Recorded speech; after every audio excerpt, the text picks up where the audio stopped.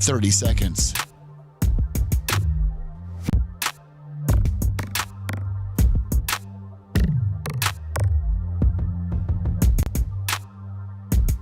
The show will start in 15 seconds, and this is your last audible warning.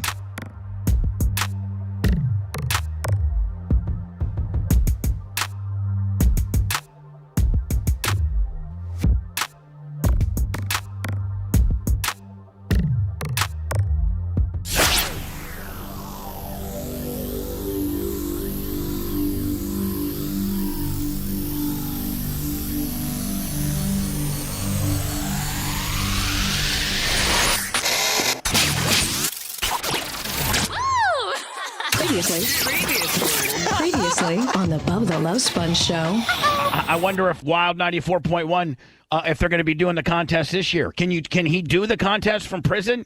I mean, a challenge, but I think he can. And I think he might.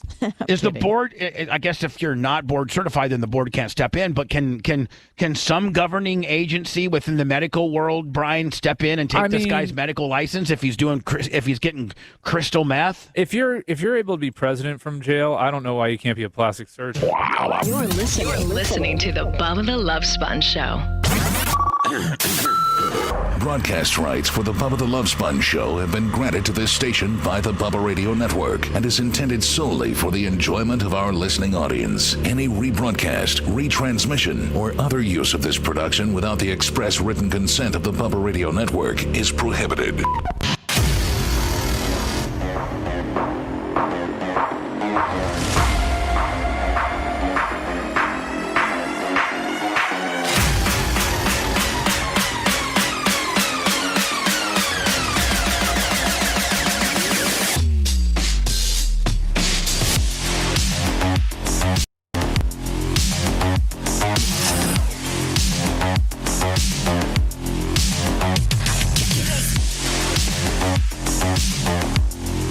Welcome.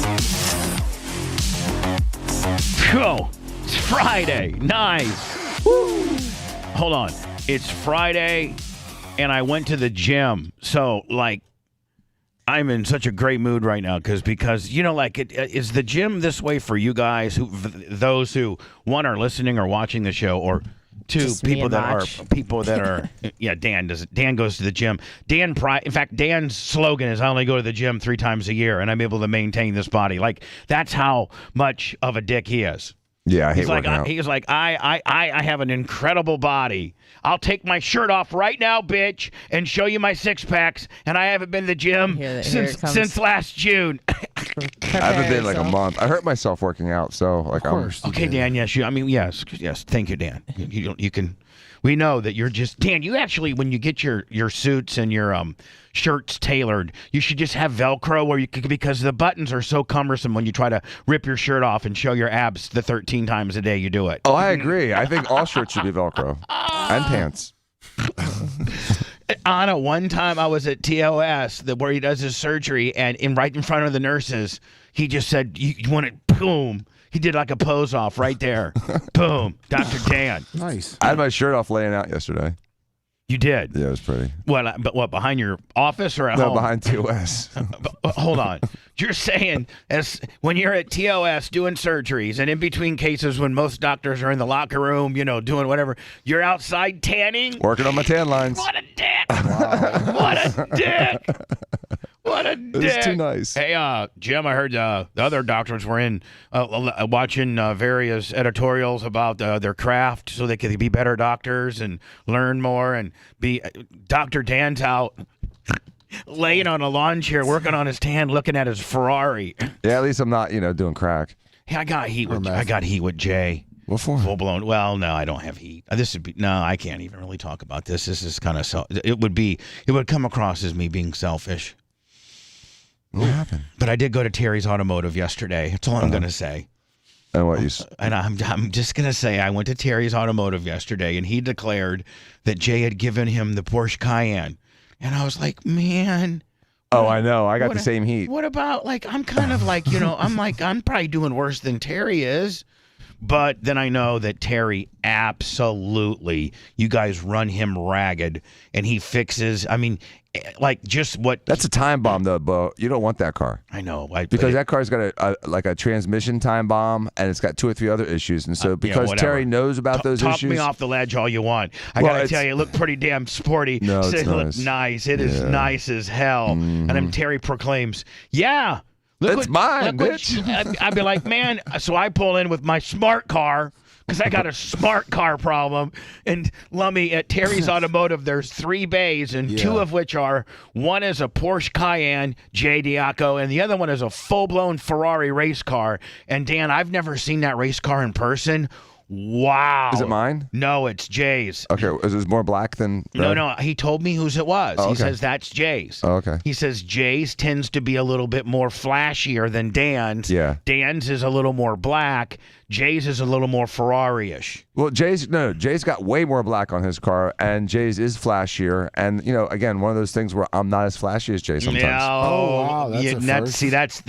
And listen, I've known you guys for a long time, and I've never known you ever to take a flashy backseat to Jay Diaco ever. When it comes to race car stuff, I do, because he makes his fancy. I mean, but my car's identical. Honest to God, it looked like it was literally. Like, you know how the F1 has some of those feeder series that are like really big time series? Like what's It's like a GT Le Mans car. Right. I mean, it's just like a GT Le Mans car. Yeah, it's like, like a $400,000 Rolex, 24 hours of car. Yep. I mean, it's beautiful. Yeah, mine's identical. It's just a little bit more red. It's beautiful. So I pull in with my smart car. I mean, talk about there you go. Jay Diaco at Terry's Automotive has a $400,000 Ferrari race car, and then he told Terry, "I'm going to give you my Porsche Cayenne." Bam, and I'm talking unbelievable wheels and tires. I mean, I don't care if that thing lasted 2,000 miles, Dan. I'd be a pimp for those 2,000 miles. I mean, that thing's badass. It is badass. So I'm like, what? I'm poorer than you are. Like Jay would be trying to help me be a pimp more than you, T. But then I'm thinking, no, that's being selfish. Bottom line is Terry deserves it. He does. What do I do for Jay? Not that much, except cause him problems. But what Terry, Terry does everything for you guys. So you have flashes of reality. See, I do. So I'm just so I was like, wow. You see, I do that have. was one of the most insightful things you've ever said. I have flashes of saneness. Kind sanity, just kind saneness. Yeah. So as I'm getting ready to flip out, I'm like, yeah, but you know what? Terry does so much for Jay. I mean, Jay could literally have a dead battery at 3 a.m. coming home from Boulogne, and who would he call? Terry. And Terry would come and take care of it. Terry would come and give Jay his car, and then Terry would have a battery and would schlep it back to his shop, right? And then, right? That's how Terry is for you guys. He takes care of all your race cars. Everything. He takes care of all your personal cars. He takes care of everything. I mean, I think you guys got an ongoing tab with Terry's Automotive. Oh, yeah. We're like the drunk in the restaurant that's always got a tab with them. Right. Yeah, you guys always got probably a $5,000 or $6,000 tab that you need to go clear up, right? Yeah, always. Pretty much every single time. And so but he's an angel, and he will put out fires 24/7. And I told Sophia, listen, if you have a problem with your car, don't call me. Call Terry. Right. And tell Terry, this is Sophia, Dan's daughter. And then he'll be like, whatever you need. Are you in a ditch? Your car dead? You blow a tire? What? So anyway, I'm over there, and I see Jay's Porsche Cayenne, and Terry proclaims that he's getting it. And I'm just getting ready to flip out. And then I had a sane moment where, hey, this guy really deserves it way more than you do. Why do you deserve it? Because you put Jay on the air a few times. Please. Jay does a bunch of good stuff, for you. So just get over yourself and be happy for Terry. So then I said, you know what, Terry? I'm shook. I did. And so before I'm leaving, I said, you know what, Terry? You're going to look badass in that car, man. That is a badass car, brother. For real. Congratulations. I didn't even have to bite my lip when saying it. I really meant it. Well, that's nice. Was he able to fix a smart car? Well, he's looking at the smart car now. He is. He's looking at it, and I said like this.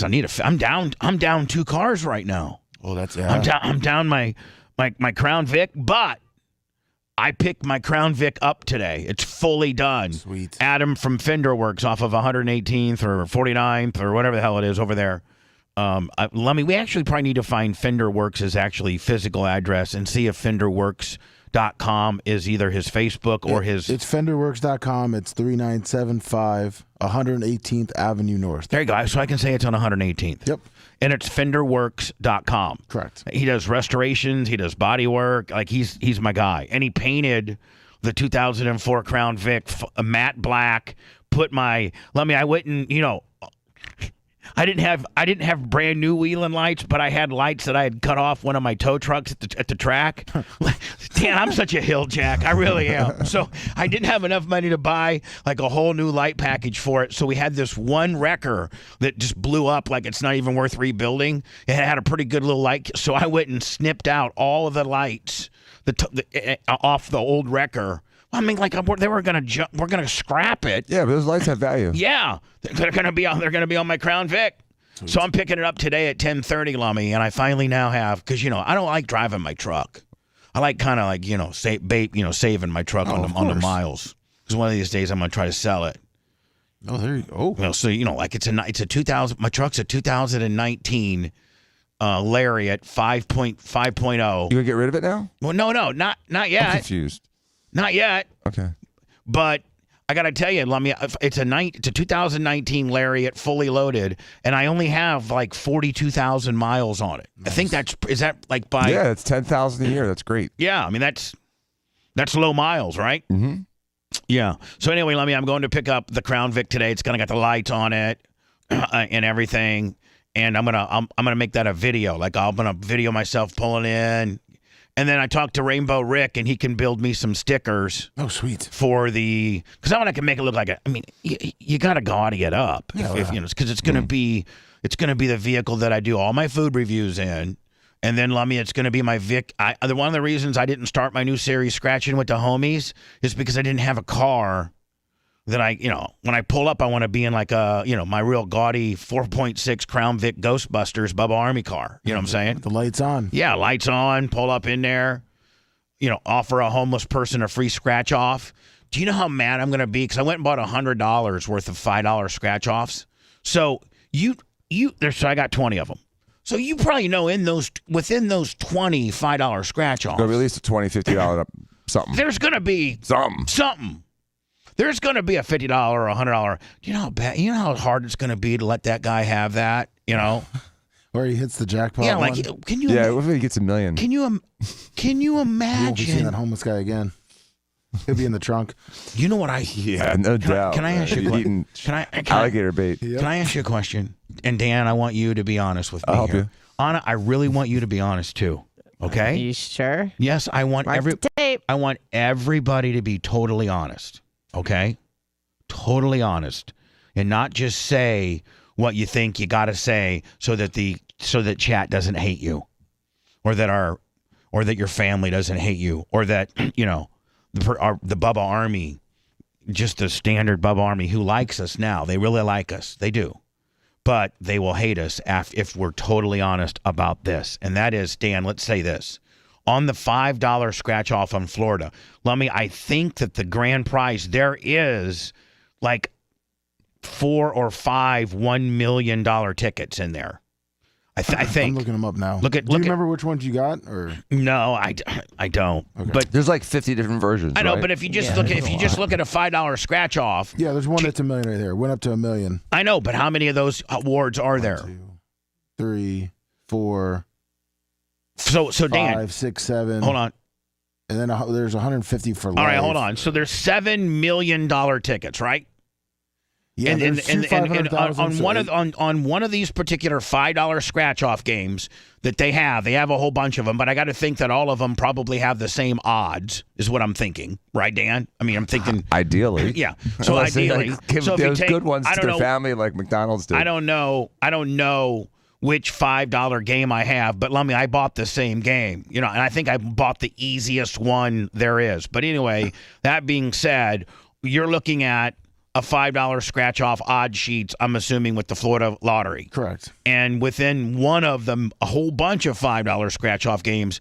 give me the breakdown as to what the grant. They'll give you a breakdown as to how many million, how many $1.50s. Go ahead, give me a breakdown of one particular $5 scratch. All right, so it's 1 in 9 for $5. What's that? 1 in 9. All right, so Dan, every ninth ticket, you get at least $5. Mm-hmm. All right, so all right. So go on. 1 in 20, $10. Right. 1 in 20, 15. Right. 1 in 40, 20. Right. 1 in 96, 25. Right. 1 in 160, 30. Right. 1 in 615, 40. 1 in 480, 50. 1 in 686, 100. 1 in 1,143, $150. 1 in 3,429, $250. Now, see, $250, that's where I'm starting to get excited on a $5. Mm-hmm. You've spent $5 and you're making two. Like, that's okay. Keep going on, because I'm the question I'm going to ask you. Everybody's got to be honest, including Anna the Johnning. Go ahead. 1 in 8,500. Mm-hmm. 1 in 528,000, $1,000. Mm-hmm.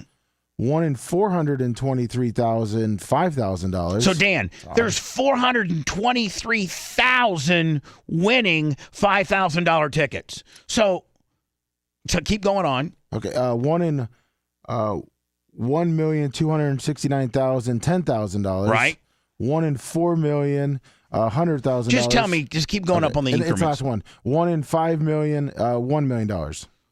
All right. So And there's 2 of those left on the ticket I'm looking. So it tells you how many are left. right. So Dan, here's the question to everybody that wants to answer it. Rhett and Macho Mike's are live. I'm out there in the Crown Vic. I go, Lummy, over there by Tom Bean's office because there's a couple homeless people over there, right? Yes. All right. So I get this homeless dude. Hey, buddy, I'm Bubba the Love Sponge. I got this scratch off ticket here. Now, Lummy, this isn't live. Mm-hmm. This isn't live. I got the merch crick that's taping on my iPhone. Okay. Yep. Which so I control. Like I can, and that I don't think homeless people will be I don't think they're going to be taping. No. In fact, the 2 or 3 homeless interactions I've had, they had Obama phones, but they weren't taping it. They didn't use it for the camera feature. I think they maybe, whatever. And should be carrying, correct? Well, yeah, she'll have her gun on her. Yes, of course. And I'll have, I might even have my gun on me. Okay. So, Lummy, I'm thinking that we make them go to the back of the car on the trunk, and we use the trunk kind of as the hard surface to scratch them off, right? Yeah. You understand, Dan? Like, there's. Oh yeah, that way you can sneak up from behind them and shoot them in the head. Well, no. And put them in the trunk easily. Yeah. Push them right in. Yep. So, and as my, and Adam from Fender Works, it's that redid my car. Like, Dan, this is not a show car. So, like, a guy scratching off a lottery ticket on the back trunk, like, it's not as. It's all good, man. Well, it's like you wouldn't want a guy doing that to your Ferrari. Nope. But my matte black crashed in Crown Vic that's matte. Like, who cares? Perfect. The guy, yeah. Right. The guy, what if the guy? Like an easel. What if his belt buckle or something scratched the back of my? Who cares? Wow. Right. So, Lummy, you say, okay, listen, Fred, homeless dude. I'm Bubba the Love Sponge, and I got this new series on YouTube. It's called Scratching with the Homies. And what I do is I give you a $5 scratch-off ticket, and you scratch it off, and we videotape it.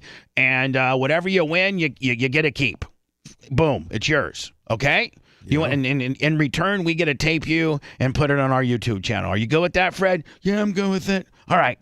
So now, Dan, I think you should have your hand. I think I need to have my hand kind of on the ticket so that I like to maybe stabilize the ticket. Because, when you're rubbing a ticket, you got to hold it. Yeah. You just can't rub the ticket. The ticket will go, wait. Right, it'll move. Right. So here's the question.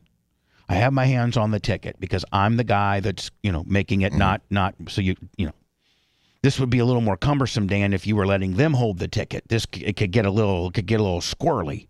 But it'd be less squirrely if I'm holding the ticket, the merch crick's taping on my device that can go nowhere. Well, let's not say my devices can't go places because they can. And everyone. But anyway, brother, it's okay. So a guy scratches off $500,000. Mm-hmm. A guy scratches off. Now, you should give it to him. and because that's what you explained to him.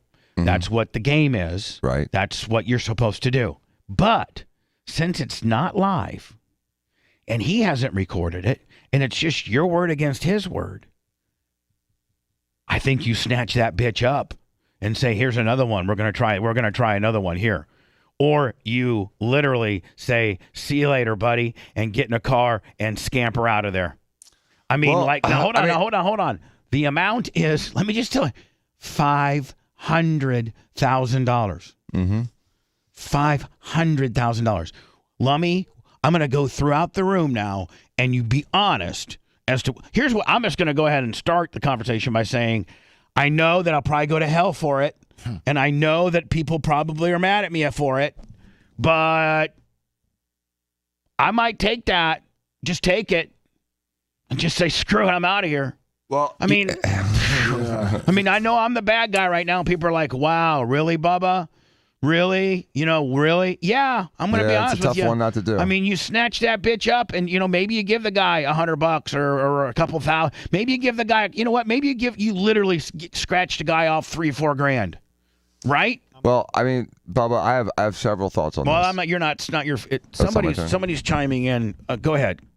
Whoever was just talked because you have mic issues again, and I want to see who it is. It's Rick. Good morning. I was just saying I'm not above it. I would do that too. All right, there we go. I would 100%. Ooh, that didn't sound good. That would be, you finally, I think, you know what, Andy, I think it's your wiring, because when you move your mic around, sometimes it fixes itself. So That was actually the mic processor knob. That's why I got the other one coming. All right, thanks. You want to drive Macho Man insane? You want to literally drive him insane, like where he give him a job at the BRN? No. You know where where literally you can drive him insane, and where he may have to go get therapy is put a buzz in one of our mic processing lines, Oh yeah. And he's like a bloodhound. He just sniffs it, like he literally loses sleep at night if he can't find that buzz. He just if there's a buzz in our audio chain, it completely ruins his day. He has to go to therapy over it. You want to really mess with him? Just play a sound effect of a buzz. Don't actually make a buzz. He'll be here for 3 days straight trying to figure out what it is. He'll skip the gym and become less swole because he's trying to find that buzz.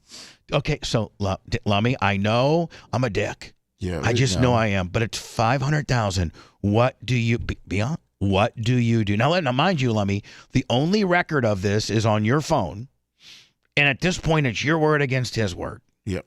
And I don't even know that he knows he can. I'm like, I don't think he can lawyer. He's homeless. Yeah, he can't do anything. I mean, Dan, he literally would walk into, I don't know, the worst lawyer in the world and say, I got Bubba the Love Sponge screwed me out of a lotto ticket. There's people like, get the hell out of here. I'm not dealing with that. Or does a lawyer take it, Dan? Well, the statute against frauds would say that there's no written contract on something of this value. It would be unenforceable with just a verbal contract. Right. If it's just my word against his word. Right. All right. So, Lummy, honest to God, I'm a scumbag. Lummy, I will tell you that if it's like $500,000, I go to that guy and I said, listen, I literally give him a couple $1,000. Yeah. Maybe $5. There you go. You give him, Dan, you give him 10%. Would you give him $50,000 is what you'd give him? Oh, I'm not giving him $50,000. Well, that's what you would. Okay. So, first of all, that'd be like trying to take food out of a pit bull's mouth. And so if you think that you got a homeless guy that knows those lottery tickets, homeless people know the lottery, as soon as they have an inkling that thing may be valuable, they are going to grab it themselves and haul ass into the woods. No, they're not. No, because they're two firearms with you. No, Dan. First of all, you're going to draw down on a guy because he's got your... Dan, I'm telling you, if you had the lotto ticket and you're holding it like this again, and you're literally holding it on the trunk, your left hand on the top of the ticket, your right hand on the bottom of the ticket, so that guy or woman, whoever, can scratch it without the ticket wiggling, right? Mm-hmm. They don't know that you also have your hands on it in case you got a snatch. They don't know. Oh, you should put it in a clipboard, Bubba. Yeah, there you go. Put it on a clipboard. There you go. So, Dan, we got it on a clipboard. Lummy, it goes to you. We're going to go through everybody here. Lummy, it goes to you. What do you do? I'll tell you what I do. I come back and give the guy $5,000, and I snatch the ticket, and I tell the merch crick to get in a car as fast as she can, and we literally haul ass out of there. I tell him, let's do 50-50. I'll take care of all the, all the. You're giving a lawyers guy and- $250,000? Yeah. I mean, I may never see him again, but that's what I'm telling him. Well, no, let me. I'll handle it. It's not. We're not getting into what we're telling him. Oh. We're getting into what we do. I'd probably give him Because you're going to find that guy. He'll be back there tomorrow. So you don't have to you don't got to tell him what you're going to do. You got to get the hell out of there. Because like Dan said, these homeless people, they know lotto tickets. Yeah. And they're going to absolutely try to fight you on it. And so Dan, maybe you leave the car running. Listen, I'm just trying to better our odds. Maybe you leave the car running with both doors open. And then, you go to the back of the car and you do your scratching off. But if you really got to get out of there, you just literally grab the clipboard and jump in the car with it like Dan, you don't even have to start it and put it. All you literally have to do is put it in gear and get the hell out of there. And if you, I have an idea. Okay, hold on. So Lummy, your answer is what? Don't tell me what you tell the guy. I split it with him. I split it with him. So you go and cash it in, and then you go back and find him, and you give him $250,000. Yeah. You would? Lollipop. Yeah. Whatever. Over to Dan. We are going Dan, Anna, Rhett, Mach, if Mach wants to participate. Okay, so I would probably on the front side, listen, you get to keep it unless it's over $5,000, and then I'm keeping 80%. So I'd clear that up on the front side. Another. Hold on. So you're saying you say that before, right? Then you can always edit that out, right? Right. Right. So you say, listen. So go ahead. Tell me this. Tell me your whole spiel. I'm Johnny, homeless guy, and you roll up to me in an 04 Crown Vic, and so I'll be like, hey, how you doing? Hey man. Hey, we're doing a little video here with scratching off lotto tickets with the homeless, and so I'm offering you a free lottery ticket. And you get to keep it unless it's over $10,000, and then I'm keeping 80%. I'm giving you 20%. Okay, it's still free money. All right. Here's the other way, though. Hold on. So you're then I think you got to say. Then you have to say. So what was your threshold? 80-20. No. What was your amount? Oh, $10,000. 10,000. So what you're saying to me? If it's 5,000, I keep it all. Yep. Oh, okay, yeah. And if it's 10,000, you get 2,000. If it's over 10,000, then you keep a certain amount, and I get it, but I still get a little bit of money. You sure do, buddy. Okay, buddy, let's go Think ahead. about all the chicken necks you can get with the $2,000. I'm going to go. Hey, listen, chicken heads. Listen, I'm going to go get some crack, buddy. That's what I'm going to go get me some crack, man. Let's start scratching, buddy. All right. So, Dan, you're trying to say then in the court of law, you'd be able to prove that you'd already right? Mm-hmm. It's still a pure gift. But here's the other thing you could do. Here's another idea. I really like just driving the hell out of there. I like 2-car idea. So you have someone in the first car running, and you have the clipboard literally attached to the car. And as soon as you think it's a good lottery ticket, on the trunk, and the driver hauls ass out. Hold on. So he just takes off and takes off and leaves you guys both standing there with your pen in your hand. You make the clipboard, you drill it into the back of the trunk because it's the 04 Crown Vic, and you can have a drilled in clipboard behind it. Rivet that bitch. I mean, yeah, right. I mean, you can. I mean, it's not like we're drilling in a clipboard on your brand new, Escalade. Like this is an 04 Crown Vic. So if we had a permanently mounted clipboard on the back. And all of a sudden he hits $10,000 and Merch Crick's in there. And she just peels out and goes. Yep. Oh my God! Stop! Hey, stop! Please. Lays like a black track about 80 feet long. Yeah. Oh, hell and yeah. you're just sitting there with your quarter in your hand. All right. So I don't know what happened. I don't know. Kevin Campbell 10 on the Venmo. So Anna, and by the way, Lummy, I think we had some after hours trading too. I'll have to go look. Anna? What do you do? Dan says that he tells the guy up front 80-20 on the high side. He's parameters of the hypothetical. Yeah. Can we do that? What do you mean? Went through it 100 times. What do you mean?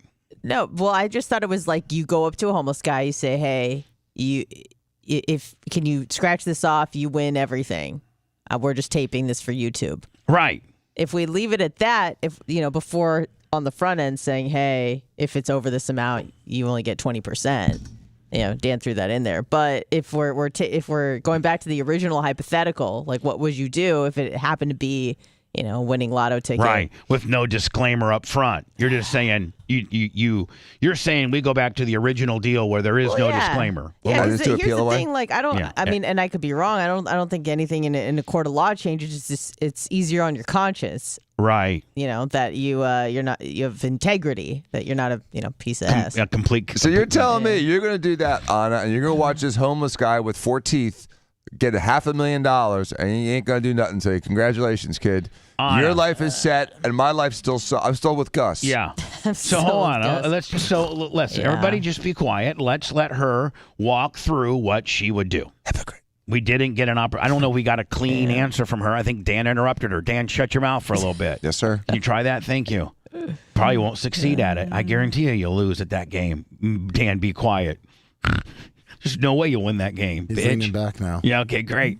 You have to make it a game, or he won't participate. And his mic's off. Well, no, so that he has to win it. Oh, he turned it. Oh, okay, nice. What a little throwing a fit, bitch. What a little bitch over there. I'm just trying to edit myself. Okay, yeah, because you can't usually. You can't help yourself. You just got these Dan narcissistic outbursts. It's all involuntary. about Dan. Yeah, it's involuntary. Please. So Anna, without Dan interrupting you. You know the parameters. You walk up to the fella and you tell him, "Hey, you win it all. I'm just here for this YouTube video. I just want you to scratch it off on the back of my car, right? Right. Okay. Yeah. I mean, it would be very tempting to be. And he scratches off. Hold on. The number is 500,000. That's the number. Mm-hmm. Not $5,000. Not 20. $500,000. Yeah. $500,000, and you can literally get the hell out of there, and maybe come back to him later and give him some money, or maybe just whatever, just screw you, buddy, see you later. Because if I'm thinking, Lummy, if you do go back to him a few days later, that he might kill you.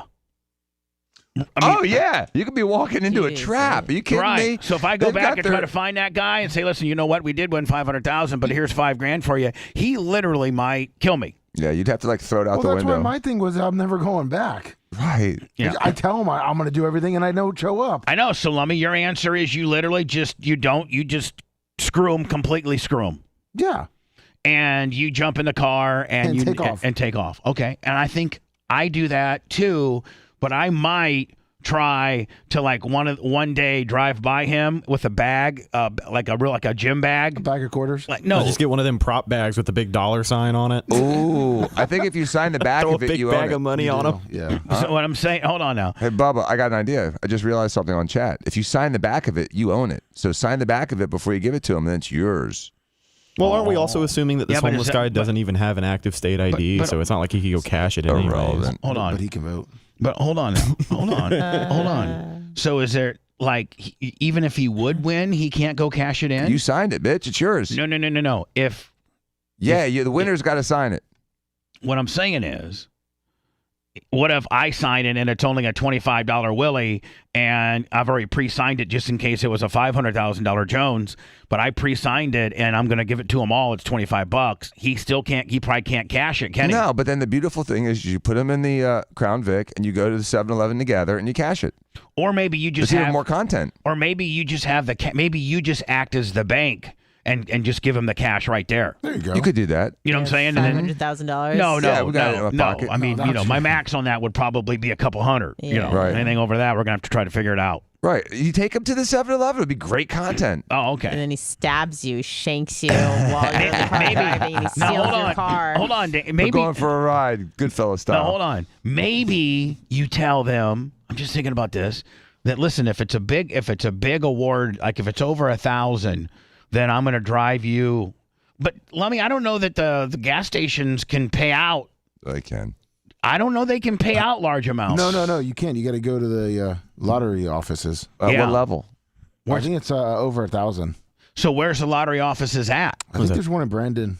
Yeah, there's one right off of So Dan, you tell them, listen, if it's over $1,000, then I'm going to have to come pick you up tomorrow, and we're going to go to the lotto offices together, and then we're going to negotiate, Who's going to hold the ticket overnight? I am.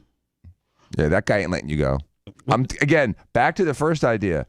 I literally think you just get the hell out of there, and you never try to screw the dude.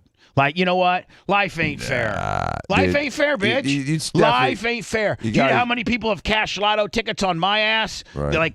Like metaphorically. Mm-hmm. Do you know how many? Do you know how many winning $500,000 lotto checks have been on me? How many people? The hundreds of millions of dollars that Hogan got. You don't tell me that the sex tape didn't act as a lotto ticket, right? Yep. In fact, that other people got now have been doing mornings for 12 years at my expense. That was a metaphoric lotto ticket, bitch. About to get mines. I think I wear my bitch about to get mine shirt. Anna, are you really thinking about giving it to the dude? Like I don't know. It'd be really tempting. Anna, I understand the amount. Yes, and then you also justified in your head. You're like, well, this guy's just gonna. What's he gonna do? He's gonna buy a bunch of crack. Whereas with you, it's really gonna make a positive difference in your life. Oh, no doubt. You're going to be way more. Listen, even in your most irresponsible moment, you're gonna be way more responsible than this guy. Calculated, of course. I mean, you're gonna buy a new condo. You're gonna invest it in some property. Like, you're gonna be smart about it. Right. Dan's gonna use it for a new down payment on the newest Ferrari. Absolutely. Yeah, I'm going to be completely irresponsible. $500,000 would genuinely change your life. Oh, 100%. Rhett, what do you and Macho do? And I know, and we have to go into words because I'm running late. And be honest. Don't be the little lying bitches that you are, both of you. We're going to gang up and kill the homeless guy and then take the money. No. Do you guys literally just get in the car, though, and leave? Yeah, that guy. People are selfish. I don't know anyone who ever got ahead in life by doing the right thing all the time. So. Right. It's about me, bitch. About to get mine. Mr. Beast kind of is doing that. Who? Mr. Beast. What do you mean? Tries to do the right thing. That's all he does is give money away. Yeah, well, I'm not Mr. Beast. No. But does he really give it? Yeah. But does he really give it away? We don't know. Yeah. We don't know. He does. You don't know. He just built 100 Most of the wells in time when he Africa. gives away houses and cars, people elect to give the cash. So he gives away a lot more money per year than like actual value stuff. Well, what did you just say? I don't even know what you just Whenever said. Mr. Beast gives away a Ferrari or a Lamborghini or a new house or an island, 9 times out of 10 to avoid the taxes, people just take the cash instead. So he pays out cash, I'd say 75% of the time. Mr. Beast has actually given out an island? Oh, yeah. Oh, yeah. He just What does built he worth? He just built 100 wells in Africa. He what? He built 100 wells for clean water, and I guess he's getting backlash on it. Why? That's awesome. Instead of experimenting on Africans with vaccines, he's actually giving them fresh water. That's wonderful. Got all that money, That's and the price of living in America is so high, and there's so many broke people. He could give that to us instead of providing for a third world country. People just asking for handouts. Get off your ass, you lazy. 500 million. Oh, wow.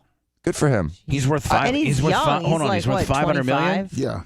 And how did he just have some? Did somebody just give him some seed money to start the whole? He started the YouTube channel when he was like 13. He started doing it with like $10, $5. Right. And it just kept going and growing and growing, his YouTube channel. Yeah. Well, I think, I think we can be the opposite of Mr. Beast. We can be the people that you win, but we take it back and end up cashing back. For those scoring at home, we've been heat-free for 17 minutes. I can't hear, so I don't understand. Bubba the Love Sponge returns after this. People in Africa. Why? Because he's out making them look stupid? Yeah. Everyone's got a fucking hate for some reason. Be happy for a guy that makes a donation. You know what I mean? Because he's white. That's one reason too. People think. Damn white devil. George Bush saved more lives in Africa than probably anyone else in the world by simply giving them mosquito nets so they weren't getting malaria at night. The first Bush? That was the second one. Or the warmongering fucking Let's see what it says. Oh, here. Let's see. Mr. Beast on the Rose is disrespectful to Africans. He described the entire Africa as a village with its people living in huts. He described it. He projected that all Africans lack good drinking water. Africans do not need water donations. They're not poor and thirsty. This is a rich white man that. I mean, a lot of them are, though. What? Poor and thirsty. Maybe not all of them. One day there's like it's. Maybe not the successful Nigerian scammers. Percent he's using the Africans to make a profit, like all. A profit? Yeah. He's donating. I know. Well, because his views, and people go to his site. That's the way that, yeah. That's not allowed. No one can just do a good deed. It's always. Just keep eating dirt and trying to get water out of a cactus. Yeah. So he does something that's mutually beneficial that like draws traffic to his site and also helps people in Africa, and people are mad about that. Mm-hmm. Well, people can be mad at that.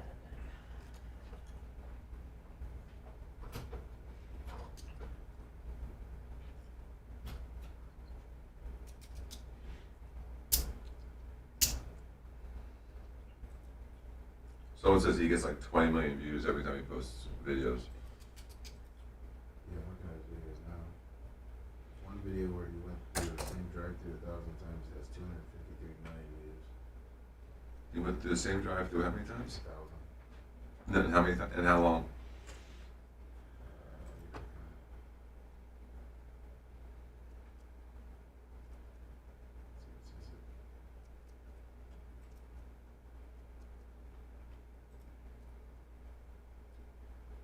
It doesn't. I mean, I can't listen to it, but it was like all day. He just circles. Just kept doing it. Recording like one thing at a time.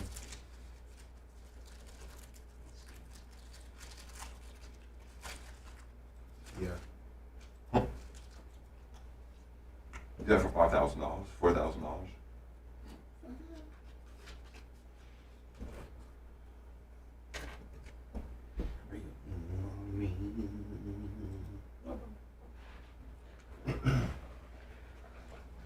Thank you, Kevin Campbell.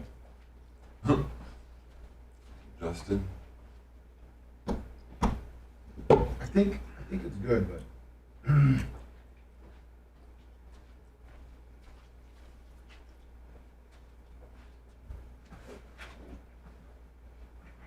Susan P. 100. I'm gonna fucking blow her up. Thank you. Susan P. 100. Love her. Susan P. is a pretty cool bitch. You know that? Sure is. You two are gonna call you the police?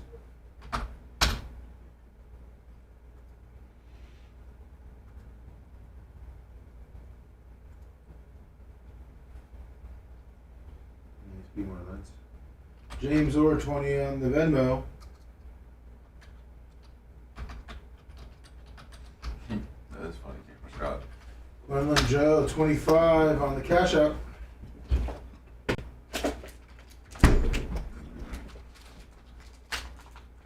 Case for guns, 2X, good morning.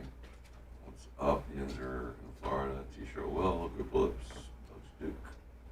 What's up, Glow Bugs? And some of them all. T-shirt Will. Dark Man Jay Charter. Coach Duke.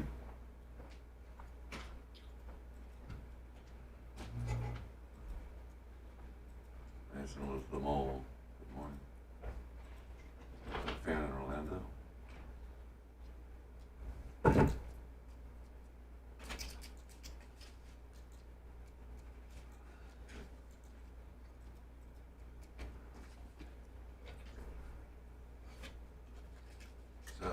JLE. Too good. 20 best Jarvis. Just rolls right off my tongue. Big bug. I think you go Bird Willie. This looks Lizaire.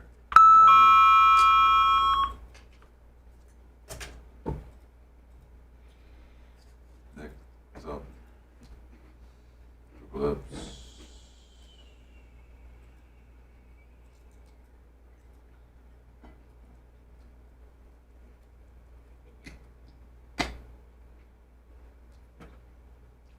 This Aunt Show, good morning.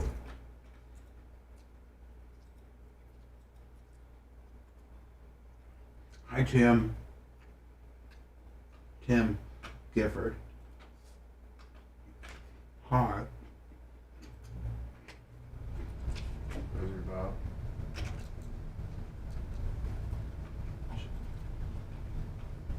I'm here in Guatemala.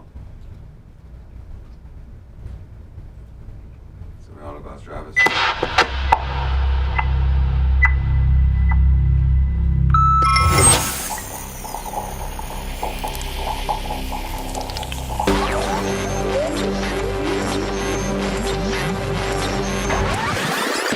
Let's bring on the pain. Let's bring on the noise. Now we turn. Aren't you happy you listened to me? You're listening to the Bubba the Love Sponge That Show. little dog likes to piss. Little dog pisses a lot of times. That little dog before we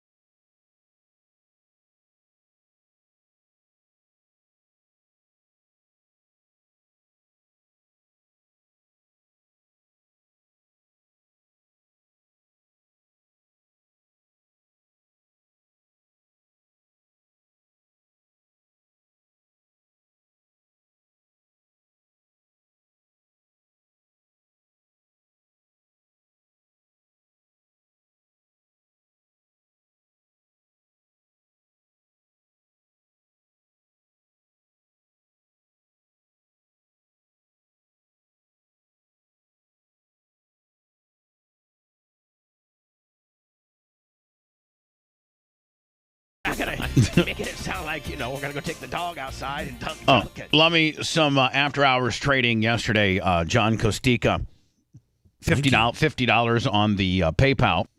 And then Susan P. Poitras, love her. My bad. You're on. Yeah, sorry. I was looking forward to. See, then I instantaneously think that your mic's turned off, and I'm look, and your mic's on.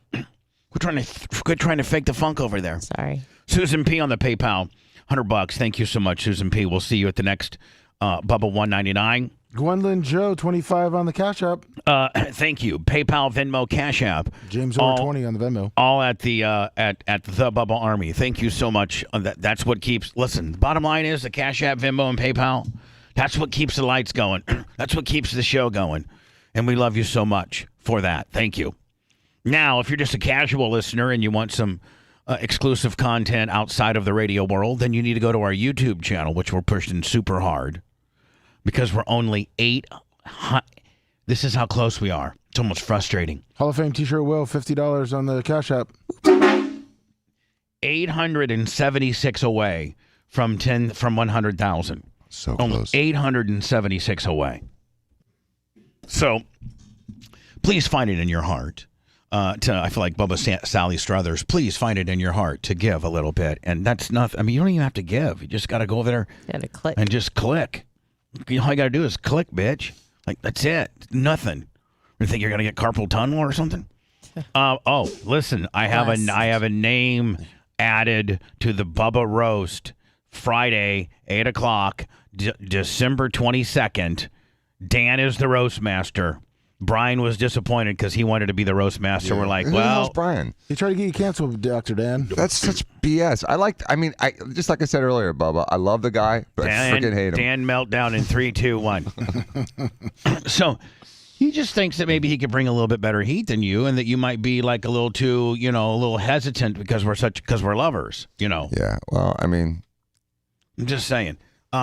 Here's a name for you. Here's the squad we got so far. This is gonna, and it'll be exclusively on YouTube because we're celebrating our 100,000th subscriber. So, the Bubba Roast, Friday, December 22nd at 8 p.m. will be exclusively on YouTube. That's it. Go to youtube.com, and then it's at The Bubba Army. This person confirmed for yesterday. And listen, there's people, and then there's people that the closer you are to me, probably the funnier and the more your roast can really cut me to the bone. True. And that's what you want. When you roast, you want to make the guy uncomfortable. A little bit. Right. Now, I did have a meeting with Brian and I did have a meeting with Brian and Anna yesterday on topics that I have no tolerance for. Okay, you did have that meeting? Yes, and I'll have that meeting with you as you being the roast master. Okay. And I think can I throw a flag if someone goes into a bad topic?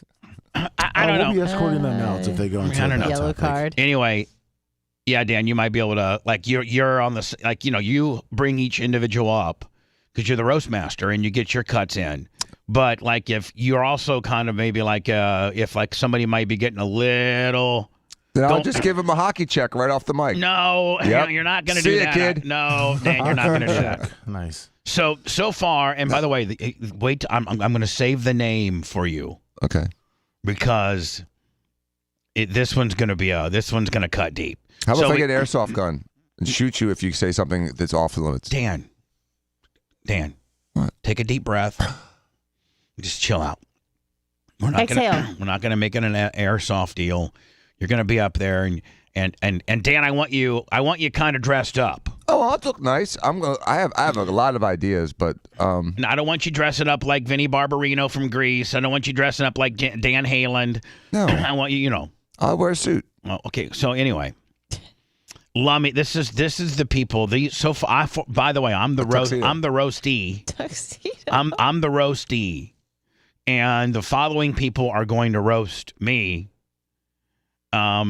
Lummy, Dan is the master of ceremonies, roast master.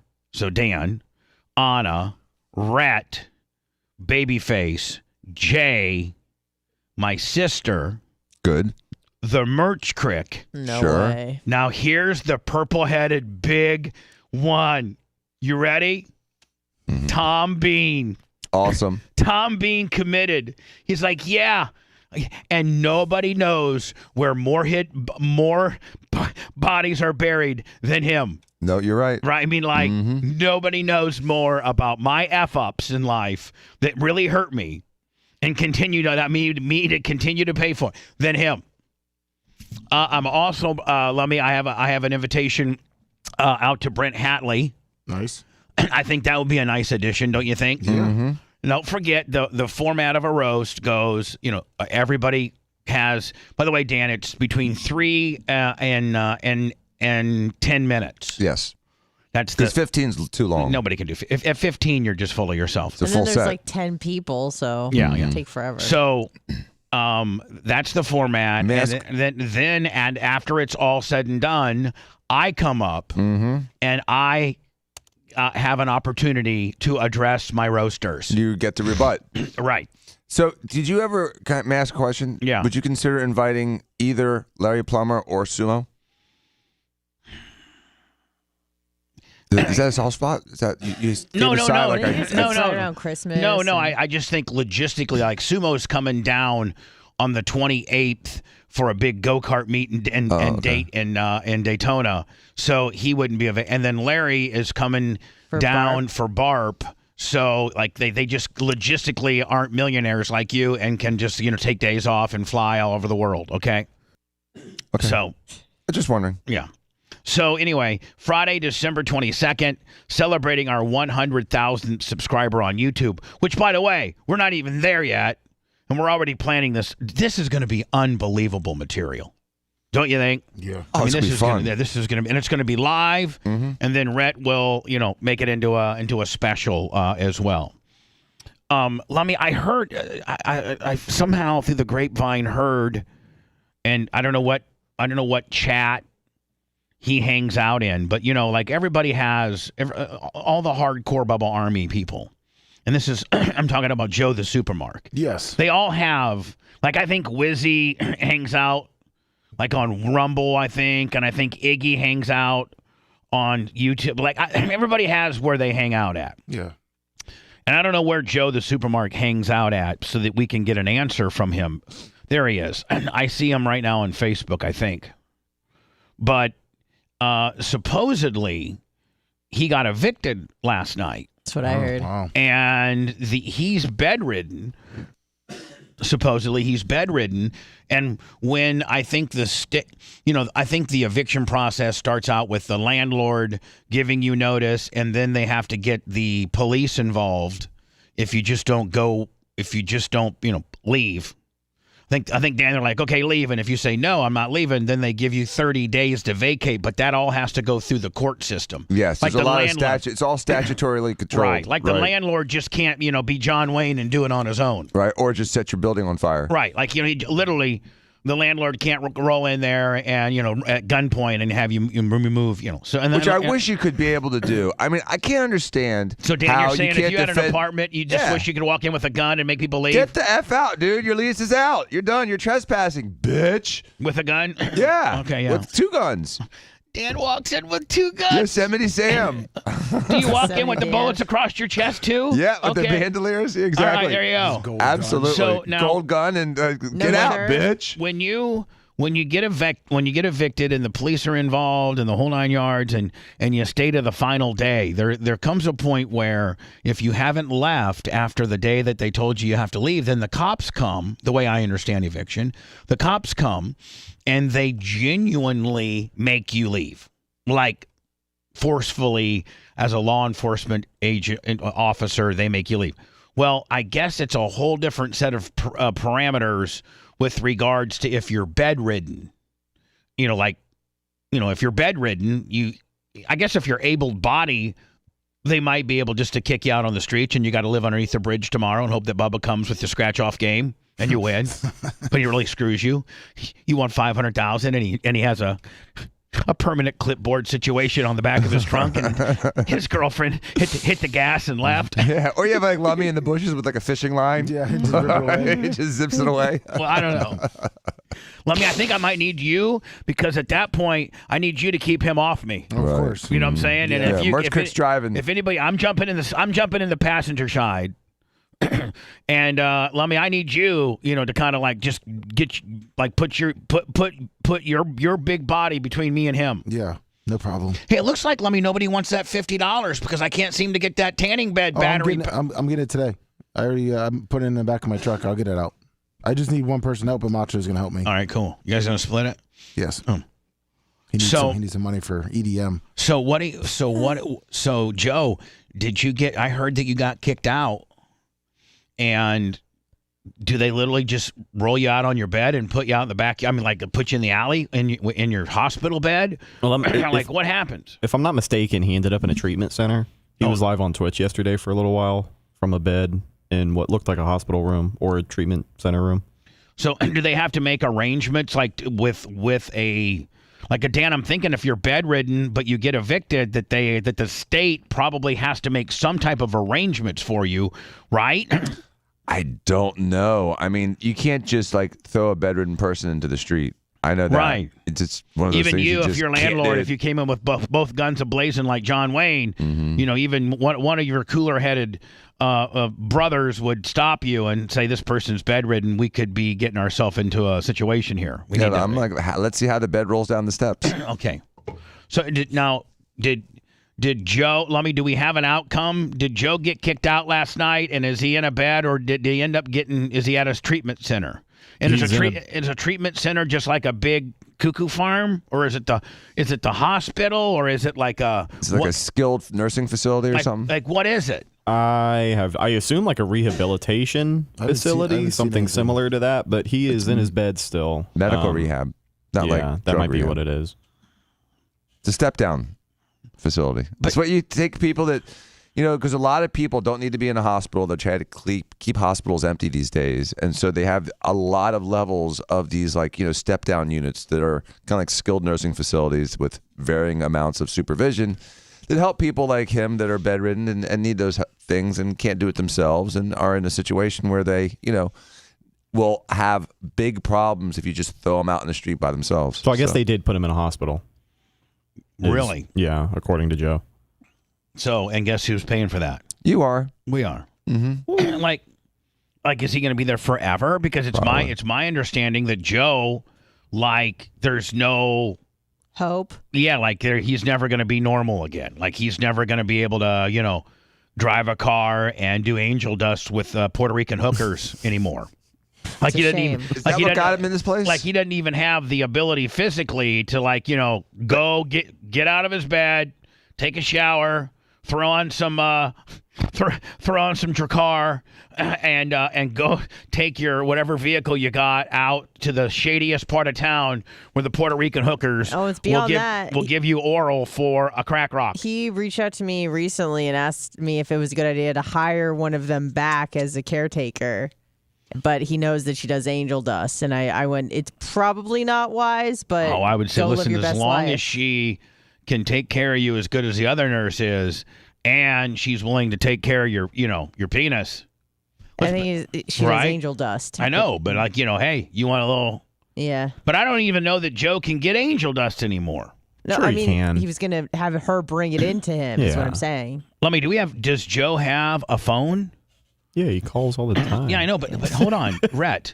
He calls all the time when he had his own little apartment, but I don't know if he can call all the time now that he's in some state mental step-down ward, Willie. He's still got his phone. Yeah, I was going to say, he's got to have a cell phone. He was live on Twitch yesterday from the hospital. Yeah, he's on Facebook now. Well, maybe, Lummy, we can get Joe on the phone. I don't want to unbusy the phone lines. Next thing you know, we got a bunch of people calling, wanting to get us off our game.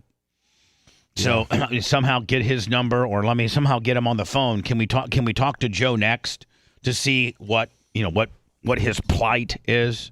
Yeah, I did they literally tell? And Dan, I wonder if they took the bed that he's in, and he's actually in the same bed. No. Or did they did they ruin a perfectly good hospital bed back at his old place?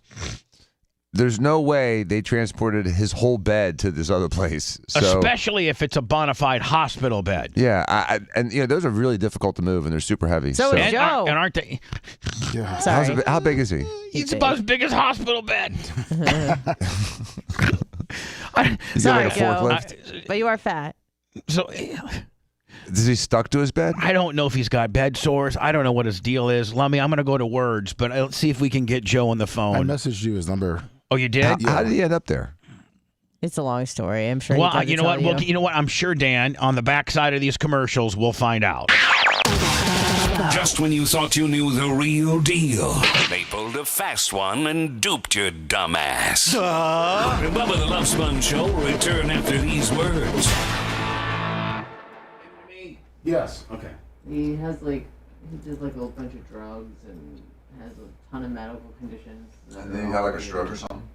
I'm going to say I probably should know every time he talks.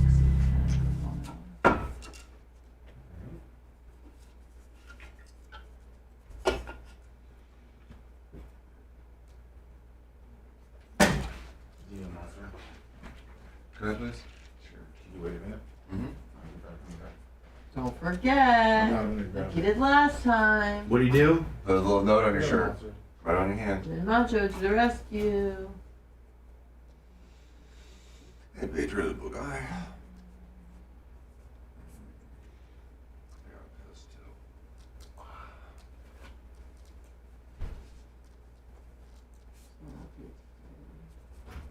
Feel like death. Look at that. What service? Oh wow, that's fast. Thank you. Thank you.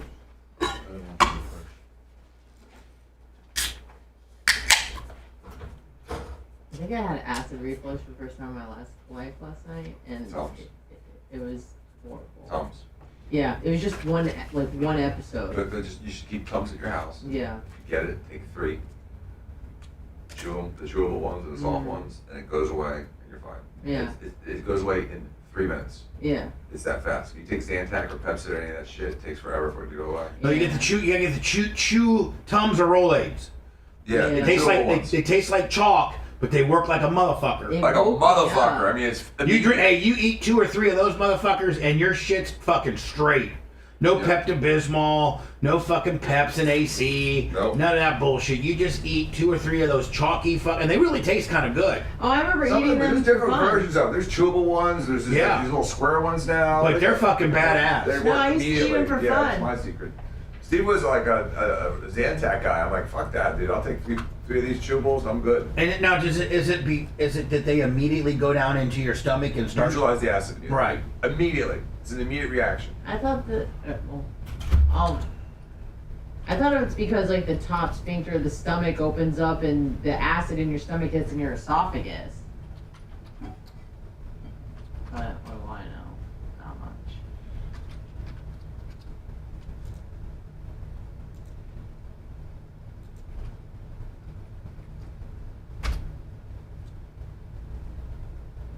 Oh.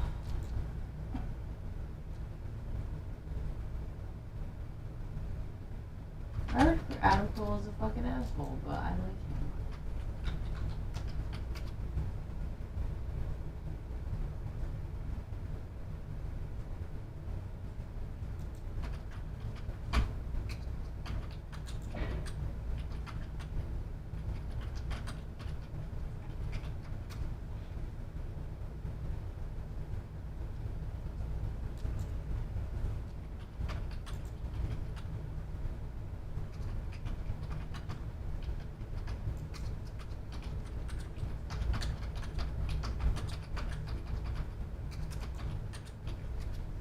Good morning, Sister Ortiz.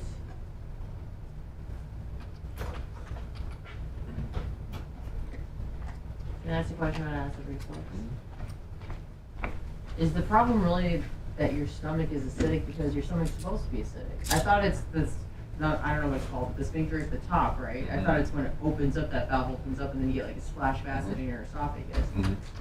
So when you take the Tums and it neutralizes the acid. Nothing else splashing back up. The acid's not splashing back up. You're not burping up the acid up your esophagus. So if the water is no longer boiling, if it splashes, it's not going to burn you. Isn't your stomach supposed to be acidic? Yeah, but it doesn't have to be that acidic all the time. It'll still get digested later on down the pipe.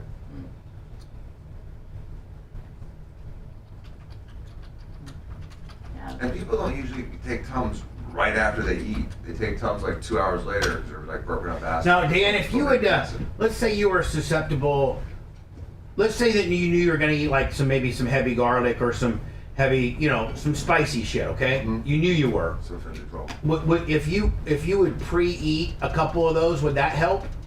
That would interfere with your digestion. You'd be better off eating a couple of them at the end of the meal. Okay, not before. Yeah. Why? What would it do before, potentially? Well, it stops the acid in your stomach, which you need to help digest your food. So it also may fill you up. I've eaten them before meals before. It won't hurt. Kind of fuck up your palate. It does. Yeah, you get a little chalky in your mouth. It doesn't taste very good, but you can do it before. It won't hurt. There's a thing called Beano that I know some people take. You have to eat it before you take the beans, though. Supposedly it works like a motherfucker. Yeah, it does. You don't burp as much. I like burping. Yeah, I know, except for when it's acidy and it's like horrible. fucking burns and stings. And Yeah, that was bad. It woke me up from slumber. Yeah, well, I was burping before I threw up last weekend. I was like, burp, burp, burp, uh-oh. These feel like poison. Yeah. I don't think it was the fucking oysters, dude. I think it was a dog shit steak. It was the pyramid ass part of your fucking rib. Yeah, the triple heated steak and the curdled cream of spinach. Stop. It's fucking gross, man. I can't believe how gross it was. And you ate it. I had like 4 bites. I couldn't eat it. I tried. Curdled spinach. Yeah, it was literally like cottage cheese, like lumps of fucking cheese. Really? Yeah, like this doesn't taste right. It wasn't hot either. It was cold. No, I couldn't. I tried. I figured 4 bites. I'm like,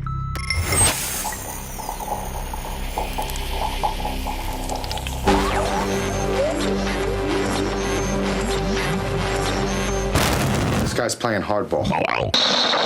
Human misery has never sounded so good. My life is over and I'm gonna wind up working at Red Lobster. We're back to the Bubba the Love Sponge Show.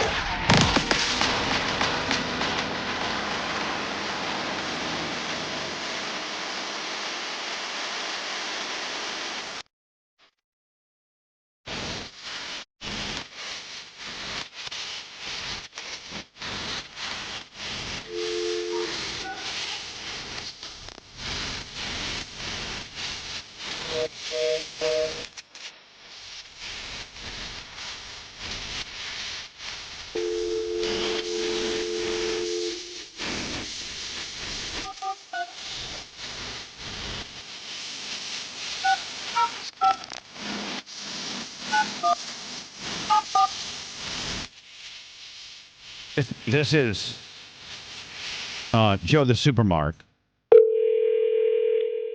who may have gotten evicted last night from the Holyoke County Sheriff's Department, potentially. Joe, you there, buddy? Hello. Hey, Joe. Joe. All right. Oh, great. And then, of course, Lummy, I had to open up. I had to open up the phone lines. So now there's going to be the a-holes that start calling in. Joe, try to call me. I'll try to call you back after this guy. And this guy's a real a-hole because he knows, Lummy, that I usually shut my phone lines down. Yep. And he knows the minute that I opened them up to call Joe, that was his opportunity to call in and be a dick. Chances are this is probably a dick. Not like not a good person. But a person that's trying to... I'm not a dick. A person that's trying to circumvent the system, Lummy. You know what I'm saying? It's Joe on one. This is actually my first time calling, Bubba. Oh, okay, cool. What can I do for you, first-time customer? Boy, I'm so good to those people. I just want you to go back when you hit 100K, because I know you're going to hit 100K. I want you to go back to the tape and see who won the bet right, because you all guessed a few weeks ago if it's going to be Thanksgiving. It was a couple months ago. Yeah, well, when we do hit it, we will go back and see, maybe I'll give them a $5 scratch-off. That seems to be the only thing I have to give away. I'll take it. There you go. That'd be cool. All right, buddy. Thank you. All right, Bubba. And this is Joe the Supermarket. Should be on one. Joe, you there? Hey, Bubba, it's George. You called me. I don't know how my number and Joe's number got mixed up, but this is perfect. Lummy. Because of Lummy? That's why? Lummy! Lummy, I dialed. Let me see. No, so Joe's on 3. All right. Okay, sorry. don't, the calls keep coming in. I'm sorry. Bye, Joe. George. Lummy, you gave me the wrong number. Okay, I'm sorry. That's what I have saved for Joe. I'm sorry. Jesus, leave it to us. We're like honest to God, we're the bad news bears of radio. Yes, I know Joe and George start with different letters, but they do sound the same. Shut up, Dan. Don't try to stick up for him against me. Jesus, you're so stupid. You're lucky I don't take us. See how hardware errors on your. You're lucky that thing doesn't come right off your shoulder. John's Island, $100. To snipe Joe already? No, it's not sniping. All right, no sniping. Now listen, do not snipe Joe at his lowest moment, okay? Please. Joe, you there? Bubba the Love Sponge, go to the supermarket. So, Joe, what happened? Did you get thrown out of your apartment yesterday forcefully by the cops? Yes, on October 25th, I kind of told you how the sheriff came and administered the eviction notice, but they were going to give me some time to find a place. But then I guess when I told the sheriff how I felt he came into my home without being welcome, I'm on the phone right now. Hold on. So hold on. When they came in and kind of promo. When they come, I don't need the schedule. I'm on the phone. So the what? I'm on the phone right now on a very important phone call that is life changing. So the physical therapist comes second. So when I'm done with the phone, I'll let you know. Oh, is that you talking to the nurse right now? The promo on the nurses. Yeah. Oh, it's Dr. Dan. Look at that. Yeah. Wow. Oh, man, he's a Dr. Dan amongst homeless people, disabled homeless people. So Joe, because you got a lot of heat because when the sheriff came, you weren't a gentleman. You cut a promo, you cut a Macho Man type promo on him, and so then they like, okay, you want to be a dick? We got you. So they came and really, they could have probably been a little bit cool and given you more time to find a place, but they came in and enforced it to the letter of the law yesterday. Yeah, so I went through the process. I did a motion to suppress the eviction. They're so loud. These nurses are so obnoxious. Don't worry about it. Don't cut a promo on them. Listen, they're going to give you bad service if you continue to be rude to them. They already have Bubba. They treat me like a pariah. They treat me like the only reason I'm here is because I got evicted when I've been dying to get to a hospital for more than 6 months. My primary care told me he got nothing for me. So you're at now. So the sheriff comes in yesterday, and they're basically said, now, did the bed that you have back at your old place, was it a hospital? Was it a hospital bed or just a rickety ass twin? No, I had a good, nice hospital bed that was very expensive that I owned, and it's gone. Everything's gone. I lost everything. I mean, I was able to preserve all the Bubba Army merch. That's priority. So I boxed that stuff up. So like maybe your air fryer and your TV and everything, it's still back there, but your Bubba Army, tape from 2010 you still got. I didn't even get an opportunity to know what I have and what I don't because they literally came yesterday. No, I did the motion to suppress. That was denied. I appealed that denial, but that didn't work until the 11th hour, right till 9:32 yesterday. They were coming at 10 a.m. And they said, yeah, that's denied. So that's when I knew I was hit. So I packed up my Bubba Army tactical bag with my rings and everything important Bubba-wise, and my Whiz-Eat and my Viz-8 Piz-Ends. And all right, now, hold on now. So now, but Joe, here's the thing. I mean, if it sounds like you might be somewhat able-bodied if you're able to do all that packing and zipping up. I didn't pack. No. My friend Milt Nogan came through and he packed up for me. He packed the essential things. I don't know if he did it the way that I would have done it, but he's now. There, were you from bed directing the packing? Is that what you're saying? Yeah. I was basically now, Joe. I got Dr. Dan here, so a real life medical doctor. What do you officially suffer from that makes it so that you can't even walk? Is the issue in the right foot and ankle is undiagnosed. It has been undiagnosed since 2017. Basically, the only thing left to do on it is an MRI, and for some reason, no doctor or anybody ever orders an MRI on the foot.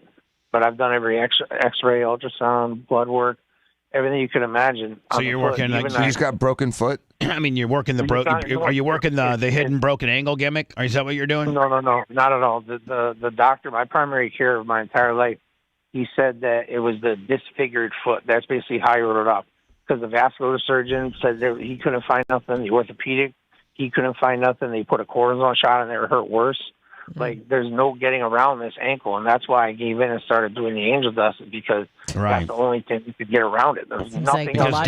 Because Dan, in medical school, I know, Dan, you learned that after your first unsuccessful attempt to treat an ankle gimmick, you go right to the angel dust, don't you, buddy? Oh, yes, it's in the book. That's right, it's in the book, right? Yeah. I mean, it was actually a question on the medical exam, was it? Yeah. What would you do next? Angel dust. Angel dust. Passed.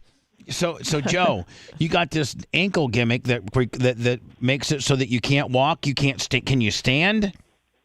I can't even touch my foot to the floor. I can't even put my leg down in a dependent position because automatically the nerves go absolutely insane. He's got like RSD of the foot. Right. Which is crazy. If he really does, Dan, he could be working a gimmick. How much do you weigh and how tall are you? I was 6'1", and my last weight a year and a half ago in the hospital was 418, but I'm in intermittent fasting for the past year. Yeah. So I'm down. I'm definitely down. Trust me, 4'9". the fireman had no problem. I mean, so what do you think? The fireman had no problems with him yesterday. Oh, they had no problem with you yesterday. Okay. So at 6, Jimmy Cleavis' show up. Usually they said they'll never come back again, and that's the whole reason why I was getting evicted, was because the fireman said, we got nothing for you. If there's a fire, you're done. You're done. So you're now in a facility. Now they came and got you yesterday, and now how did they? When you say the fireman got you, does that mean they put you like on a stretcher? Yeah. So what happened was the sheriff came in first, and he wanted to make sure I was going to go peacefully. Did he have his gun? Did he have his gun out like Dan would have? No, but he may have had his hand on his hip. Nobody faced me. They all stood behind me and made me crank my head back to talk to them. And then once he discerned that I was going to go peacefully, then he called the firemen to remove me, and then the ambulance to take me away. And the firemen were so rude. I was right in the middle of getting off the bedpan, and my PC was cleaning me up.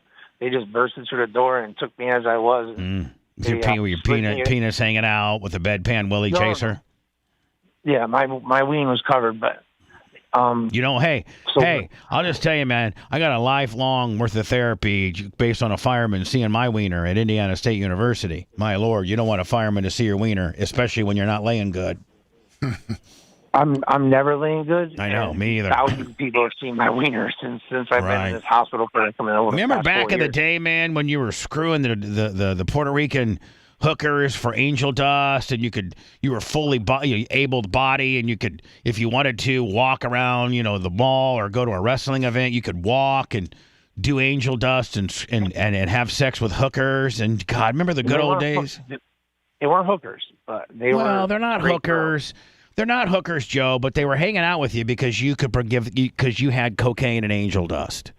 So one of my girls did turn into a hooker. I know, but what I'm saying is, they wouldn't be hanging out with you if you didn't offer them the cocaine and the angel dust. If you were just Joe the supermarket #1 Kirby vacuum salesman in all of Holyoke, Massachusetts, they probably wouldn't be doing. They wouldn't be giving you near the hot Latin ass that you got for them had you not had the angel dust and the cocaine. We can be intellectually honest with each other, please. We can say that helped, but let's face it. I had to get in the door first. The drugs just don't come out of nowhere. No, I know, but you're a good enough BSer. You know how to work it. I'm going to tell you, when you're working the deal right now. The girls are the ones that put me onto the drugs. The one Spanish girl, she's the one that put me onto. So let's talk about. Okay, great. Who does angel dust, by the way? I mean, that's a drug from like 50 years ago. I mean, that's like saying we're doing. He loved it though. He loved angel dust. It was one of his all-time favorites. Retro. Wasn't it, Joe? Wasn't angel dust like if you had to pick one drug? If you could be able-bodied, if Dan could come in and fix your ankle, and you could go and somebody give you like $3 or $4 for you to be able to go out a night on the town, and you went to go buy some drugs so that you could feel good and have the ability to pick up some sluts that like to do things for drugs, what drug would that be? Angel dust all day. See, Dan, there you go. Maybe we got angel dust all wrong, Dan. Sounds like it. Is angel dust and PCP the same thing? What is Joe? What is angel dust? What is angel dust, Joe? So, like, people like to say it's embalming fluid, and they say that they take mint leaves and they cook the embalming fluid until the mint leaves turn black, and then you smoke that. I mean, other people you do a dippy, you dip your cigarette into the embalming fluid, and then you smoke that. Embalming fluid's formaldehyde, so I don't think angel dust is formaldehyde. No, there is PCP, but I'm telling you what other losers do on the streets. Oh. Okay, we're asking for the real stuff, dude. We don't care about the losers. What is angel dust? How do you get it? We're not talking about what the homeless people, how they substitute angel dust. I don't want to hear about cackweed. What's pure? Like if money was no object and Dan gave me some money to buy the purest angel dust known to man, what is it made out of? Then you would have a little clear liquid, and it's PCP. Okay, and what's PCP, Dan? It stands for something else, which I don't remember offhand. And I know hey, Alexa, back in the day when PCP stand for? They would soak marijuana in it. Hey Alexa, what does PCP stand for? Printed circuit board is the abbreviation PCB. No, you don't. It's all electronic gadgets and components. Alexa, be quiet. Hey Alexa, what does PCP stand for? Phencyclidine. She's being dumb. Phencyclidine. So, Dan, what's phencyclidine? What's it? And it is angel dust, also known as angel dust, hog, ozone, rocket fuel, Sherman's whack, crystal, and embalming fluid. Yeah. Juice, movies. Okay, he's got more. Hold on. How would you incorporate movie? You're like, hey, you want to go to the movies? Yeah, because basically once you smoke angel dust, you feel like you're inside of a movie. Really? Everything. Dissociative drug, like it's ketamine. So amazing. It feels like you're starting an Indiana Jones yippee-o? Even better. All right. It feels so like the it's dissociative. It's a hypnotic. It's kind of like Haldol even would do. It says it's a hallucinogen too. All right. So Joe, back when you were slinging PCP, you were hooking up with all the hot hookers because they wanted the PCP. You guys would do PCP and then have sex all night long. Obviously, that ship has sailed. You're now in a rehab facility, state-ran mental ward. As you got evicted from your home. I'm in the hospital, Bubba. I'm in the emergency room at Holyoke Medical Center. Well, that's got to be great. That's the best. That's the best place you can be. Now, here's the problem. It should be great because I've delayed my care for 6 months because I didn't want to go downstairs in a stair chair and have to go back up in my apartment. Now that's not a question. So now that I'm here, I have 6 months worth of backlog problems that need fixed, but they don't even want to listen because they just think I'm indigent and they just think I'm here just because I have nowhere to live. Well, they also think that you're working the deal, too. You're trying to get everything fixed while you can while the state's paying the tab, Well, they were going to pay it. I mean, let's face it. I know that I said this in chat and nobody really saw it, but 25 years I paid into the system. 25 years I worked 7 days a week, almost 12 hours a day. Yeah, all of us did, Joe. All of us. We know, buddy. You deserve it all. You deserve the best care known to man. Listen, we're not saying that you don't, but I mean, right now would be a good time just to really just lay on all the ailments and get them fixed right now, right? I'm just saying. I'm trying, but they just. My vitals come back perfect. My blood pressure is better than theirs. Everything. Yeah. T-test. So they don't even believe this broken ankle. I can't walk, can't put pressure on my leg. They don't even believe it, do they? And the problems have gotten way worse. The lymphedema, the infection in my legs, it ravaged my legs. Now I have nerve pain throughout my whole legs. I have I need 2 new knees. I have no cartilage in either one of my knees. Wow. Then I had that scrotum surgery. What weight are you? And, How much do you weigh now? He weighs 400. Still? No, he said he did. 350. Let's call it 350. A cool 350. 350. And you blew out the cartilage in your knees? I didn't even blow it out. I was perfectly fine until this infection started. And then I was just felt flying around the ring like you couldn't believe. And all of a sudden, this infection starts. And then now I have no cartilage in my knees. There was no middle ground. So what's going to, Joe, are you just going to die an indigent and No. in hospice? What do they do? No. The first step to healing was getting out of that apartment because I know we were questioning whether or not the drugs is what got me in this position.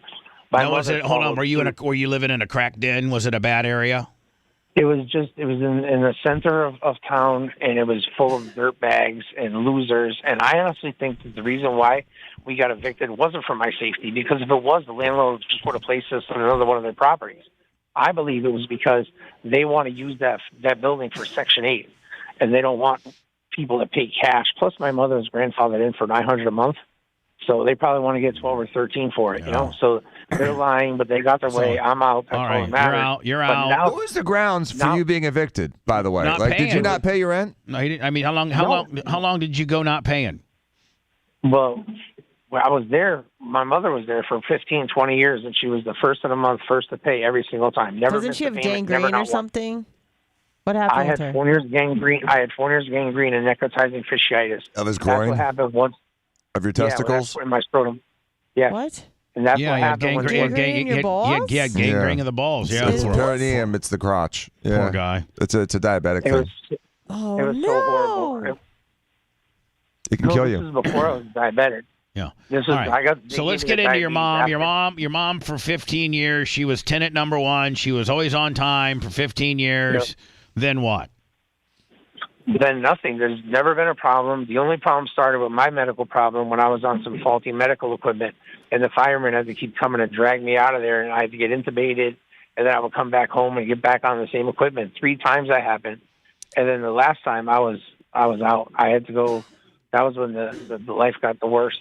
But did you ever miss a rent payment on time? Never. No. The only rent payment that hasn't been paid is this month, and because I'm not living there, so why the hell would I pay for this month? Right. So I don't understand how they can just evict a guy. Maybe, unless he's just that much of a problem and he's that much of a pain in the ass. Medical eviction? It's a no-cause eviction. That's what they're calling it, and it's for my own safety, quote-unquote. That's why they're doing it, because in case of fire, the firemen said that they can't get me out in time. So the firemen are the biggest problem. The last time they took me out was the time they said, we're never coming back here again. You bother us too much. I know it sounds like a bunch of BS, but it's all true. Now, hold on. Are you making a bunch of calls to the fire department to come up? Because you said that they said that you bother them too much. Does that mean that you're calling them up night and day? Yeah, I want fresh air. Can you take me outside? Yeah. No. It was nothing like that. It was the 3 times that I had the faulty medical equipment, and then 2 times after that I had to be brought on a stair chair up and down. And they just. Yeah, they've been there 5 times. They're like, man, we're tired of dealing with this fat ass. We know there's this city law that if you become too problematic to get for a fire, a medical personnel to get you out of your establishment, then we can do a medical eviction, and that's what they did to you. So, and by the way, you lost all your appeals and everything. Like, it really screwed you over, bud. Now, how about your mom? Poor little thing. How's she doing? She's in love with you deep down. She wants to have sex with you. She was in the hospital for the past month, but then the last 2 weeks she spent in what they call a rehab, and she could have been discharged yesterday. They were willing to discharge her, actually the day before yesterday, and they couldn't because she had nowhere to go. She just went upstairs to come right back down again.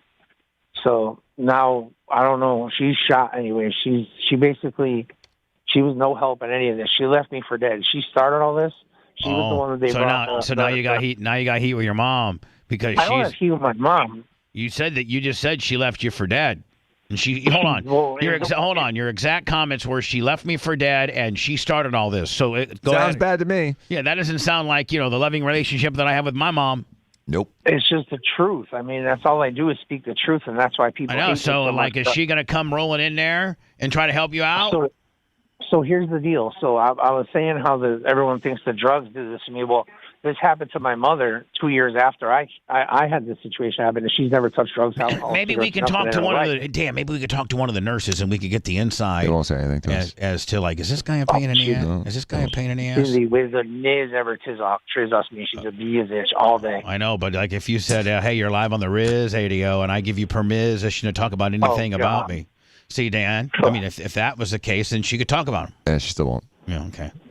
They hate her. Let me ask you They this. hate him. Everyone in that hospital right now hates him because he got everybody, and he got forced on him, right? Right. Like he's the last thing they want, and they think that he's working the system. Right? Yep. They think he's a dick that's working the system, Right. and they're tired of people like him in their mind. So I know what nurses think, because nurses really aren't the true angels of humanity. And they're just like everybody else. They get annoyed, and I'm sure they are super annoyed. Your nurses with that work at your place are angels. I love them. Yeah, but if they had a bunch of guys like him rolling up, they'd be a-holes. I mean, Jennifer has got a hair trigger on me anyway. At a time, she'll turn my laughing gas right down to zero real fast, bitch. Yep. With her hands on her hips. Right. She said, "No, I know where the wrench is, though." Mm-hmm. She did turn me off one time, Dan, and I found the wrench and turned it back on. She goes, "How'd you get that thing turned back on?" I go, "Because I know where Dan keeps the extra wrench." She's like, "You disgust me. I know. Hate you. Hope you die on the way home. Have a good day, Merch Craig." So Joe, listen, I don't even know what to do for you, man. Like, I mean, Jesus, you're in a mental facility. They hate you. They think you're working the. I'm not in a mental facility. Hospital. I'm in an emergency room. I know, but they won't give you any services at all. Like, have you asked for have you asked for some services? Just to dump my urinals, and even then the girl says, "Yeah, just I'll be back," and then she never came back, so I had to hit her up again and then got them dumped. But I mean, I got some ice water. That was a problem when I first got here. Have you tried giving him lottery tickets? If you give him like $5 scratch offs? Joe, have you ever thought about, like, as soon as I hang up all day today, you being like, you're a worker, you know how to work, and you just work. Hold on, and you just work the gimmick about being just so nice and so polite. Bubba, that's the problem, brother. When I got here yesterday, I was OD nice to everybody. Everybody in the hospital expects you to be miserable because you're sick, you're in pain. So everybody says the same thing. "Oh, get better. Hope you feel better." But I'm so positive and so good that I'm upbeat. I'm not beat down like everybody else. I'm not woe is me. I'm going to tell you what's good. I've been in this situation for 4 years. I can speak on a medical term, and I know, and I've been through all the rigors that these people, they think they can pull the wool over everybody's eyes, but I know better, and that's the problem. But I am super nice about it, and I put a smile on, and I'm positive with everybody, and I know their name, and I retain their name, and I use their name in conversation, and everything should be good. But because I'm positive, Joe's using the same techniques he used to sell Kirby vacuums on how to persuade nurses over by using their names and stuff like that. Yeah, they all go home with their vacuum. They still hate him, but they all go home with the vacuum. Anyway, Joe, I mean, I don't think there's any at least you got a roof over your head and you're not outside, and you're, I don't know how much medical care you're going to get, but at least you're not outside. I mean, are they feeding you? I had a dinner last night. I got here in the morning, but I ended up eating around 5:30. I had a turkey meatloaf, mashed potatoes, and oh my God, for real! I mean, like, there's 5 stars. There's dudes that are living in the next to the dumpster at the McDonald's in Holyoke that aren't getting full blown meals like that. Joe, plus you got a nice bed, clean sheets. Killing it. I mean, 3 square meals a day. I'm sure. Do you got a TV in your little room there? No TV, but I got my phone, and that's all that matters. Yeah. So I got Bubba the Love Sponge playing as loud as hell because everybody else around here is loud, so I'm going to be loud. Yeah, be loud. I got my Bubba Army tumbler. Hell I got my Bubba Army. There you go. You're working it, kid. And you're probably going to get. Did you get some breakfast this morning? Not yet, but I'm sure it'll be coming. Yeah. I got huge now because I just blew everybody out. The girl came in to check my blood sugar when I was about to be on, and I'm like, nope. Go away. 30 minutes. You just got heat. Yeah. You got heat. So then the nurse came in full blast. You're gonna have to start. Well, that's all right. I'm gonna hang up with you right now, and you're gonna start baby facing. You're gonna say, "Ma'am, be nice to I'm so him. very sorry. That was a national radio show that I do an appearance on. Make yourself look real big. I do an appearance on, and listen to me. And I do appear, and they were just checking on me because they're really worried about me. I'm so sorry if I came across rude, but we were live on the air, and we had to get it. But please accept my apology from the deepest of my diabetic heart." That I'm so very sorry that if I may have been abrasive or offensive. I'm so sorry. You know how to work it. Because you told me. I'll do that because you told me to. But what I was going to say is, I have nowhere to live, and I was on the phone discussing living quarters, and that's more important than anything right now. Yeah, So Joe. that's what I was going to tell her. Yeah, no, I would tell her that you tell her that you're on a nationally syndicated radio show and that they call you every Friday at this time to do a little check-in because they know that I'm going through, I'm struggling right now, and I'm a part of the radio show, and I had to be on the air. But I'm so very sorry that if I offended you or came across rude. That's what you do. I will, and I can play it back for her on 4 platforms, so that's awesome. There you go, yeah. Last thing, if you don't mind me bringing it up, Bubba, I'm banned, muted, and timed out on every platform except for Facebook. You're what? And I did nothing wrong. I said nothing wrong. I promise you. If I did or said anything wrong, I will own it, and I would say it's worth it. Well, it's probably Iggy. You might want to just get on. You might want to right now just tell Iggy you're so very sorry because Iggy's. I already did. I've already apologized. No. I'm talking about right now on the air, on bended knee, that you apologize to all moderators that you may have offended, and that Bubba has asked them to give you a pass and unban you. But Joe, I'm telling you, the minute you start on any of the girls or anybody like that, start being disrespectful, I give all the moderators full control to ban you again. So I'm going to get you unbanned right now after you right now apologize to all the moderators. Go ahead, fill that part in. Yeah. I'll apologize to all the moderators, and I'll apologize to Big E, and I'll apologize to Grouper Lips and to Iggy. JJ, might as well throw JJ in there. Throw Cable Dog in there. Throw a few ones in there. Sure, JJ Charger, and if they want mentions on the air, I'll even throw out the haters. Airtight Ski Pole. Hold on, whoa! Don't call Airtight Ski Pole a hater. He's part of the inner circle, bitch. I don't care who he hates. Don't you hate back on him? I just canceled you again. Hating back. I'm not hating back. I'm saying I'm sorry. So whatever I did to make them hate me, I apologize. You say I'm so sorry, Joe from the West Side, Airtight Ski Pole. That's all I'm doing. I offended you. From one of the moderators said Joe was threatening people and hoping they died. Okay, so that's today, as of Friday, November 10th, we're gonna give Joe. We're like Israel. We're giving them a little bit of a ceasefire. A 4-hour ceasefire. Yeah, we're giving them a 4-hour window. 4-hour pause. We're like Israel. We want to make sure that Joe's got a 4-hour window to not act like a dick, and hopefully all of them will unban you and don't ever besmirch the great Airtight Ski Pole ever again, or I will ban you. Bubba, I was not besmirching. I was saying the people. That the Airtight Ski Pole, Kabuki Jones, Gene Lasker, 62, Scary Terry, all the people that wish me death in chat and stuff, I apologize to them too. So they should have no reason to hate me anymore. So I'm going to do because I am God. I'm the God of this whole world, right? I'm the God of Bubba Army, am I not? Yes, you are. As God, I'm asking my disciples, the great Airtight Ski Poles and the great Iggies and the great Wizzies and the great all JJs and the great Grouper Lips and all the moderators that have banned Joe on every one of our forums to please unban him. But I'm telling you, as a moderator, I have faith in your judgment. If he starts acting like a dick again, you have full authorization to do whatever you think is best. But try to give him. I'm asking all the moderators. Try to give him today. You know that Joe's going to show his ass soon, Lummy. You know that. So I know they may get mad because I've asked them to unban him. But Joe can't help it. He'll be a dick probably by 8:30. You know that. Yeah, probably. He'll show his ass. So, Joe, as long as you are nice and calm, I'm going to get you unbanned from all the platforms until you piss these people off again. Yeah, don't wish death upon Hall of Famers. Yeah. Even if they wish death, even if they goat you and they try to say and after all, aren't you supposed to be a big born again Christian? So you should turn the other cheek. Isn't there something in the Bible, Lummy? It's about turning the other cheek. Oh, of course. Can you recite? If somebody hits you on one cheek, you turn and let them hit the other one, and that's fine. I want to let you know this is the last thing. I mean, Joe from the West Side should be able to literally mushroom stamp you right on the right cheek, and you'd be like, you know what? I'll take a left one too, Joe, because you're the man. Buddy. Absolutely, and I'll take it everywhere else too. I don't care. But here's the situation. I was, like you said, goaded into a situation where I said something, but what I said, it was taken out of context. Joe, doesn't matter. All that's Joe, I got to go to words. None of that matters. Hold on. None of that matters what you did prior. The only thing that matters is what you do moving forward. I got you unbanned. Now don't show your ass. and I give them permission to re-ban you the minute you start acting like a dick. So before you hit send, when you're trying to send something a little dickish to Joe from the West Side, you might want to rethink that. He'll ban your ass, or Iggy will, or a bunch. I'm just saying.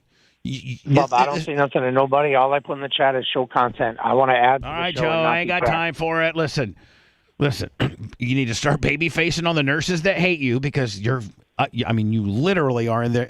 Right, Dan? They control your destiny. Right. And on Rumble, it says Joe's pissed off therapist says F Joe. Well, is Joe's pissed off therapist a moderator? Probably not. Okay, then. The moderators have a little calmer and cooler head than that, Dan, and you should too. Okay. Look at you. You're already blurting out bad stuff. He hasn't done anything wrong yet. I don't think that you've done anything wrong yet, have you? You couldn't. You're on the phone with me. I don't think you could be typing F Iggy and still be talking to me. Don't you ever say F Iggy either. I'll kill you. He'll kill you. I won't. Yeah, that's right. I don't have to kill you. Iggy will kill you. Iggy, kill him. And he will. He'll kill you. I'm so banned, Bubba, that this YouTube isn't going to come back. This happened once before. And Rep did everything in his power. I just had to start a new account. So then you can't start. So then you can't do YouTube. But you got the Rumble, you got the Twitch, you got the Facebook. So you can't do YouTube. Okay, we got you 3 out of the 4, and you got it until you show your ass. Okay, so don't show your ass. I'm running late. I gotta go. Hope you get at lunch. Hope you get breakfast today. Hope they work on your ankle. I'm sorry they evicted you. You are Joe the Supermark, and that, with that brings a certain amount of respect that you have gained with me, because you've been with me for a very long time. But you sometimes show your ass and speak, and talk crazy, and that's when that pisses the Joes and the Iggies and the Wizzies and the Creatine Travises and the Reds and the Groupers and the JJs. They all get pissed off, and they banned you. And they got a lot of power over you, Joe, so you should try to, maybe get along with them, buddy. He's got a parasite. I just diagnosed him. Biliariasis. Furley? I think he's got a parasite. He needs ivermectin. He'll fix it. Tapeworm? That's a different kind of worm, but yeah. Hey, Joe, all you got to say is this. Joe, listen to me. Shut up. Joe, you there? Yep. All you got to say is, ma'am, sir, whoever's taking care of you, I know I have a parasite. I have a parasite. That's my problem. I know I do. And all I need is some ivermectin. Dan, can he even give the suggested doses? If he said the suggested. No, just a normal dose of ivermectin would help him. Which is what? Remember, it's how much you weigh times. Right. 0.3 milligrams per kilogram for 5 days. Dan, so hold on. Joe, practice that. Say it again, Dan. 0.3 milligrams per. Oh, go ahead. Yeah, ivermectin, 0.3 milligrams per kilogram for 5 days. One more time, Joe, from the top. 0.3 milligrams per kilogram for 5 days, ivermectin. Yep. And Joe, Mectin. You could literally be remember that cartoon? Put one foot in front of the other, and soon you'll be walking out the door. What about after 5 days? Dan's diagnosis has you, literally up and running walking marathons. Yeah, doing Ironman. Some Puerto Ricans down to Florida doing 5Ks. So listen, I believe it now. Now that I'm out of that apartment, I believe that I can start being ambulatory again. Was the apartment filthy? Was it filthy? I bet it was. Just beyond filthy. Disgusting. Just stuff everywhere. Hoarders, Evan. Are you and your mom borderline hoarders? Are you hoarders?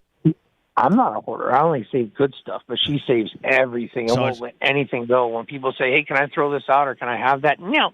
Well, you're never going to use it. Well, I want it anyway. Okay, fine. All right, so you're in a hoarding situation, which probably was not ideal for being clean. And, Dan, that's probably how you get a parasite, maybe not being so clean, right? There's a lot of different ways, but yeah, that's one of them. So, Joe, you got a parasite that's doing all this damage to you. Go ahead and see if you remember the dosage. Go ahead. 0.3 milligrams per kilogram of ivermectin for 5 days. There you go. I guess so used to it. Bubba said it. I say it the same way. Sorry. That's all right. I patterned my whole life after you. I know you do, Joe. So listen, it's only going to be a matter of time before you're banned on all forums again, but I at least got you this 1 day reprieve. I'm sure the boys will be cool until you show your ass. Just don't show your ass. And I got you diagnosed, and we can probably save your life, my friend. We got to go, okay? So listen. God bless. Thank you so much. God bless. God bless. Keep us posted. Thanks. God bless. I mean, Dan, do you think he's got a parasite? Do you think that's what he? They haven't done any. That's the only thing they haven't really ruled out. If you think about it, it's unless he's got some weird, autoimmune neuropathy, which I doubt because that's pretty rare. It's probably something like that because they haven't treated it, they haven't diagnosed it. He's having swelling, he's having pain. It could be. Certainly can't hurt. It can't hurt, dude. That thing clears everything. It kills cancer. Right. I mean, if he did that regimen like what you said, it'll at least reset him. There's not a side effect that said if you take this ivermectin and you didn't have what the doctor thought, like it doesn't do anything. Nope. You just maybe killed some flu-like symptoms cells that you had in you. It came in there and Agent Oranged your system a little bit, right? As far as bacteria, it just killed all the bad bacteria in your life. It does. It clears you out. So it's probably good for everyone to do. You think every year you should do a super flush? Mm-hmm. We have so much filth in our lives around us. We have so many pathogens and nasty things that we breathe and eat and swallow and rub on our skin and have to just deal with on a daily basis. It's it's nice to do a reset, and I think that people that do certain cleansings, it's probably a great idea. Colon cleansing, blood cleansing, doing a little fasting for a couple of days, or just going into an all-water diet for a couple of days. All those things are good to help purify your body because we are exposed. We are bombarded with filth on a daily basis. Multiply that by living in filth and hoarder. Yep. And he probably does have a parasite. Yeah. Back with, I guess, Israel is now, which good for them. They're giving 4-hour windows of where they're going to stop bombing. Mm-hmm. Yeah, great. That's awesome. Because if you're BB, you're like, listen, we're gonna bomb the Gaza Strip, okay? Now, can't tell you necessarily where the bombs are gonna go, but I'm gonna give you this 4-hour window to get out of there. Get the hell out of that area. If you're in that area, you've been forewarned. I'm giving you a 4-hour reprieve upon bombing, and I'm gonna do this a couple times a day to get the good people out. But I'm going to resume bombing after the 4 hours because we got to get these cockroaches out of here. Boom. I think it's a pretty good strategy myself. Yeah. We'll do that next. He's the self-proclaimed master marketer of the decade. You hook up with me, boom. All of a sudden you got people wanting you. The Bubba the Love Sponge Show returns after these words.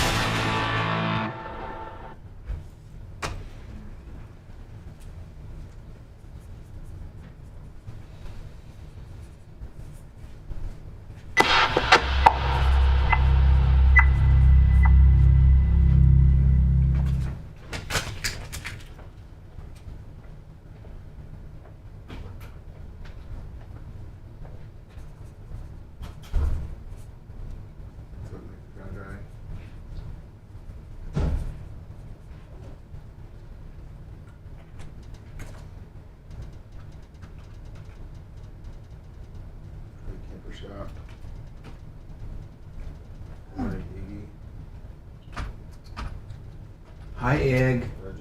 Hi, Egg! Lunger. Iggy, Iggy, can't you see how much your biceps dominate me?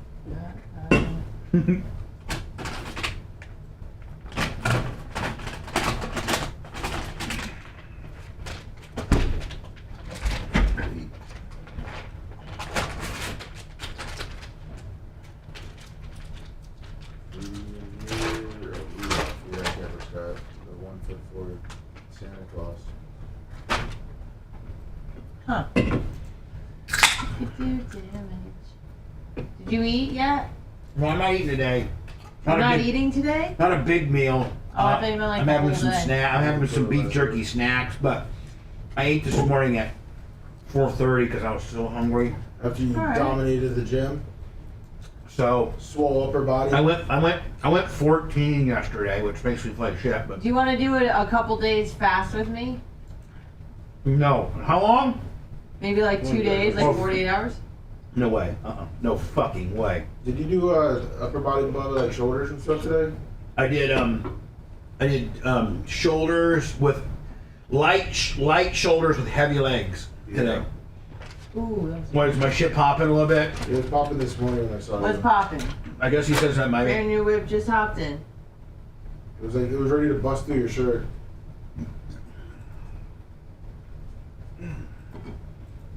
I'll do a pose down here when we go back. I can't wait. I'll pose it down if you want me to, cuz. Oh, please do. Shirt off. No, I'm not. Nipples out. I'm not like Dan. Yeah, Shirt off, nipples out. My nipples are out all the time, and my shirt's staying on all the time. Say it long. Well, during our meeting, Bubba, that one shirtless photo with Hogan came on with you, and you look pretty close to that. Your shoulders? Did the guys comment on it? Oh, fuck yeah. Who did? Iggy, Grouper Lips, Big Lunger, Red Farm John's Island. They're all like, holy shit. Bubba's shoulders What are a popping. stud muffin. I want to pose down. I'm flexing my tits right now. It's too bad you're not on camera. I'm flexing my tits. Say it. Flexing my tits. What am I flexing on it? Your tits. Your tits. Aggressive nips. Show me your. No, this isn't for you on it. But let me. You can say it. Show me your tits. Show me your tits. No, you're not saying it right. Show me your tits. Show me your tits. Tits. Show me your tits. Show me your tits. Your tits. Remember, Lummy, back in the day, I literally would have a girl in here. I would say, Lummy, show me your tits. And she would? Fuck yeah. Yeah, she just fucking like, listen, Rhonda from Dollhouse, listen, that's great, you're working at the Dollhouse, or anything, but why don't you show me your tits? And she'd literally say, okay, I'll show you my titties. And she'd show me what, Lummy? Her tits. Her fucking tits. Tits. Well, that's lovely. Show me your tits. That's how you saw the Diacos hit their pair, right? She showed you her tits. Isn't that how you saw the first Diacos? Oh, Lordy. Yeah, this girl had the nicest fucking tits. You said, show me your tits. And she showed you her tits. And that pair of tits changed your life. Got you a boyfriend. Got you a lifelong boyfriend. Because of those tits. God bless those tits. Tits.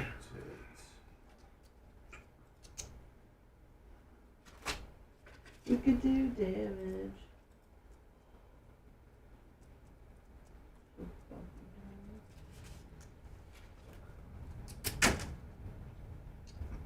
Show me your fucking tits.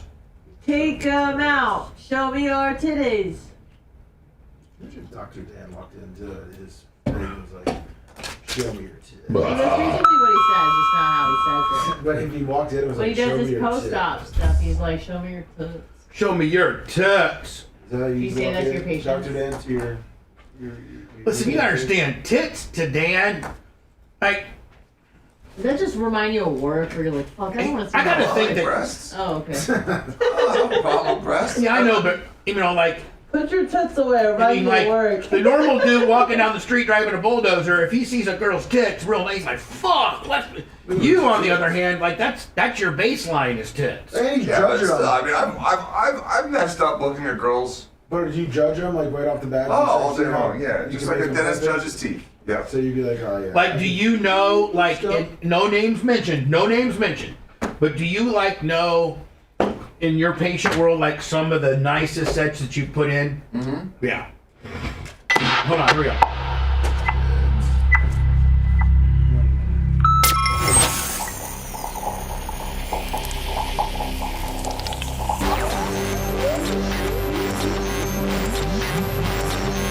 We are the only show that can talk about nothing. The use of all Bubba-isms is prohibited without the express written consent of Bubba the Love Sponge. This is not staged. It's not nothing. It's very scientific. Not in a killing mood. Right. The Bubba the Love Sponge Show.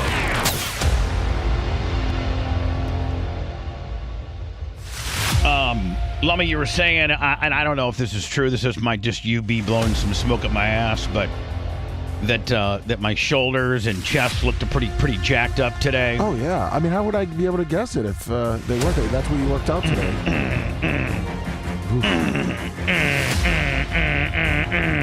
Sorry. Dr. Dan. I went heavy on legs, and I did some shoulders and some I did shrugs, military presses, Doing any cardio? No. You don't need cardio. Cardio, please. Goofballs. What? You think I'm trying to run? Hey, listen, I think I'm trying to run an Ironman, or I'm just trying to look good. I'm just trying to keep you alive longer. That's all. Oh, Sorry. listen, you obviously haven't seen my vitals, bitch. I got the vitals of a god. Oh, Do you really think cardiovascular training makes you live longer? I mean, do you really think that that's a fact? Yes, absolutely. Okay, well, you know what? I guarantee you, there's probably some men that weigh like 200. I'm in my 270s. I'll just tell you that. And so, you think that there are some 57-year-old men that are in there that weigh 270 plus pounds that maybe do some cardio, but might be diabetic, high blood pressure, high cholesterol. Meanwhile, I don't do cardio. I'm 50. Ever? Very. I mean, well, I do some, I guess, on my electric bike. Okay. But Meanwhile, we need to go on another ride. But hold on, Dan. And people don't realize, as she automatically, this bitch starts laughing, is that's not like my electric bike is not obviously the same type of power and cardio that it takes to drive your type of bike, but it's completely not, you're not powered by anything, and I'm powered. But it's still, you never see me not pedaling. You pedal the whole time, Bubba. Absolutely, you're pedaling the entire time. Right. You're working. So I'm just saying. Anyway, Anna, today I did full legs. Oh, anyway, Anna, so take the guy, take the 57-year-old man that weighs 275 pounds, and I guarantee you that half of those people don't have the miracle genetics that I have. That's great, but you can always make improvements. My blood pressure is 118 over 76. My resting heartbeat is 64, and my cholesterol is 168. You don't need to run. So I think I'm genetically gifted. I understand, but my dad is 75 and is in great health. My mom, less being depressed because she lost her soulmate, is 77 and she's in good. But you have to maintain that, and it's so important as you get older. It's not like you get in great shape and you go, oh well, I'm here now. I don't have to work out anymore. That's where I am. Unless you're Dan, unless you're the phenom of Dr. Dan. I'm But the for the rest of us mortals. I'm the phenom of the fat asses. Yeah, exactly, dude. He's the healthiest fat guy I know. Every fat ass has to have a Dr. Dan. Right. Well, I'm the Dr. Dan of fat asses. Dr. Dan is the Dr. Dan of in-shape men. Okay. I'm the Dr. Dan of fat asses. You're not a fat ass either. You're just a little fluffy. But that's cool. You're very healthy. Well, I will tell you this. Anna, you and I have gotten physical before where... That sounds weird. Well, no, it doesn't. Okay. I mean, meaning like... We've played around before, like where you've grabbed my milk the cow. I keep looking. I keep even sounding worse. In fact, even yesterday did we not have a physical exchange yesterday? We did, because I pushed you and then you arm dragged me and put me in an arm lock. Right. So she came up and pushed me, and so you know what? I'm gonna grab her. So I really quite aggressively grabbed her. Lock. I didn't use all my might, but I used a lot of pressure just to show her my strength. Yeah. So you've ran into me, you've grabbed me, you've had me grab you, and I'm a pretty stout dude. Dude, you're strong as my legs are jacked. I'm just telling you. Yeah. So I got a great base. I got a low center. I got a little bit of a high school wrestling background, which is just enough to not get your ass kicked. And you're just strong. I'm just kind of a big dude. Lummy, same way. Lummy's he's physically bigger than me, but Lummy's just got pure size on you. Like, you can't do anything with Lummy. Like, Dan, you might be the baddest son of a bitch and all, but there comes a point where you can't defeat size. If Lummy snaps, it's over. Game over. But thankfully, he's Lummy could be as soft as warm butter on the inside, mentally. Yeah. But if he snaps, just his utter size is scary. Oh, it's right? over. Yeah. Right. So, he's got that country strength. And you got to think, Lummy, Anna, I'm nearly 60, and when you grab me, I'm still... I think I'm kind of like Paul Tuttle. I'm still kind of solid, and I'm getting more solid too. I've never doubted your strength, not once. Yeah. So anyway, just trying to help your heart. Does Larry Plummer do cardio? Oh yeah. Oh, he does. Larry does. He's in good shape. He's in really good shape. Yeah. Man, I'll tell you what Larry does. He's old school. He didn't have a gym like I do. You know what Larry does? Larry does 100 push-ups when he wakes up, 100 set-ups when he wakes up. And then at night before he goes to bed, he'll do another 100 sit-ups and maybe at least 100 push-ups and sometimes 150 every day. That's his bedtime snack. And he is, and like when Larry takes his shirt off, man, you see his shoulders and his delts, and you're like, damn. Yeah, I was surprised. That's just straight sit-ups and push-ups. Because he usually just wears jeans and like a Brian Matroni shirt. Yeah. But when I saw him once, I was like, oh my God, this guy's jacked. Jacked. That t-shirt Jacked. that he was wearing made him look jacked. I mean, he's a surprise. He's jacked. His job's pretty and physical, Larry right? and I have mixed it up a few times in life, and he beats my ass unless I can catch him on a wrestling gimmick. Like one time we were kids and he was beating my ass and he got me down on the ground. Well, he doesn't know anything about wrestling, and so I switched him. I got him in a switch, Dan, and then I was able to kind of get on top of him. But still, when you're on top of a tougher person, there comes a point where you got to let him up, and that's when he kicks your ass again. So when I had Larry down, I had him literally, Dan, like at my arm bar across the back of his neck. And I'm like, Larry, I'm telling you, it's over. I'm sorry I pissed you off. Just so when I let you up, promise me that you're not going to run me down and kill me again, okay? I got you on a technicality here, but I love you. You're my best friend, but please stop. But when I let you up, because he can outrun me too, please don't catch me and beat me up. He'd be like, "Let me up, just let me up." And I'd be like, that's not it. You didn't say that you weren't going to kill me.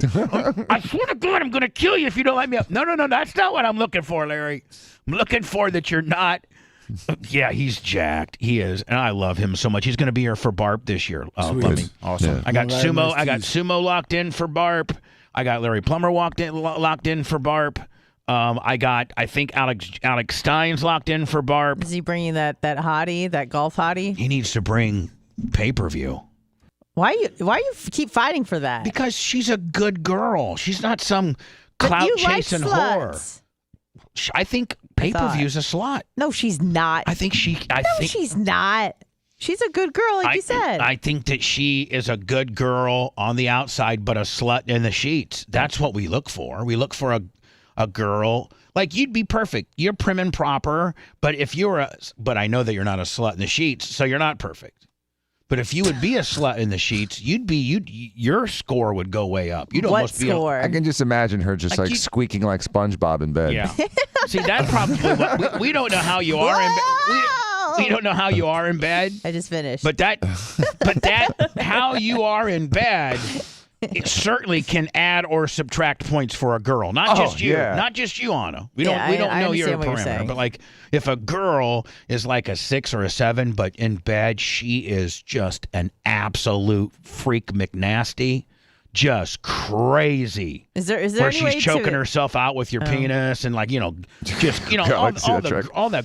great things that we love with the dirty talk and all that. She can go up a point real fast. A 6 can be a 7 and a 7 can be an 8, but a 9 can be a 7 too. Is there any way to predict that without them outwardly being slutty? Like, no, because a lot of them are kind of just surprising. Like, yeah, I hate to really.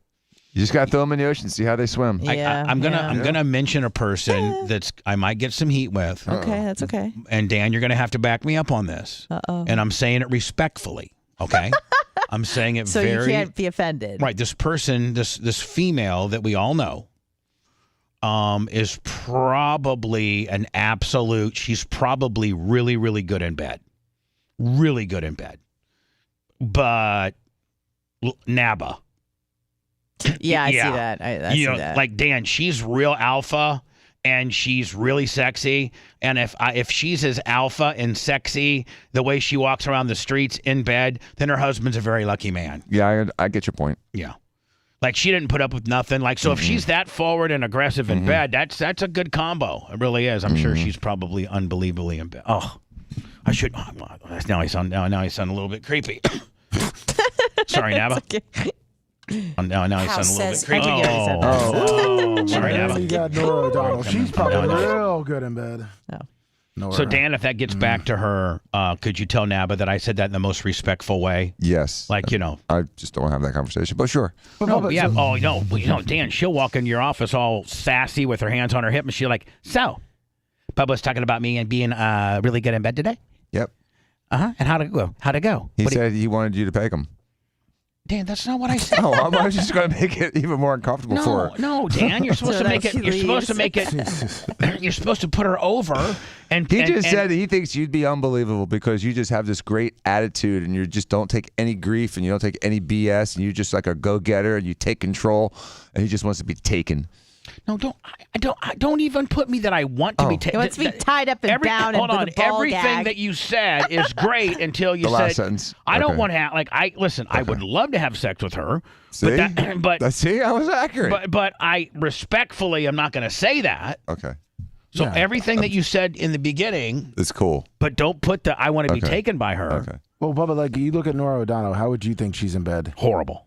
Why? Oh yeah, are you kidding me? She's a dead fish. Yeah. She's a mullet wrapped in newspaper. Yeah, horrible. I would think that Nora O'Donnell is horrible. Yeah.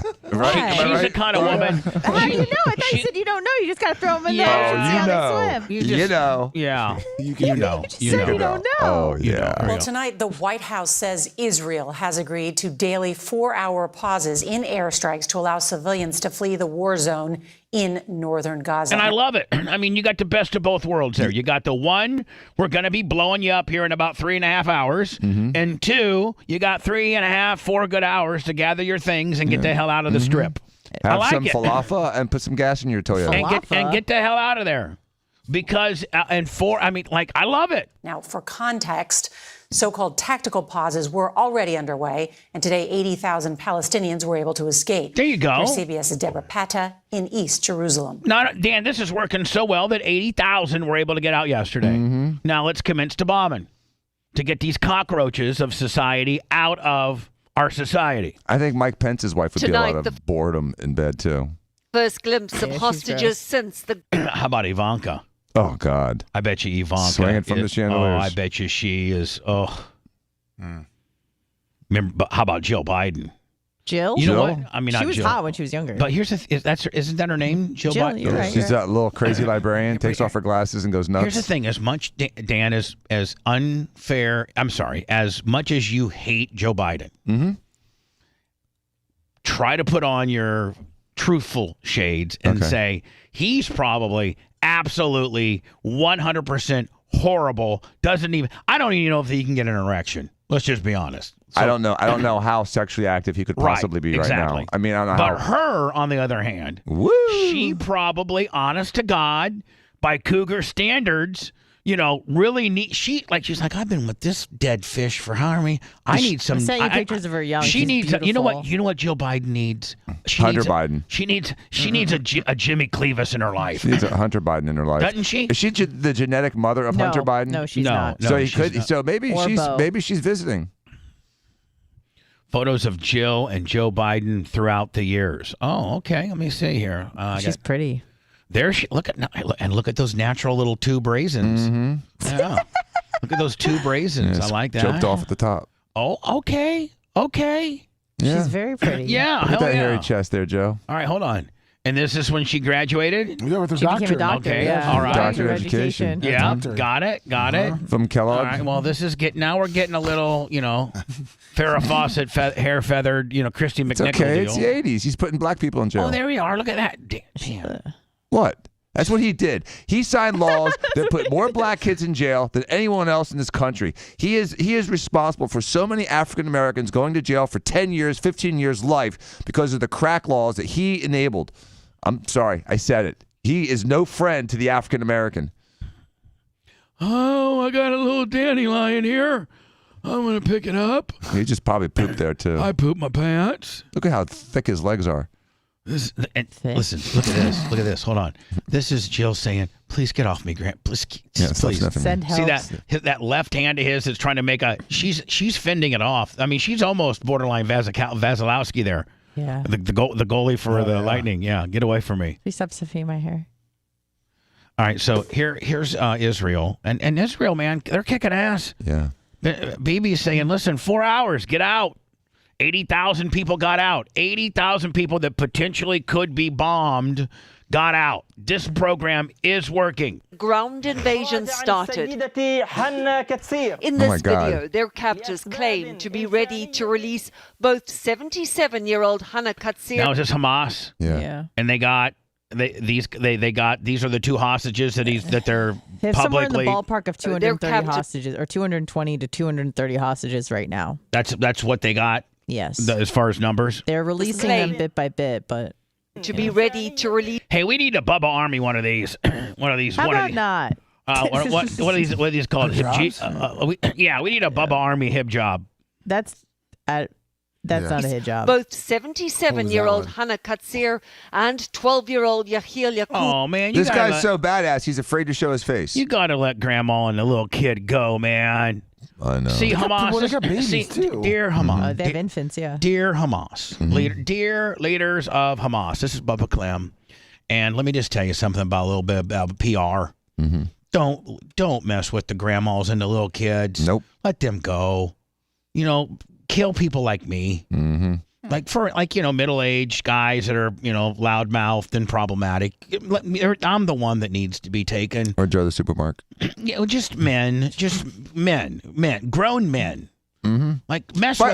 Hold on, but and I'm telling you, as a man, let's sacrifice ourselves for the little boys and the little girls. Yes, and my advice, my suggestion to Hamas is put on uniforms, take off your masks, you freaking cowards, and stop messing with old people and children. Right. Fight people your age with a uniform, face to face, like a real man. Let Grandma and little pussies. Johnny go. Put on a uniform and let's fight it out. Let the Israeli military versus you guys. Yeah, you want to fight? Fight like big boys. Let's fight. Put on a uniform. Let Grandma and little Johnny go. Take off your mask, and you freaking coward. Tell Israel where to meet you at. They'll meet you over there.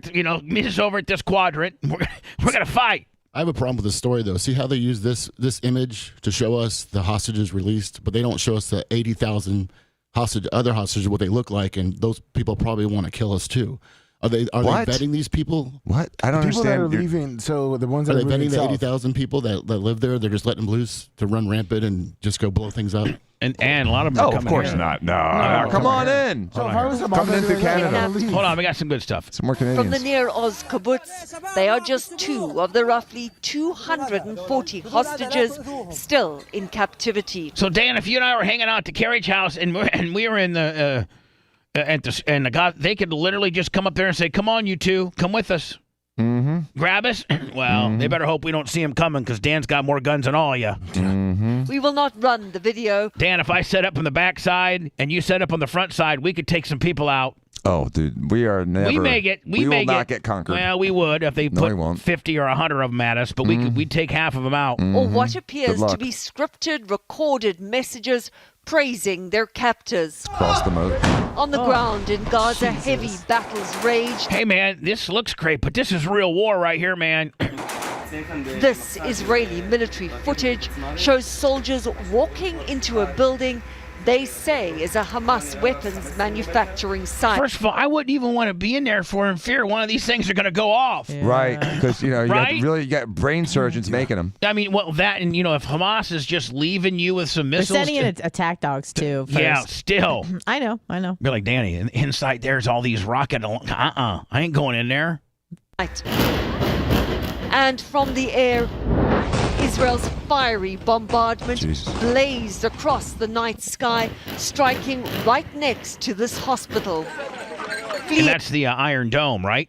Israel's Iron The Dome. Iron Dome is a defense system In that the intercepts embattled missiles from them. A torrent of people, Hold on. Where are all these people going? South. tens of thousands Here, they'll all be attempting here soon. Hold on. What? This guy's got him a cool setup. Yeah, he Look at does. this dude. A donkey? Dan, he's got like a little trailer that a donkey pulls him on. Look at him. Hold on, look at that. of thousands And that donkey hauls ass too. Look at him. yeah. the perilous journey Hell yeah. along He had full blown car tires on there, Lummy. Yeah, he was looking good. Hell yeah. All these schleps are walking. That guy's trailering with a donkey. an evacuation And then when times get tough, Dan, you can eat the donkey, can't you? Yeah, sure, you sure can. corridor. Delicious. That's what they But did. Rick- That's what they did in some of eat the ass. explorations, like when they were exploring the South Pole. they used dogs to run the dog sleds, and they actually had to eat the dogs to survive on the way back. Oh, that's when not they had less, cool. they had like less luggage and less. I'd kill Anna before I would a dog. Thank you. But like, Dan, we want to kill Bella or we want to kill Anna? Anna. Yeah. Refuge is hard to We find. eat well. Anna, don't What's go up with that rump roast? Anna, don't go on an Iditarod. Don't go on an Iditarod with me and Dan, okay? Note to self, no Iditarods. No, we'll be feasting forever Hell yeah, on the rump that roast. rump roast, man. Put it in a little crock pot. That thing will be nice. Hell 10 yeah. hours.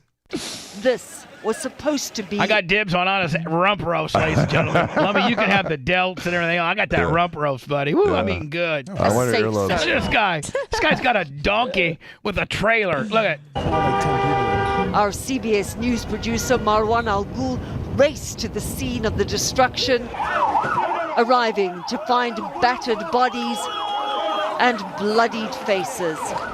Tens of people were killed here. Yes, dude. And the people are trying now by their bare hands to pull out the bodies and injured people. But survival means not only escaping death, but finding. Do you notice now, man, that nobody's. I don't think that Russia stopped with Ukraine. I think that they've accelerated. Do you notice how, man, all the attention now is on this? Nobody's talking about the Ukraine deal, right? Yep. It's amazing, Enough isn't it? to How narrow focused we can be. And drink. Bread. No. Hell yeah, Dan. Like Taco Tuesdays. All right. Hell yeah. By the way, do these guys have any skills whatsoever? Are these people have any usefulness? They can make some goddamn good tacos. Look at them. Yeah, look at that. You can't get that anywhere in a taco bus. Hunger a necessity, but a dwindling luxury. And clean water so difficult to find, children have turned to the sea. I add sugar to the salty water so I can drink. Hold on. Oh, no. I want to hire this kid to work at Bubba Raceway Park, man. Picking up rocks and a Mountain Dew would go wonders for this guy, right? Listen, little Johnny, I'm gonna give you a Mountain Dew, candy, and clean water for just picking up rocks. This poor kid has to go get water out of the sea, add sugar to it so that he can live. Poor little guy. So I can drink it, said this little boy, as they run back into the sea. I mean, we need to go over and get us a handful of these kids. Put him in a trailer in Ocala? Yeah, put him in a trailer in Ocala, man. I'd have there wouldn't be one weed at my track, man. The place would be immaculate. Right? Exactly. Listen, you guys, you get this Pizza and hot dogs. Yeah, pizza, hot dogs, cable. Please. Cell phone. Childhood play, twisted. Real water. Like not, seawater. I've got fresh water. Used to have like lure kids in with like candy. All you gotta do is like, I've got water and bread. I got some Zephyr Hills bottled water. Dude, don't give them the TV and cell phone, just water. New reality. And CBS News can confirm that talks are progressing towards a deal that would free between 12 to 15 hostages in exchange for a 2 to 3 day humanitarian pause. And Nora, CIA Director William Burns and his... To me, it sounds like Hamas is kind of getting their ass kicked slowly, and they're coming up with more, less and like better demands and things that we can work with, meaning like, hey, we'll release 20 hostages if you just stop bombing us for a couple hours. I'll take that deal all day. No, they want a couple of days. The time is definitely on their side. They want more time. Yeah, I think Israel screwed up in a big way. They should have gone through those borders within the first week. 2-3 weeks ago, before people started growing weary. They should have been doing this. Now. They should have been doing this 3 weeks ago. Yep. That wouldn't have made any difference. They didn't soften it up that much more. It's only the size. In Qatar. Dan's the only guy I think he talks over the newscaster of the story I'm trying to talk about. Nah, you've gotten really bad about that lately. Some high-level talks. Deborah Patta, thank you. Yeah, thank you, Deborah Patta. Appreciate it. I mean, it's like they can't conquer Pinellas Park. I mean, it's they're trying to do it strategically and surgically because they can already easily killed 10,000 just nuke people and bomb the whole place. But the world is clearly not on their side for the most part. So they're trying to just mitigate his casualties as much as possible. So that's why they're taking time and trying to do research and find out exactly where these people are. And it gets even more complicated because they tell the citizens and the civilians to leave, but then Hamas stops them. So the reason why there's this 4-hour pause is because the IDF is actually allowing these citizens to leave because they're protecting them from their own government. Isn't that crazy? Yeah, whatever Anna just said. Sorry. That's what the show thinks officially. So, Dan, were you listening to me light Dr. Adams up yesterday? And can we talk about that, or should you not? Absolutely. I can say whatever I want about it. It's public knowledge. Well, I got. I'm not saying anything secretive. I can, I can comment on it. We'll talk about that next. I did find an article from 2004, and MJ is the one. When I got fired in 2004, MJ is the one that came up with the best Christmas ever using him. When we left, when I got fired and we couldn't do it anymore. And he's been doing it, this scumbag, this Dr. Adams, this crystal meth, non-board certified doctor who supposedly, did you see Dan's going to resign December 1st? Oh, good. Yeah. But he completely ripped off our deal. We had the 12 Boobs of Christmas just killing it. And some hate, probably him, probably some other plastic surgeon, Dan, because when we were doing the 12 Boobs of Christmas, man, I mean, we literally had female chicks over 18. It wasn't him. It wasn't? Nope. I think I know who it was. But was it a jealous person in your business? Yes. From Tampa. And they call the board of the board the American Board of Plastic Surgery, which you're part of. And then all of a sudden they come up with these fancy rules where we can't do this contest anymore. And so Adams, who is not board certified, not subject to the American Board of Plastic Surgery, he starts doing them. Not only did he do them from MJ for years, then he does them for Orlando. Yeah, but I'm the one that started it. And F all them for stealing our idea. It was such a great idea. And Bubba. I even have it federally federally trademarked. Smart. And then Anna, we would have a Christmas party with just the girls that have just the 12 Boobs of Christmas winners and other girls that have gotten breast augs after their surgery. Yeah, it would be literally the the Diaco Christmas party. And the prerequisite to getting into the Christmas party was, one, you're a friend of Dan's, or Steve, or Jimmy, or Fabrizi, or something like that. Oh, of course, yeah, I'm the one that threw it with you. It was a co-sponsored deal. Or you were a woman that got a breast augmentation from Dr. Dan. Standing room only, lines out the door. It was unbelievable. And the hottest of chicks. Oh, my Lord. I bet. Back in a minute. Oh my God, I feel so nauseous. Once again, we overstepped the boundaries of good taste. The man who will define this cancer eating at the heart of America. More Bubba the Love Sponge after this.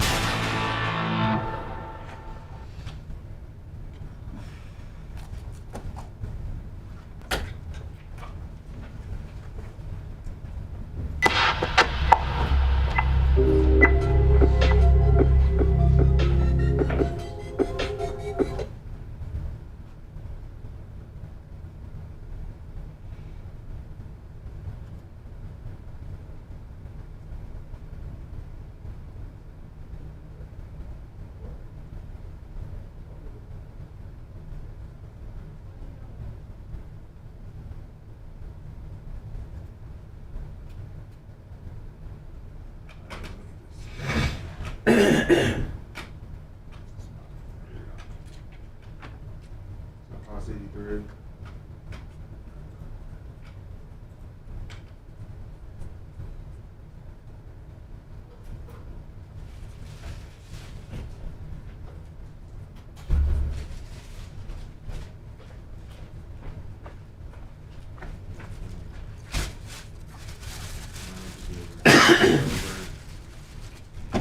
Dumb motherfucker.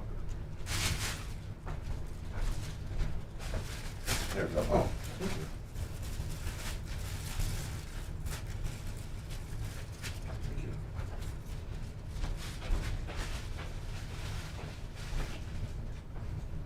Ooh, this one's a little hot and natty. I heard the crinkle of the wrapper. Thank you.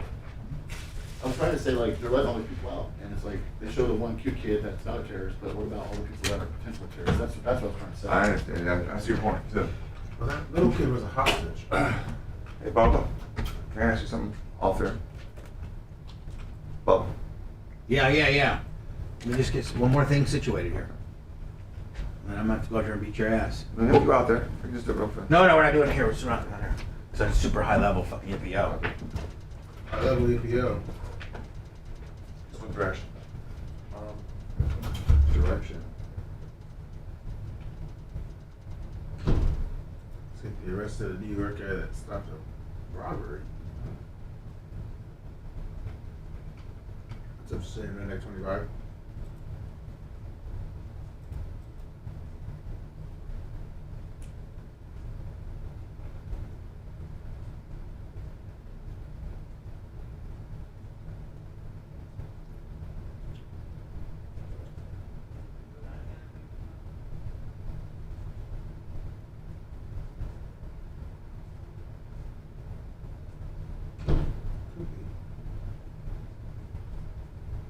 I didn't really see my damn flip screen.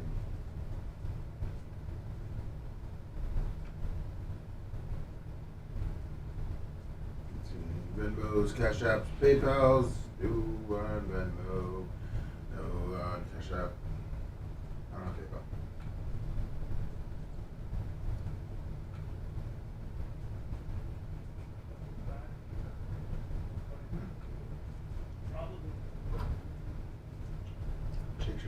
Pretty good. Did you like the two that I came up with, though? Oh, yeah. All right. They do House 83.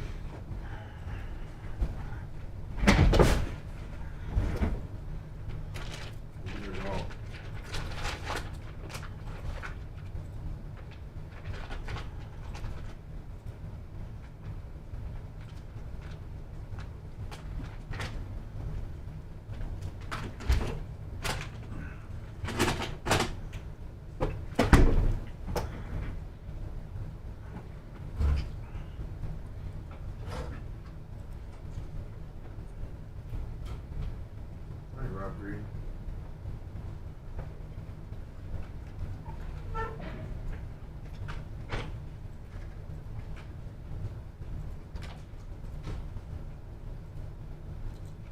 That in there. Oh, I have a good suggestion. I'll save it. Scoring sister real piece.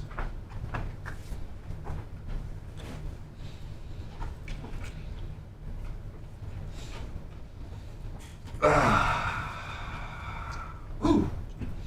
Oh. Look at this motherfucker. Milkshake. No calories. Plant-based. 100 grams of protein.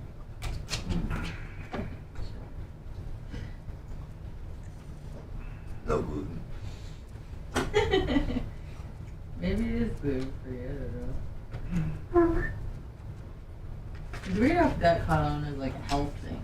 What? It's like an allergen thing. I know. I but gluten-free stuff tastes like shit. I love gluten. I'm like gluten extra Big fan gluten. of wheat. Throw extra gluten in that bitch. Yeah.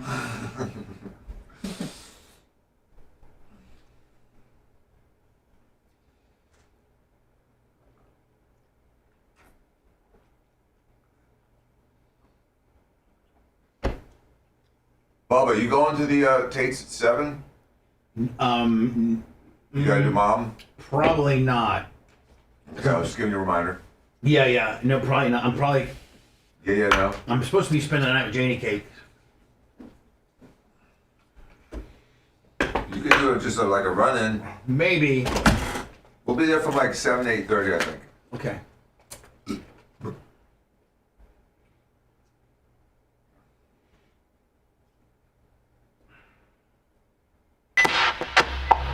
Up to this cat. Things you do all morning.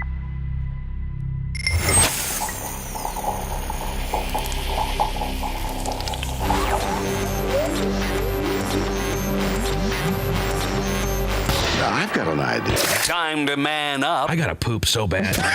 Man up and be brutally honest. And you're calling me crazy? Or I'm gonna kill you. We now return to the Bubba the Love Sponge show. PayPal, Venmo, Cash App, man, even $10 for real. Like, it's a constant telethon to keep us on the air, ladies and gentlemen. Venmo, PayPal, Cash App at The Bubba Army. Thank you very much. And also, don't forget to go. I've even checked our YouTube channel as we are approaching 100,000.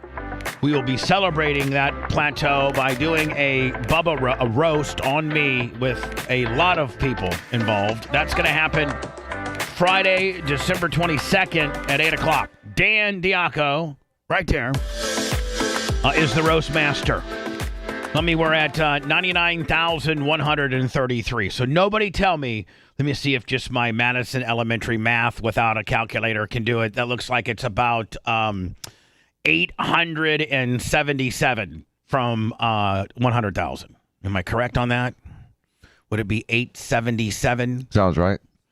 100,000 minus 99,133. Let me bing. Or maybe I should ask Alexa. 67. Hey, Alexa. 67. Did I say 6? I said 77, didn't I? 67. Okay. Was it within 10? Yeah, it's close. In Indiana, that's good enough. That's close enough. Yeah. It's right up to right. Today's after show will be the Anna Hummel show. She will have Kevin Hazlett here. That is the plan, yes. Well, yeah, Kevin could always cancel at the last minute due to the fact that a plastic surgeon that he represents has got put back in jail for having crystal meth. What is crystal? Is crystal meth the same as meth? I think so. Yes. I think it's just Right. short for meth. Crystal Right. methamphetamine. It's a nickname. And supposedly Dr. Adams, by all accounts and by arrest records and things like that, has been dabbling in the crystal meth deal for quite a while. He's a gay man, and him and his boyfriend, I think, have had. Didn't they say, Lummy, the cops were called out like 40 times? Yeah. One time he was going to threaten to stab himself. Yeah, something like that. And that so dramatic. And that's a guy. And Dan, I mean, for years you were like, this guy's a hot mess. And I don't know why these major radio companies are dealing with this dude. If they really, you've known about this guy and from the very beginning, Bubba. He went into private practice within a year of me going into private practice, and I didn't understand at the time why he didn't take the boards. He was board eligible. He could have been board certified. He just chose to blow it off, and that is to me, that's a sign of a deeper problem. Someone that just chooses to blow off the boards after going to school for like literally 14 years after high school. Why wouldn't you want that that last little bit of recommendation, that last little bit of validation and endorsement? And if you have gone through medical school and you now are a plastic surgeon, a plastic surgery guy, and you are eligible to take the boards. Why wouldn't you? Right. Doesn't make any sense. It doesn't make any. It cries character defect. And then if you see how he's aged compared to me over the last 25 years. No, not even. Hold on. Not even compared to you. Just how he has aged. Yeah. Like, I mean, we can't say compared to you because you're a freak. Like, well, let's just be honest. I look at the last 25 years and God, I mean, they've been kind to me and they have not been kind to him. But you're a freak. You have been take care of known myself. To go into your own surgery center and put your foot on a stool and laser your BH hair. Right. Am I not? I mean, Can we be intellectually honest here that you have lasered your butthole hair before? No, I haven't. Yes, you have. No, I haven't. No, I haven't. I'll admit to the scrotum. Okay. I'll admit to the phallus. Okay. But not to my BH. All right, because I never did. I don't even know. All right, so you I don't really have a hairy BH. All right, so what I'm saying is, I was blessed. You have hiked your leg up, turned on the hair removal machine, and yelled "ouch" and removed your own scrotum hair. Yes. Yes, that's I've how tried how you roll. Yeah, that's how I roll. Dr. Adams rolls with crystal meth. You roll with lasering your scrotum. Yes. I mean, to each its own vice. Correct. Right. Yes, I'll do my perineum, and that's where I stop. I don't think St. Pete PD are coming to knock your door down because you lasered your scrotum. No. I think because you bought crystal meth from an undercover informant might be a little bit more of a crime. Ding, ding, ding. Hello, who's this? Dark Match Steve. Hi, Dark. DRN, non-certified proctologist. What's up? What's up? Yes, I would think that you've probably explored some prostates in your medical career, Dark Match Steve. Yes, with your street level medical license on prostates. Yes, go ahead. Great song. Non-certified. Hey, but Bubba, I was going to ask, could Could I be like a guest roaster on your roast? No. See, it's. Uh-oh. It's tempting. It is tempting. It's tempting because he is funny. It is. Can I take that under? I won't let you down, Bubba. I promise. Hold on. 3 minutes is all you get. 3 minutes. Oh my God! Hell yeah! Yeah, that's all I need, Bubba. Yeah. All right. Bubba, I had another suggestion. Maybe DMS will endorse this or not. How about this idea, Bubba? Having a very limited studio audience and charging $100 a head. No. That's what someone suggested to me as well. No, I am not going to do that. What I'm going to do is I'm going to have a very limited studio audience with if you're a Hall of Famer or a royalty, put your request in. If you'd like to be, the studio audience will be handpicked by me, and it's not going to be based on charging anybody a certain amount of money. It's going to be based on your standing of what you have done for the show. So it's the same thing virtually. Mm-hmm. I'm just not charging you anything for this event. But like, for instance, if you're a Hall of Famer, Wizzy, Iggy, Creatine, Red, then yes, that's first priority. And a nice thank you to those people that were selected would be to say, give you $100 or $200 that night. No. It's going to be based on money. I'm not trying to make it about money. I don't I'm trying to make it about your social standing within the Bubba Army. We're the best of the best, the loyaltists of the loyaltists. They get an opportunity to be in here for free. You know what I'm saying? Roger. Like if Iggy wants him and Iggy get. Well, yeah, but I mean, if he wants to be here, then he can be here. Mm-hmm. Bubba Light wants to be here, he can be here. So all of you, Inner Circle, Royal, BARP royalty / Hall of Famers, they probably need to all start getting a hold of you or me. Mm-hmm. Our capacity is probably only like 25. That's what I thought. Yeah, you can only fit about 20, 25 here. So it's going to be the cream of the absolute Bubba Army crop. What the hell? Brian from Philly, $10. Yeah, All sounds right. like more. All right, Dark Match Steve, I'm not charging people to be here, and you get 3 minutes.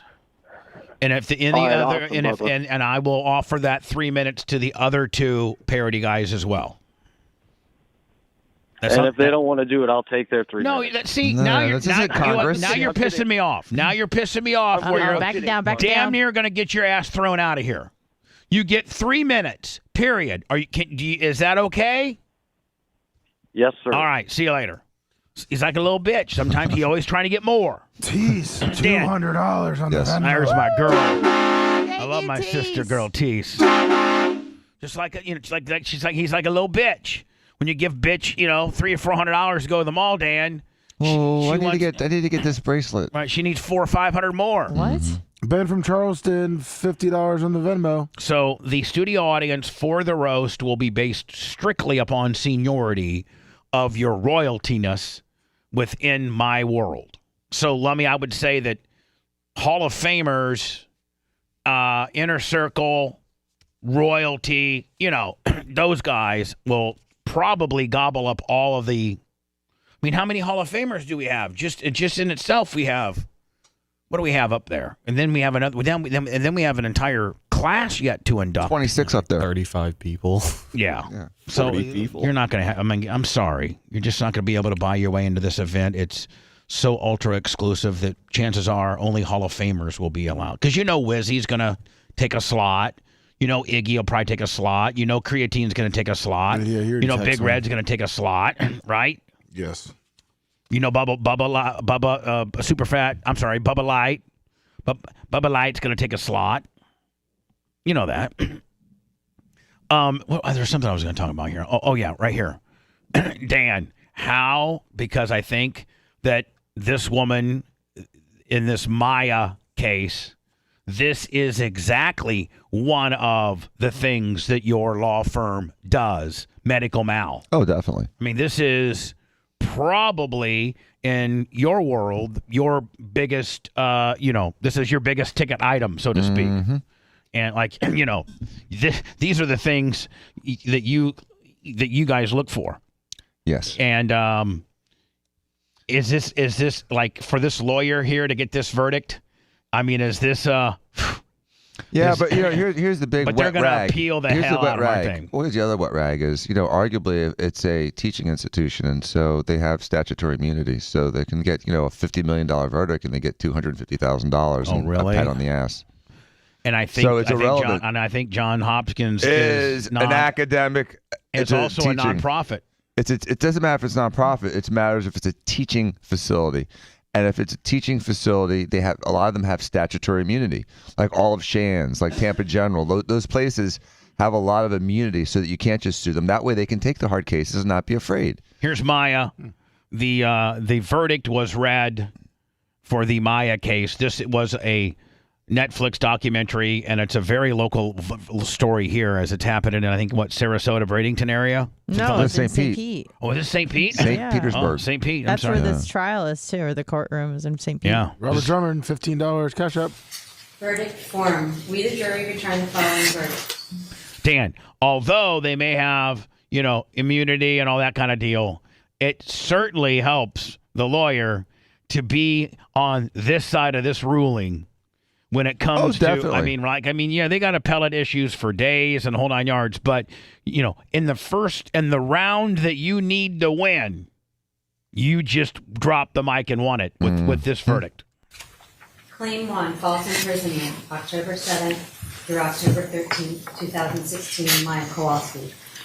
1. Did Johns Hopkins All Children's Hospital falsely imprison Maya Kowalski without legal authority under circumstances that were unreasonable and unwarranted between October 7th and October 13th, 2016? This is the daughter. They're talking about her mother, correct? Mm-hmm.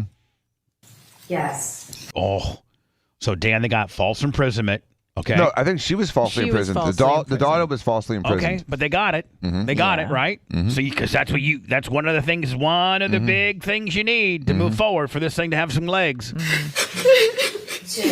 What is the total amount of Maya Kowalski damages for the medical and psychological Listen, you're quit crying so hard. I can't hear the verdict. expenses to be incurred in the future after she reaches the age of 18? And who's running the audio on this deal? Jesus. Based on the false imprisonment occurring between October 7th and October 13th, 2016. $2,496,000. All right, so $2.4 million. That's what they determined what was. For the false imprisonment? Is that what they... That's Maya... the end of the video. What's that? That's just the end of the video. I think there were 2 more verdicts read. I could be wrong. Was it? Go back to the title. Go back to the top. Juries in $220 million take care of Maya case, find hospital liable for malpractice. Now, that's where the big money is.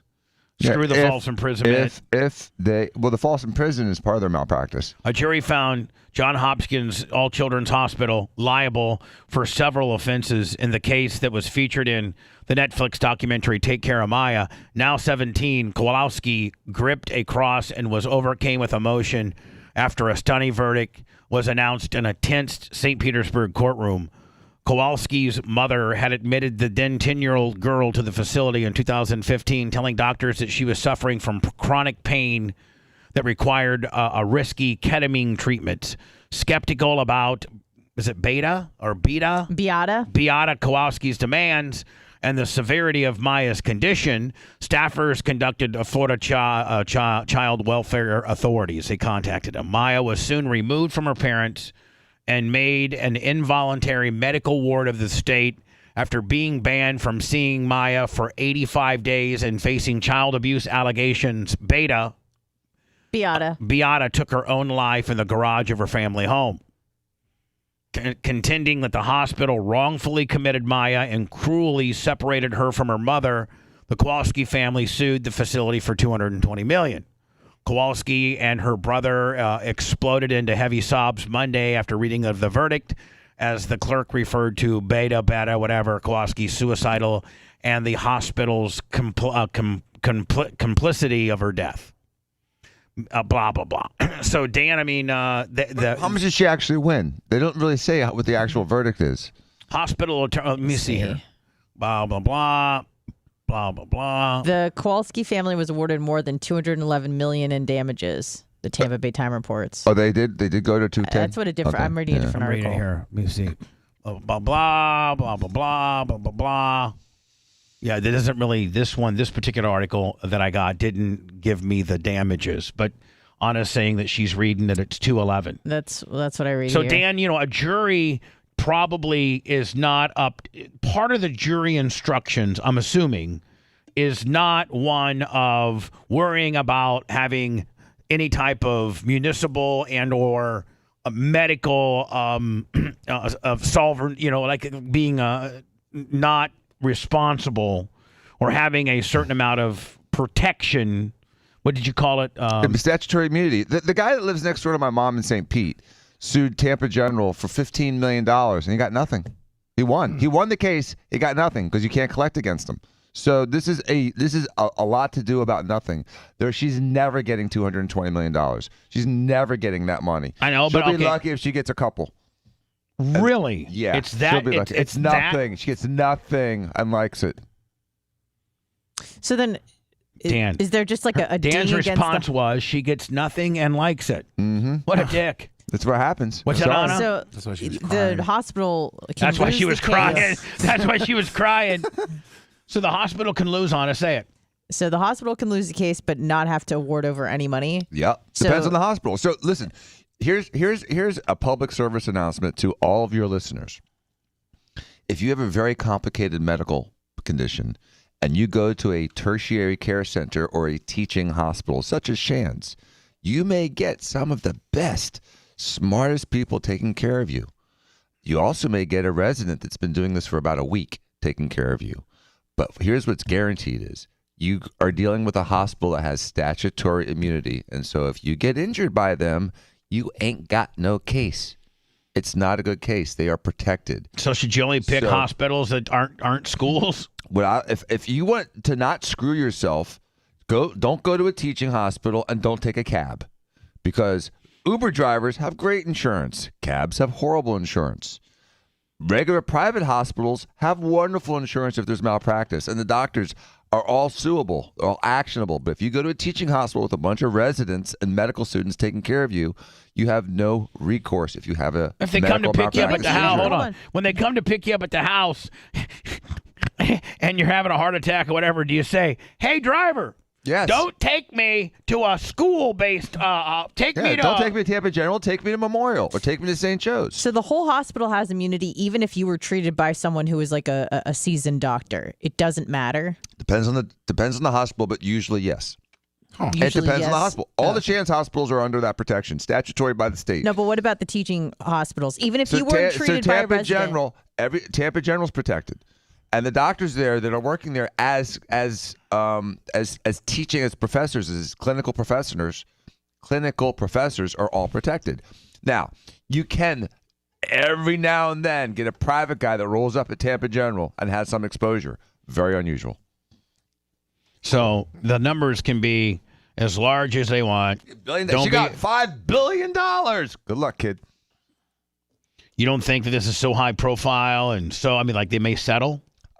They can petition the legislature to, if they choose, they can petition the legislature to make some kind of settlement, and they may, but it's very unlikely. So what's the whole point of this? Just bad press for the hospital? Well, the whole point is that some lawyers just don't realize that they're barking up the wrong tree. And then finally, before I go to words, I don't know what you would do if you pick up a hooker, if you're in Vegas and if you pick up a hooker and you're old as hell to the point where you got your little lark, your mobile scooter. Las Vegas sex worker beat an elderly man with limited mobility and robbed him of, I think, $6,000 in his hotel room. The Las Vegas Metropolitan Police responded to a robbery at the Caesars Palace. Like, how do you call the cops and be like, hey, I picked up, because I think within. It's legal. No, it's not. It's not legal on anywhere on the Strip. It's not legal in Las Vegas, like within the city of Las Vegas and or even the county. You have to go, like, outside. You really have to go, like, I think, what is it? Like 30 or 40 minutes outside of Vegas to go to the whorehouses.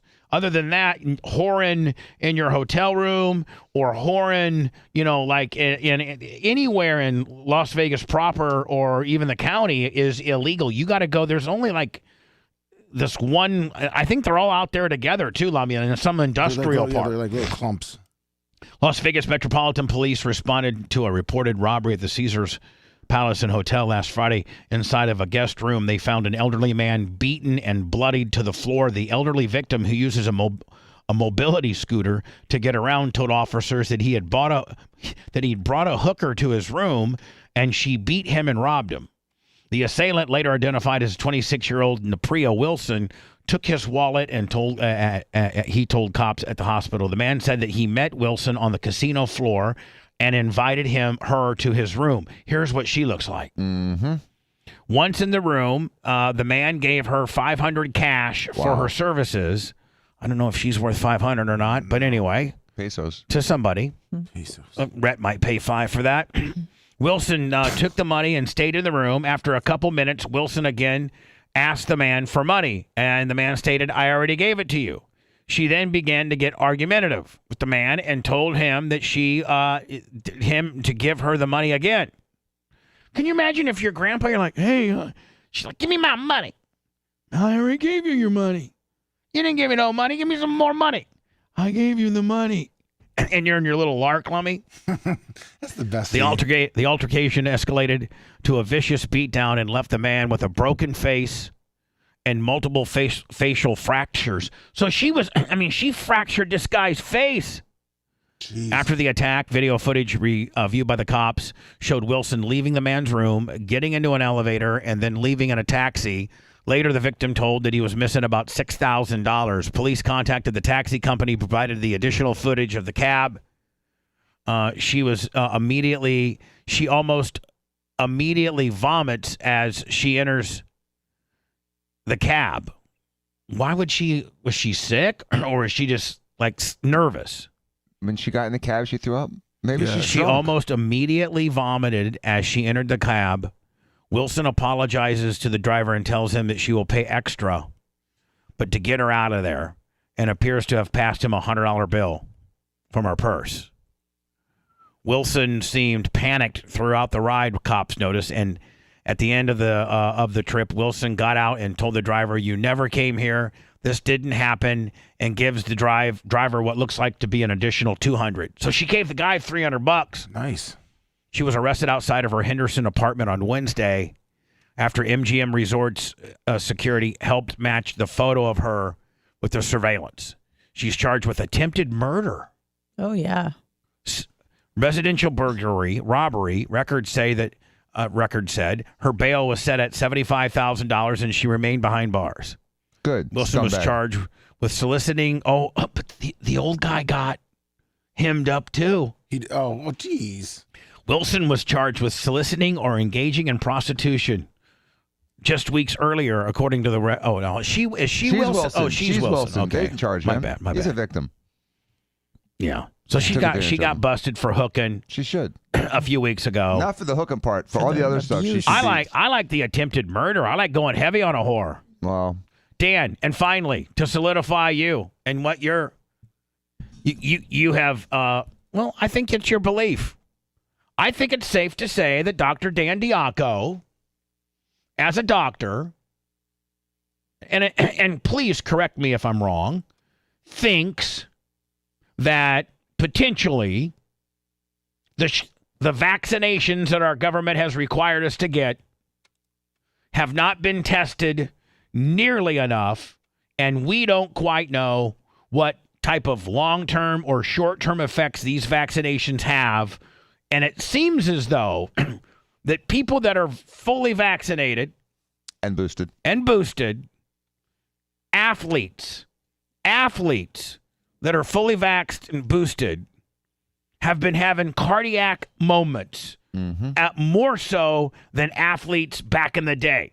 You never heard of a guy that, even just a few years ago. And so a former Indianapolis Colt, this guy right here, Matt Ulrich, dead at 41. Colts offensive lineman I mean, look at that guy, 41 years old. He won the Super Bowl when they beat the Bears. And he died of what they're saying it was a cardiac. Aren't they saying it was a cardiac moment? Cardiac event. This guy right here, man, sad. Oh, Dan, I saw this video and I was going to try to. I got to try to find it, but you got to probably leave here in a minute. But it was somebody. It was a doctor or somebody that was saying what people don't realize is that the vaccines were not a pharmaceutical. They were not. They were a military situation that the pharmaceutical industry labeled as their own. But the vaccines were all a military that were paid for by the American military, and that Purdue and Moderna, whatever the hell, that they just slapped their labels on it. But it was really a military deal. Has anybody seen that, or am I insane? Yes, and no. That's kind of confounding it all. But we can come back with it. Can you find me that story? Because I remember I saw it like just a couple days ago, where it said just when you thought that it was about that the vaccinations and the COVID vax and the boosters were really from Moderna and Purdue, but actually they were a military situation that Moderna and Purdue just slapped their labels on. I think I saw a news piece on that. Lummy, will you try to find it for me? Yes, I will. Appreciate it. Thank you, my friend. We'll be back with that. Your voice of reason has spoken. More Bubba the Love Sponge after this. Okay, so they all, like you said, have protection, even if you're treated by someone who's been there for. If you're treated by a private doctor there, then you may be able to go after that doctor, but the hospital itself is a teaching hospital. Okay. And most Even if you weren't, most of the doctors there no are residents teaching. talk to you. Lummy, you looking for it? Yeah. It depends, but it's really hard to get through that hospital without a resident touching you. I see. You know what I'm saying? They evolved from the ER to the discharge, to the rehab. Gotcha. You said you saw that article too? No. I know for a fact what the Department of Defense's involvement was. Just with funding? Organized. The whole response was there. That's why you can't go after anybody. That's why it's all protected. That's why it was all locked up. Because the Department of Defense ran the whole thing. I don't want to talk about it. I don't want to talk about it, but that's why. Oh, I got it, Dan. Lummy, I got it. I'll send it to you. Okay.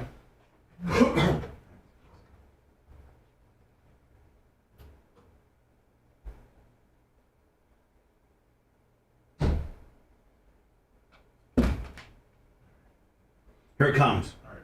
Text. And it's from Robert Kennedy. Okay.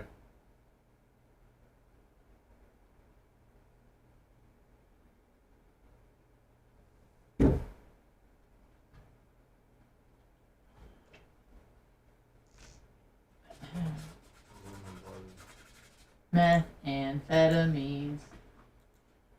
What drug would you try if there were no negative consequences? Is there anything that you want to try and just see how it makes you feel? Mm-hmm. I'd probably try heroin. That seems like it might be a good time. What's up, everybody?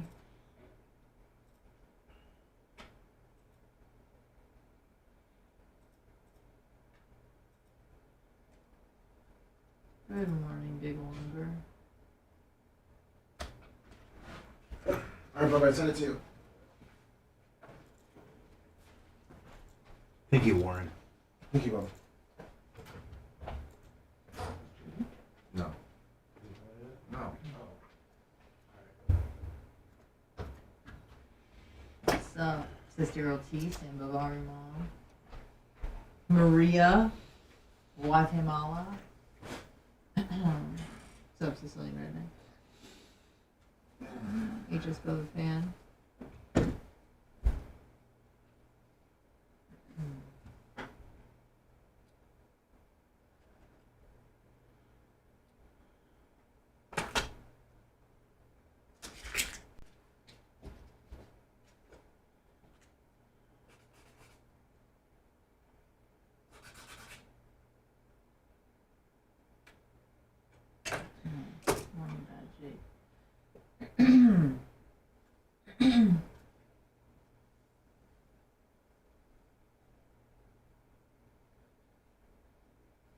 Do you think that like each country made their own decisions regarding the COVID vaccine, or do you think that there were more globalist actors at play? Absolutely.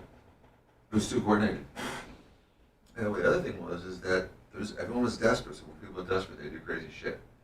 And so all these countries signed these fucking contracts that were so lopsided in favor of Pfizer and Moderna, so they could get in line for the vaccine because of the hysteria. So again, giving them stupid money and stupid protection. Yeah. And, I mean, do you think that they did that because they thought that it would help? Or do you think that this was, like, a money control grab? Or yes, no, I think they thought it would help. I think people were so panicked, they were so scared that they were, you know. So you think the intentions were mostly pure? Like, I think the intentions of 80% of the countries were pure. I think 20% of the countries were nefarious. The main ones. Starting with England, America. Do you think that our intentions were pure? No. Oh. Absolutely not. So do you think some countries were privy to information that others weren't? Or like, Absolutely. And then you saw when some countries were acting differently than the like rest. Sweden? They got fucking vilified. Yeah. They were attacked. Sweden got attacked for being Sweden. Yeah. Switzerland. You know, those just, they were like, we're not doing it. Yeah. They did fine. Yeah. Those countries did just fine. Which showed you that the mitigation efforts were fucking useless. From the masks to the social distancing to the closed stores to the fucking 6 feet to the all stupid shit. I mean, do you look at the Amish community? They did fine. They went through the first couple of months, and then all of a sudden, no problem. They're still not getting myocarditis. They're still not dropping dead. Nothing's happening to them. The Amish. They didn't get any. Oh, because they don't. Okay. They don't get any sort of modern medical intervention, right? No. They avoid it. They don't have a lot of ADD. They don't have a lot of peanut allergies. There's no autism. They're too busy dying from like being inbred, I guess. From what? Being inbred with their fucking 12 toes. And Do they really though? They don't. No, I don't know. And they live long.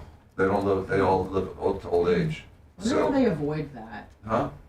Like the inbreeding? yeah, because They I mean, are probably careful not to. They probably. And mean, also, it's it's pretty Hey, let me tell you about Amish motherfuckers. Those are motherfuckers there are. a big Amish community? They're straight up like when one Amish guy, as soon as he gets married, and he started, then all the men of the Amish community come and like for 3 Saturdays in a row, they'll build them a barn, and then They got nothing else to do. They're a nice community.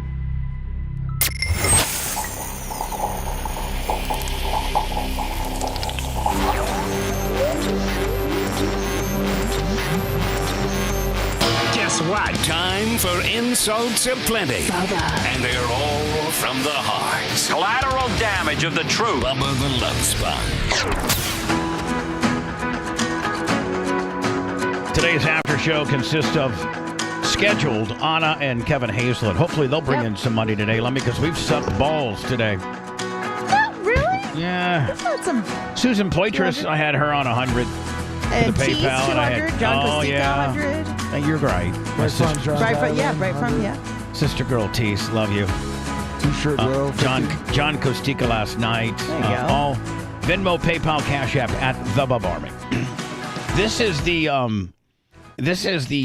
story. This is what I saw, and again, it's from Robert Kennedy Jr., who I like. Man, I like this guy. I like him. I really wish. I wish Dan could have him in the TOS on Monday and fix his vocal cords so he sounded as good as I did. If this guy had the same, just a regular dude's voice, just a regular guy. Like not even an announcer or a very nice or distinct voice, but if he just had a regular dude's voice, this guy might be the president of the United States. But we are so judgmental and so shallow-minded, like people like Chris Christie, even though he's an ass bucket, just because we would never put him in there because he's a fat ass. I don't know why. Presidents before. Yeah, but no, you tell me of a modern times. and within our lifetime. Yep, right. Within our lifetime, no. No, the last one we had was Taft or something like that back in the But early. it still happened. No, but still, honest, shut up. Florida Stanley Just shut 50 up. on the I'm gonna Cash shut App. up. Bye. Because there's nobody that you know that's alive, right? Even though if you take the oldest person that's alive, Mike Thurman, $100 Cash App. Thank you, sir.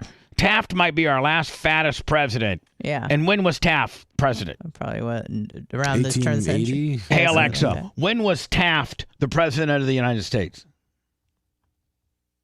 William Howard Taft served as the President of the United States from 1857 to 1930. So he's the If you'd last. like, Shut I can up. tell you interesting history facts every morning. Would you like to 1857. enable this routine?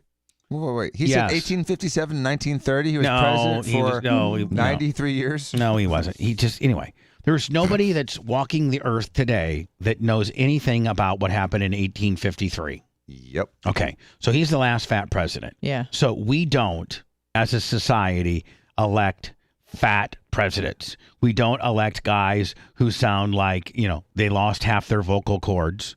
We just, Tap was technically 1909 to 1913. She was totally wrong. I think she did his life, the span of his life. Okay. Sorry. He was a president between 1909 and 1913? Yes. So that means a person that was a baby in 1913 would be how old right now? 110. 10. Don't think that there's a lot of 110s rolling around that can Not give us. many, not many, And no. and that's even you being one. You can't even remember who. I can't remember John F. Kennedy was the president when I was born. No, he wasn't. No, he wasn't. You're right. I was 66. He was already dead. 63 he was killed. Right. So Lyndon Johnson was the president when I was born, and remember him? I can't remember him. The first president I can really remember would have been Nixon, because I remember my mom and dad watched on TV the night he resigned. Mm-hmm. And then Gerald Ford take over. And then Gerald Ford took over, who was at that time, Lummy, he was considered the most rugged president because he was an offensive guard for the University of Michigan. Yep. So anyway, this poor guy here, who I like, but because we're so shallow as Americans, we'll never put a guy that sounds like this in office. I mean, it's really hard to listen to. It is. It's, it's not that we're shallow. It God literally damn, I hurts wish you our could fix ears. this guy's voice. Yeah. Don't you consider that the Democratic Party won't even put him up? I mean, they give the public the opportunity, the people. They want a guy that poops his pants. Here we go. Turns out that, the vaccines were developed not by Moderna and Pfizer. They were developed by NIH. They're owned, the patents are owned 50% by NIH. So hold on, Dan. I want you to, did you know this?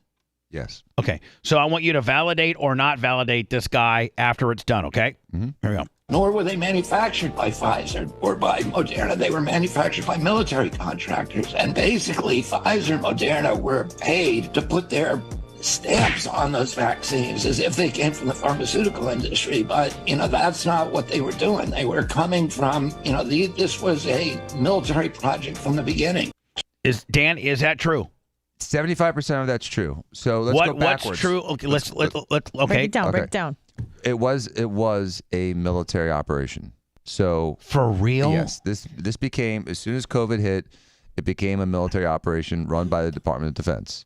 And so the NIH. For real? Yes. And the NIH. What's the NIH? The National Institute of Health. Okay. It's an American. It's an American administrative business society. Mm-hmm. It's not a business, but it's an administrative body.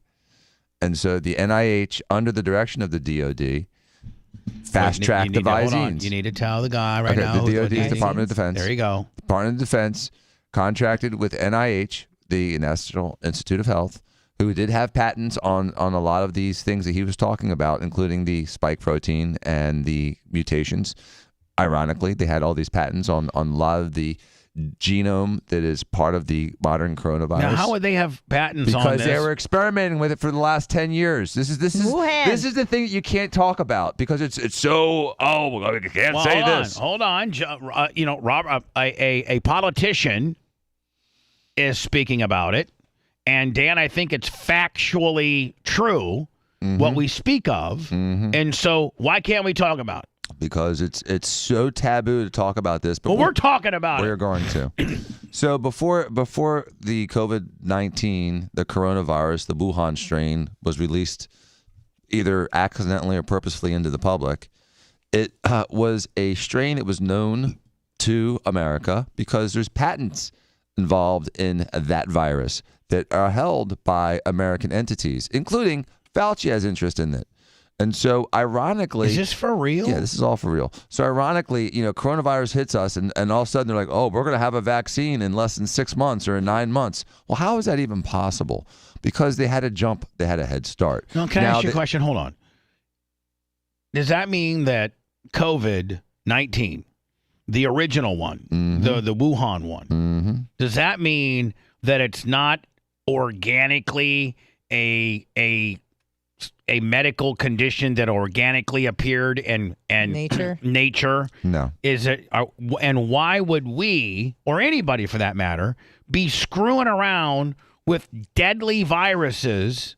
Why would we even be messing? Why wouldn't we be trying to come up with vaccines and stuff for existing bad stuff? Why are we? Here's my question is, why are we making bad stuff? Can I take a stab at this, and then Dan can correct me when I'm Well, wrong? I sent you from the NIH website. Okay. The research part. Anna, answer my question. Why would we be making bad stuff? Why would we be in the let's make some bad stuff business?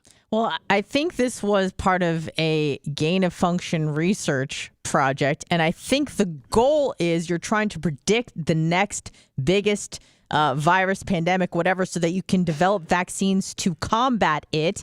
But every once in a while, S leaks out of the lab, and then you have a bigger problem. So now your solution to the supposed problem is now a bigger problem than the actual original problem. But if you're the one that invented the problem, only to have a vaccine for the problem, we wouldn't be having a problem had we not invented a problem. Right. But I think that the purpose, and I could be wrong, of what I learned, that they are trying to predict the next biggest virus so that they could have a vaccine in waiting for that next virus. But that virus doesn't. I understand it doesn't even live without us making it. A bigger problem than the actual problem. I mean, the virus doesn't even live unless we make it. Well, it says it right there. What did this research do? It talks about how years Go ahead. before. Why don't you read it for me? I'm tired of reading stuff on here.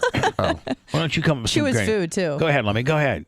Years before the COVID-19 pandemic began, experts at the NIH Vaccine Research Center were studying coronaviruses to find out how to protect against them. The scientists chose to focus on one prototype coronavirus and create a vaccine for it. So it was saying that they were doing it years before. That vaccine could then be customized to fight different coronaviruses. It was important that this vaccine be three things: fast, reliable, universal. So, Dan, by your prediction or opinion, when did we start dabbling around in COVID-19? 10 years ago. 10 years ago. In North Carolina. It's factual. There's published papers talking about the genome of the coronavirus they were experimenting with in North Carolina. And by the way, this is a euphemism. It's like reproductive health is the same as abortions. Reproductive health is not the same as abortions. And experimenting with different coronaviruses because they're going to make up some BS vaccine to help with this potential coronavirus that hasn't even existed yet is another crock of S. What this is weaponization of viruses. This is warfare. Germ warfare. They figured out how bad people freak out and how sheepish people become when something like this is out. Yep. Right? Sure. And how they can control the masses by having a big viral boogeyman. We've never had a viral boogeyman. Well, we have. We've had, the Spanish flu and things like that. But in today's in the modern day world, when was the last viral boogeyman? Malaria? Maybe Ebola, like 8 years ago. N1H1. Oh, swine flu. Yeah. That wasn't as scary. Ebola was scary. That was we were cute. scared. But hold on. What was the death toll? What was the death toll of Ebola? Small, because they knew it was super dangerous, it wasn't and airborne, they successfully controlled it. So they but it was deadly as hell. They contained it. They yes, super deadly. They sneak out this COVID-19 deal. Probably got away from them a little bit, and they're like, "Wow, what it did show them is, man, we can really freak people out, and we can make them get shots, and we can make them get vaccinated, and we can take their rights away from them, and we can listen. Some instances there were people. I'm not saying this is right. But there were some people that were threatened with their job if they didn't get vaccinated. Even if they worked 100% remotely. People got fired. Yeah, there were people so many got people that canceled. lost their people job. went to jail. Yeah. People got their businesses shut down, all because of this false narrative. And so, Preston Padgett, you can say I'm spreading bad intel. Here's what's factual. There is zero chance, in my opinion, zero chance, and I think it's been substantiated pretty much by absolute, real independent research, that the Corona-19 virus came from the pangolins in the market like they said it did. Pangolin bat to human. It was absolutely a manufactured virus. It's impossible for those kind of mutations to just spontaneously form without an existing animal vector that they haven't found yet in the world. So this Sasquatch, this bat, Hold on, this Loch Ness monster. This Loch Ness monster with coronavirus was the intermediary that they haven't been able to find yet. And there's none of Right. So that Show is me the crap. pangolin that had it. That is crap. What's a pangolin? That is crap. Okay, what is even a pangolin? No, I know. I'm I like, didn't know Jesus, until it's before the the stupidest virus. animal ever. I mean, God, with the world Wow. could do without pangolins. Why couldn't you have picked a cool animal, like a koala bear or something like that, right? Yeah, it's or like have a even one of pangolin those, party. or even one of those big Komodo dragons or something like that. Make it a real bad guy, right? Right. Listen, COVID-19 started by one of those real badass Komodo dragons. Like that's they made it a pangolin. What is a pangolin? By the way, you right here. Getting bit by one of those Komodo dragons is poisonous. They're really, It will really, kill you. really, yeah, it can kill you. They will kill you. They can. It's cute. It's kind of like an anteater. Hold on. Pangolin. Yeah. Yeah. It's like an aardvark it's like an Get the hell aardvark outta and an here. armadillo mixed together. I'd shoot that thing right between its eyes. Don't It's eat the it. most trafficked mammal in the world. For what? I don't know. Do they eat it? Mm-hmm. I guess. Yes, they eat it. It's good tasting. No, I hate for to real. say this, but don't eat anything. No, Sorry, but it's true. Anna said it under her breath in a real racial type of way. What? They'll eat anything. Nothing So goes to moving waste. right along before Dan's got to get out of here, and I need to get his opinion on this because Dan feels he's invincible. He really does. Dan, he's Dan, right, Lummy? Yes, he's Dr. Dan. I'd love to see Dan try to take on an orca because those, Where's this going? There's Come on, bitch. Your little spots. What are you, a gateway computer with teeth? He would kick your ass. Whale rampage. Orcas sink another boat off of Gibraltar after a relentless 45-minute attack by killer whales, led by this notorious killer whale named White Gladys. White Gladys, not White a Gladys. 25-foot-long mother orca, is believed to be the ringleader of this rampaging pod of killer whales. And so, Dan, they go out and they attack these fishermen. Yeah. And they will go and bite the boat in half. And isn't killer whales one of the very dolphin? few? But aren't they one of the very few species that actually like the taste of human blood? I'm sure I've that they heard that. do, and they're smart. They're mammals with giant brains. Right. So they're not as dumb as we play them to be. And so they have vindictive, they have memory, they have strategy. They have all these same things that humans have, except for, a written language. Because, it's hard to write underwater. Right. But they can click all day. They don't have thumbs. They don't have thumbs. Like they'll 10 click a guy all day. I mean, they don't have thumbs or big pens. No, but I'll tell you right now, man, they communicate to themselves. Oh, absolutely. Yeah. And so there's these orca whales. Mm-hmm. And if they get mad or something, they'll come bite your boat in half and then eat you. Mm-hmm. Like, can you imagine? Yes, we're in their world. And it's like, chimpanzees will fight. Chimpanzees will fight with strategy. And so animals like this can fight with strategy. Now, what and do they you can think? have Who do you think is- other orcas with them and tag team you and That's really what they gang did. up on you. They had a posse full of orcas. And they can coordinate. They're smart. Yeah, and they're they go really and smart. bite a 50-foot yacht in half. Damn. And orca attacks on boats traveling through the Straits of Gibraltar, known as Orca Alley, were first reported in 2020. These ambushes, which range from orcas simply approaching the boats to actively interfering with them, have repeatedly occurred in the stretch of the water between Spain and Morocco. One such attack happened months ago when a 50-foot yacht was attacked by 4 killer whales in the same waters. Another one even saw a tour bus rammed tour boat rammed for an hour. Yeah. They're walking on Earth. Some believe a 25-foot mother orca dubbed White Gladys is the ringleader of this whole posse. One scientist even speculated that the killer whale could be acting in retaliation after a previously troubled incident. What happened? That's exactly. One of the boats pissed her off, and now she's got a vindication about all boats. And it's also they're going after fishing because it's taking their like food, and they figured it out. It scares the fish away when the boats come through. So they notice that it's the boats that are scaring their food away. Scientists fear that a critical moment of agony, such as a collision, may have sparked her aggression towards boats. But there's no definitive evidence. Speculation now. Blah blah blah.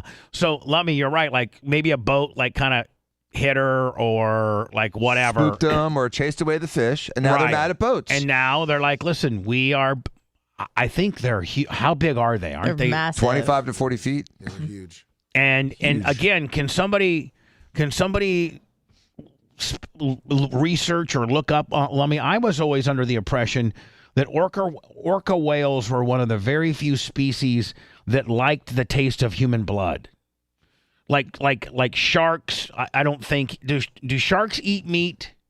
What? Well, they don't, yes. Yeah, but they don't like they don't like they eat humans. salad. I don't think they like the taste of humans. They like greasier food. They like seals. They like oilier Well, I'd be meat. They like fat, oily meat. I'd be the orca right on an You're not orca's. that oily. You're not gamey. Yeah, but my fat probably produces oil.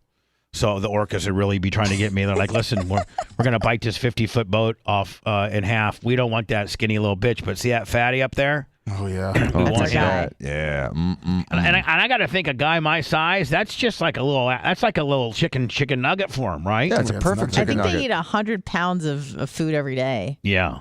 Oh, wow. You're a 2-day meal. Well, 3. I'm take leftovers. half for the fridge. I'm Wednesday with leftovers. It's exactly what I am. Yes, it is. No, it's not. We rudely interrupt the rhetoric to let you know the following. Bubba the Love Sponge Show returns after these words. They said they're getting smarter and smarter. They are. Yeah. And we're getting dumber and dumber. Yeah, the whales are going to take over. It's going to be a planet of the whales. They're dolphins. Why do they call it a toothed whale belonging to an oceanic dolphin family? I don't know. I don't try to like. Toothed whales are dolphins. The non-toothed whales, like the vegetarian. Hey, whales, Dan, like guess what? Blue whales or I whales. guess so. That have the what do you call it? The bristle. Brine. Yeah. Yeah, brine. Mhm. Whatever they're called. Yes. I'm gonna do my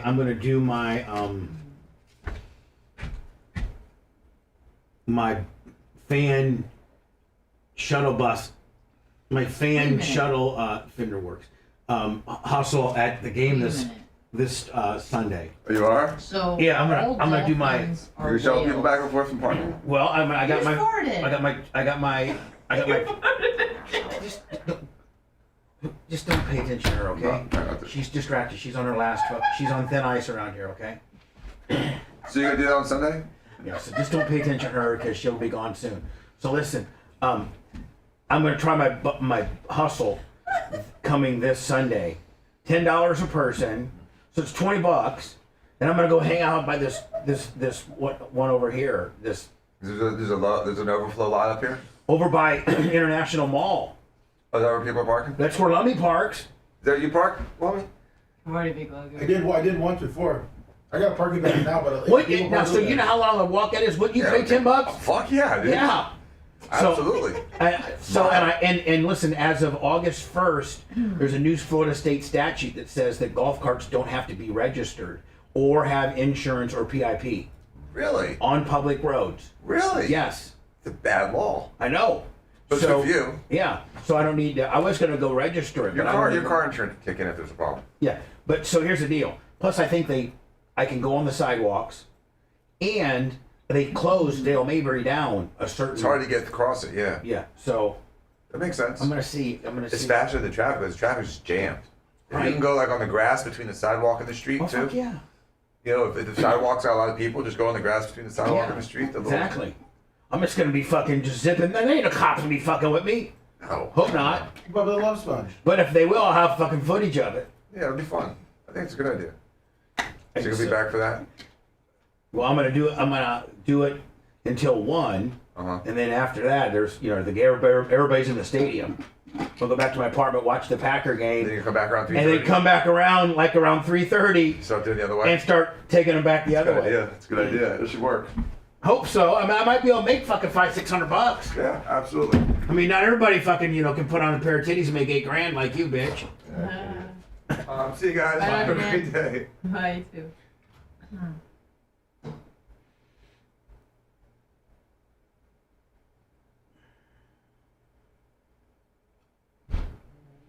Give me the NAB stuff if you can.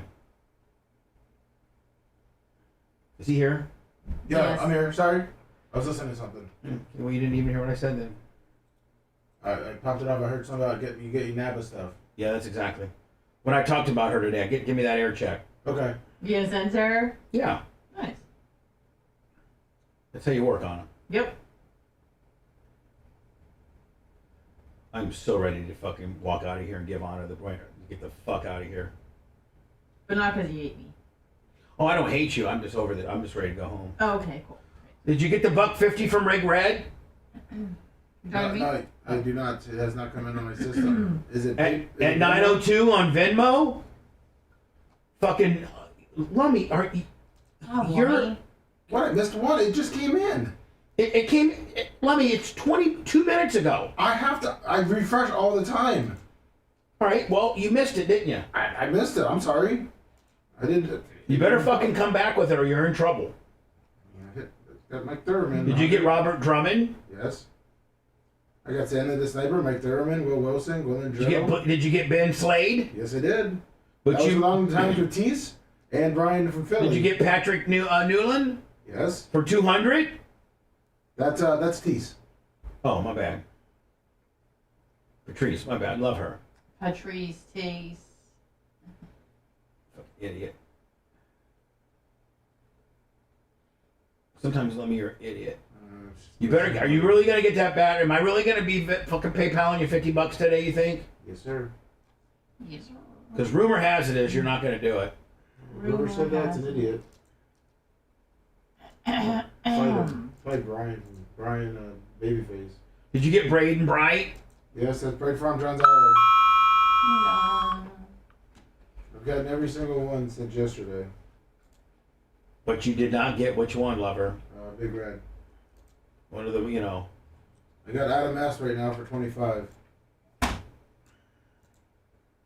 just came in. Bama Boy 352. It's okay, buddy. I mean, you try your best, don't you? Yeah, try my best. You get Kevin Campbell way back this morning? Yes.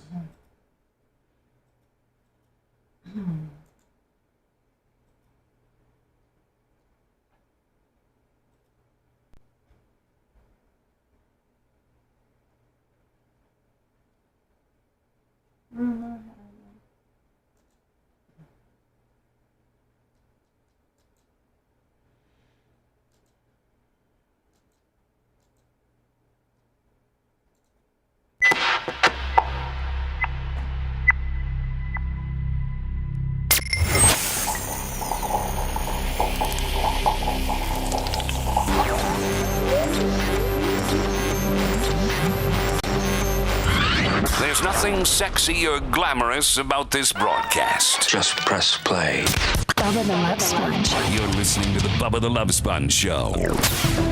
I'd love to see an orca whale attack Dan's boat. He'd be out there with his Desert Eagle 50 trying to blow holes in it, and that orca would be laughing at him.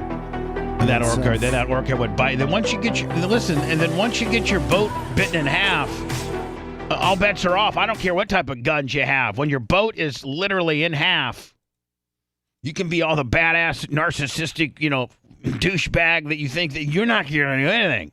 Big Red, $150. Oh yeah, that in itself's a little bit of a problem, is it, buddy? You missed it, didn't you? Say it. Admit it. I missed it. And Adam S. $150, and you missed, kid. That's a big contribution. Probably saying I want one of those seats for that. Count me in for 2 seats for the roast, the December 22 roast. He put Barb 2024. Okay. What I'm saying is, you probably need to start organizing the. I already am. I'm getting a lot of emails and texts. I need to get like some maybe some. We need to rent some folding chairs or something like that. Lummy, you know what? My buddy Brian Bernhardt has a tent company, and I could rent.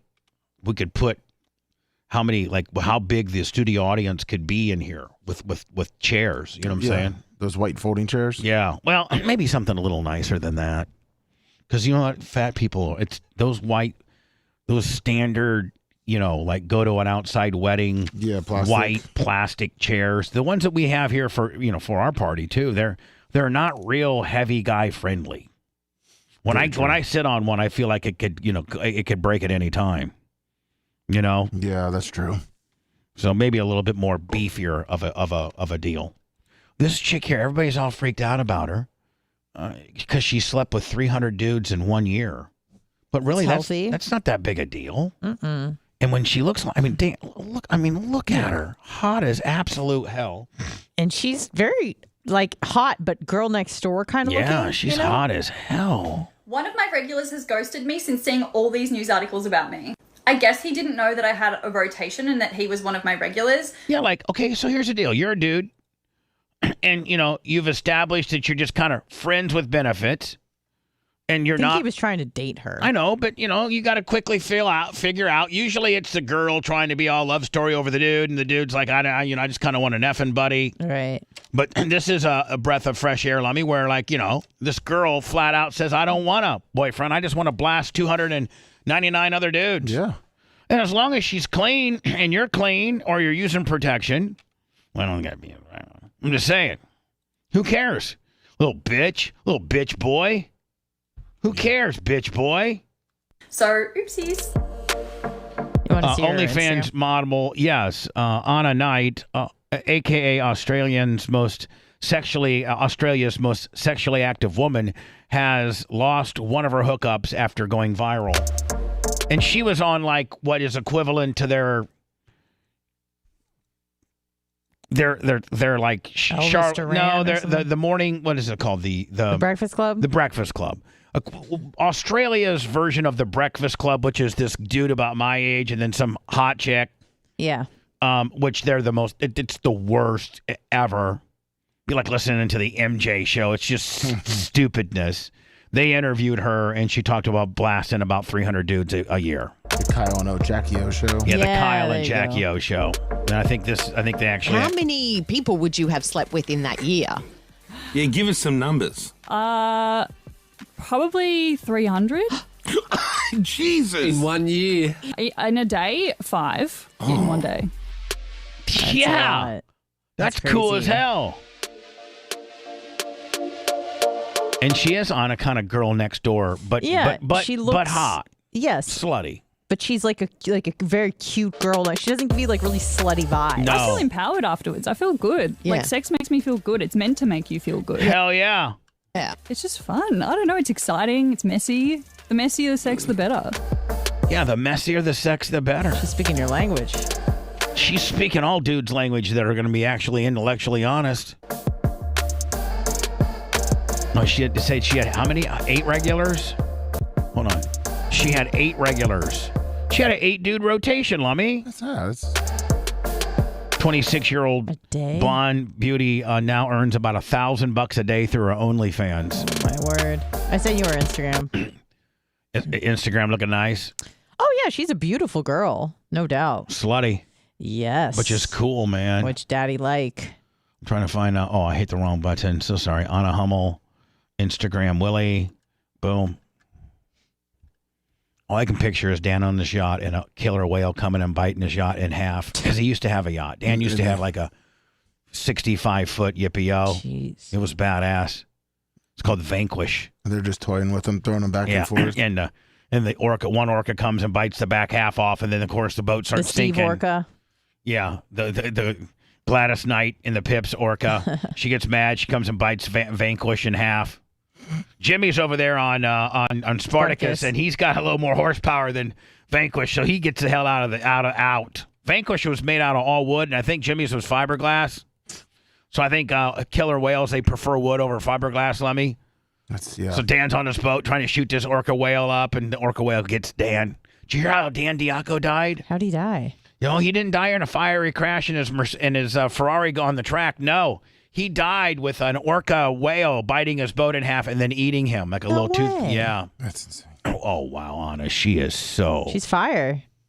She's very cute. And hot, but she doesn't give me super slutty vibes. Like if a girl walked up to you and say, "Listen, I got like 8 dudes I blast, and I want to put you in my blasting rotation. I don't want a relationship or nothing. Just want to blast." But like, hell yeah. Where do I sign up for the blasting? She looks pretty natural. Like she doesn't have like giant boobies and like big lips or anything. Like she looks pretty natural. See, Anna, that's what you would look like with a boob job. See? Just telling you. I'll see her EDC. Yeah, exactly. See, Anna, like right there. That's a good look. Okay, so let me just tell you. You Here could we go. have that look. I know. That look right there is unbelievable because that's the look of either I have the nicest natural jugs in the history of the free living world or I have a very good plastic surgeon. I can't tell. It's subtle. And do you not know? Like, you know. I don't know. You know what? I don't know that you could take it. Probably not. That's why you probably will not ever get boobs from Dan. Or anyone. It's not just Dan. It's not just Dan. But you'll never, well, Dan's the only one that's going to give you one. Dan's going to be the only one to give them to you for nothing. Exactly. And why not get the best for nothing? I mean, that'd be like saying, "Hey, Lummy, no better deal could be made. You can go down to the Hyundai dealership and pay for a Hyundai, or you can go down to the Ferrari dealership and get a free Ferrari." I think I'll pick the Ferrari. Yeah. So, Anna, like, here's the deal. The reason why I don't think you'll ever get this type of situation is because you can't handle it. I think you're right. I think that's what I've been trying to tell you for 3 years. You can't handle the truth. You can't handle new Diacos. You can't handle new the truth. Diacos. You can't handle the truth. Right. And why and breaking this on down, like how in what way do you think you could not handle it? And I'm not trying to make you feel uncomfortable or anything like in what way do you think that you mentally could not handle? I just wouldn't want to show them off. Like I wouldn't want to garner that sort of attention. But there's incidents here where she's not. All of her content is sexual. Like I don't post any sexual content. So what's the point of me getting them? You could wear. Well, it's not about what you post for content. It's about how you roll around in life. But I don't roll around even wearing anything like that usually. Bull crap. You've worn like when we went to Stogie's and Cycles 2 years ago, you wore like a nice little something. You wore something similar to that. Yeah. Okay, then. So don't say that you don't roll around with but that. I typically don't. 99% of the time, yeah, you know why not. you don't? Because you ain't got the jugs to support said rolling around. Right. You'd roll around in something like that all day. In fact, she doesn't even look like she's got boobs there in this particular photo. Yeah. And you roll like you could. Is this her right here? That's you all day rolling around with a little crop top and some jeans. Yeah. Again, that's not typically how I roll around. Yeah. Too bad. I'm just saying you'd be so like. Are you afraid of the attention you'd gather? I just don't know. I don't think I would know what to afraid? do with the attention. Are you afraid that like? I mean, that'd be like saying, "Hey, Lummy, you know what? Yeah. I know you got a 6-inch penis now, right? Yes. Okay. But I can give you a 9-incher, and for free. Yeah, I don't know if I'm going to take that, Bubba. Why? I don't know the attention that I'm going to get out of it. Like I got a little 6-incher, and if they say, "Hey, Bubba, not only am I going to give you like a 9 or 10, but soft, you're going to be like a 3 or 4. You're going to hang just nice. laying there, just laying to the side." Yeah. Like when I don't even lay to the side now. I just got this little button. It's just like an elevator button.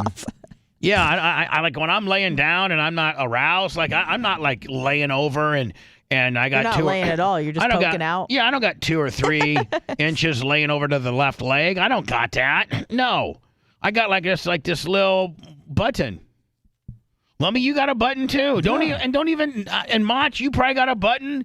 And Rhett, you probably got a button too. There ain't none of us that are as well as. Well, no, I mean, when I was heavier, that was one of the big perks of losing weight was to make your penis look bigger. Yeah, they say for every 30 pounds you get a half inch or something. Wow. And Dan proclaims to have what, 6 soft? Oh yeah. Yeah. Lummy's seen it. Multiple times. I've not really seen it that many times. Oh, I've seen it multiple times. And it's very impressive. Is it as advertised? Yes, it is. Really? Yes. Does that make you mad? It does. It is. Should you be happy for someone else? It's very disappointing. I'm happy for him, but it's like, Doesn't really? sound like it. Really, bud? Yeah, because you're a doctor, you're a lawyer, you're a millionaire. You drive you have multiple Ferraris. You got a Ferrari race car. You have a 6-pack, rich, hot wife, big house. Carriage house. And you're 5 or 6 soft. Yeah. Tans well. I know. It does. Yeah. It sucks. It's not fair, Bubba. Life's not fair. Didn't you say that at the beginning of the show? Yeah. That's why I'm just. His tools are a scalpel, saline, and silicone. Am I here for a physical? Because I'm going to need a few cocktails before I start coughing for you fellas. Let's talk to the greatest plastic surgeon known to man. I'm a great source of this information. Dr. Dan Diaco. That's your boyfriend. You should be proud of him. Yeah, but I mean, But you're not. There comes a point where I was like, I just get Dan'd out. He's not even here. I know, but I just get Dan'd out because I'm just second place to Dan. Everybody not is. Not here. You're number 1 here. Yeah. This is the only place where I'm number 1 over Dan. I get beat by Dan in every other form of life. Let me except for the time that we're physically in the studio doing radio or other forms of content distribution is the only time I am superior to Dan. That's it. Other than life, man, that bitch rolls around superior. And after a while, you get tired of it, right? You get tired of getting beat by a man every time. Yeah. It's a man thing, Lummy. Yeah, and he flaunts it around. Yeah. And then but he's not your even, boyfriend. He's not even kayfabe about it. He's not even kayfabe about it. He's like, I got a big penis. I'm driving my Ferrari. Hell, Jay's got so much money that he's given Porsche Cayennes away. And I'm happy for Terry. I really am. Sounds like it. Science has studied his brain and still has no theories about the things that come out of it. I'm talking to you, fat ass. Bubba. Bubba the Love Sponge Show returns after these words.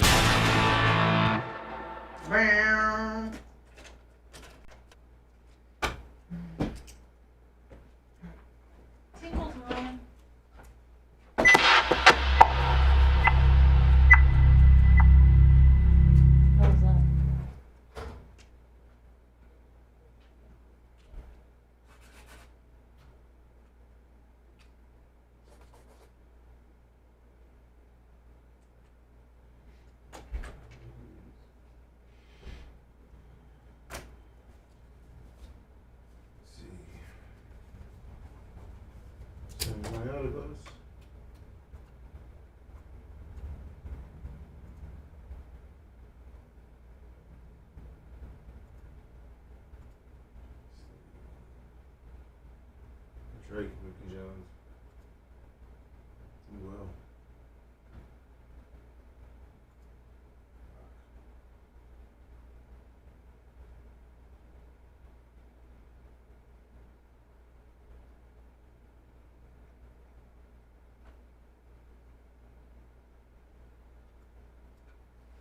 Sure would be.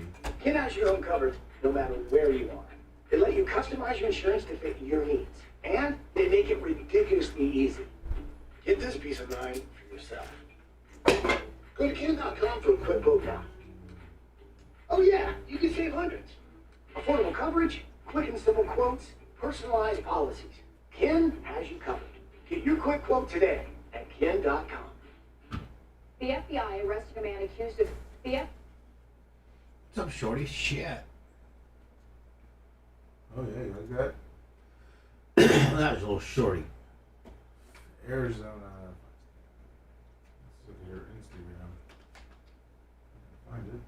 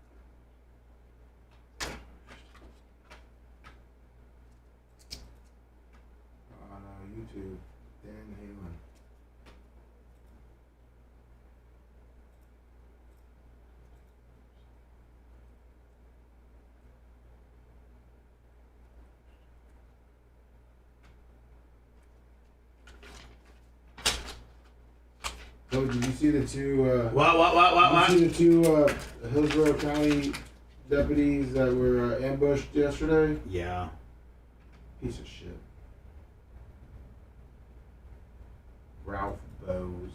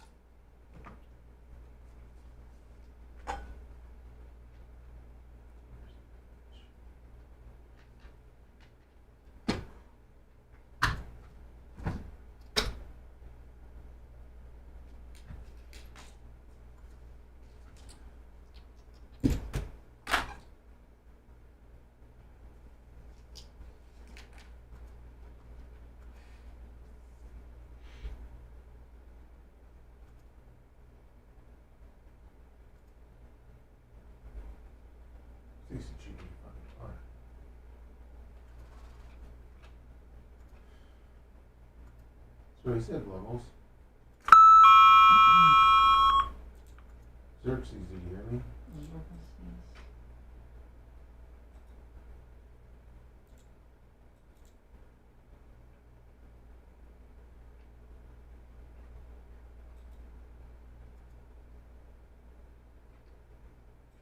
Rob.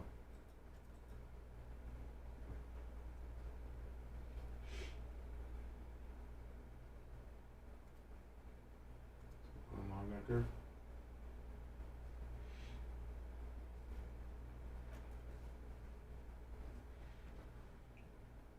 Yes, Dark Match Steve, you can. Dark Match And Reggie Steve. some too. We'll be doing a 3-minute set at the.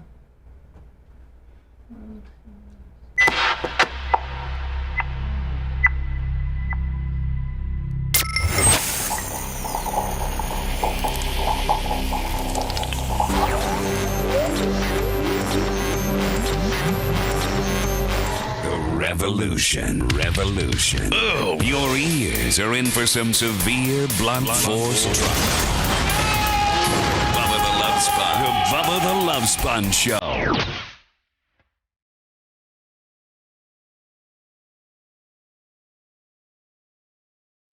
Bubba Army merch, Bubba Army store, BubbaArmyShop.com.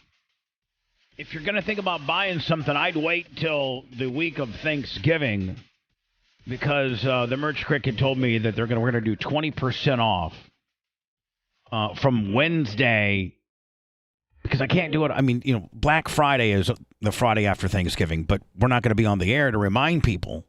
So our last day on the air will be Wednesday. And it'll go Wednesday, Thursday, Friday, Saturday, Sunday, Monday, 20% off with the with the promo code BUBBA, all lowercase. So you can get 20% off everything on the entire site. And I think we might even have maybe another item or two, including, Lummy, I ordered some more of the tactical bags. Oh, sweet. So we might have some more of those. So maybe wait till then and get you 20% off. I think I'm gonna do and Rhett might be able to comment on this.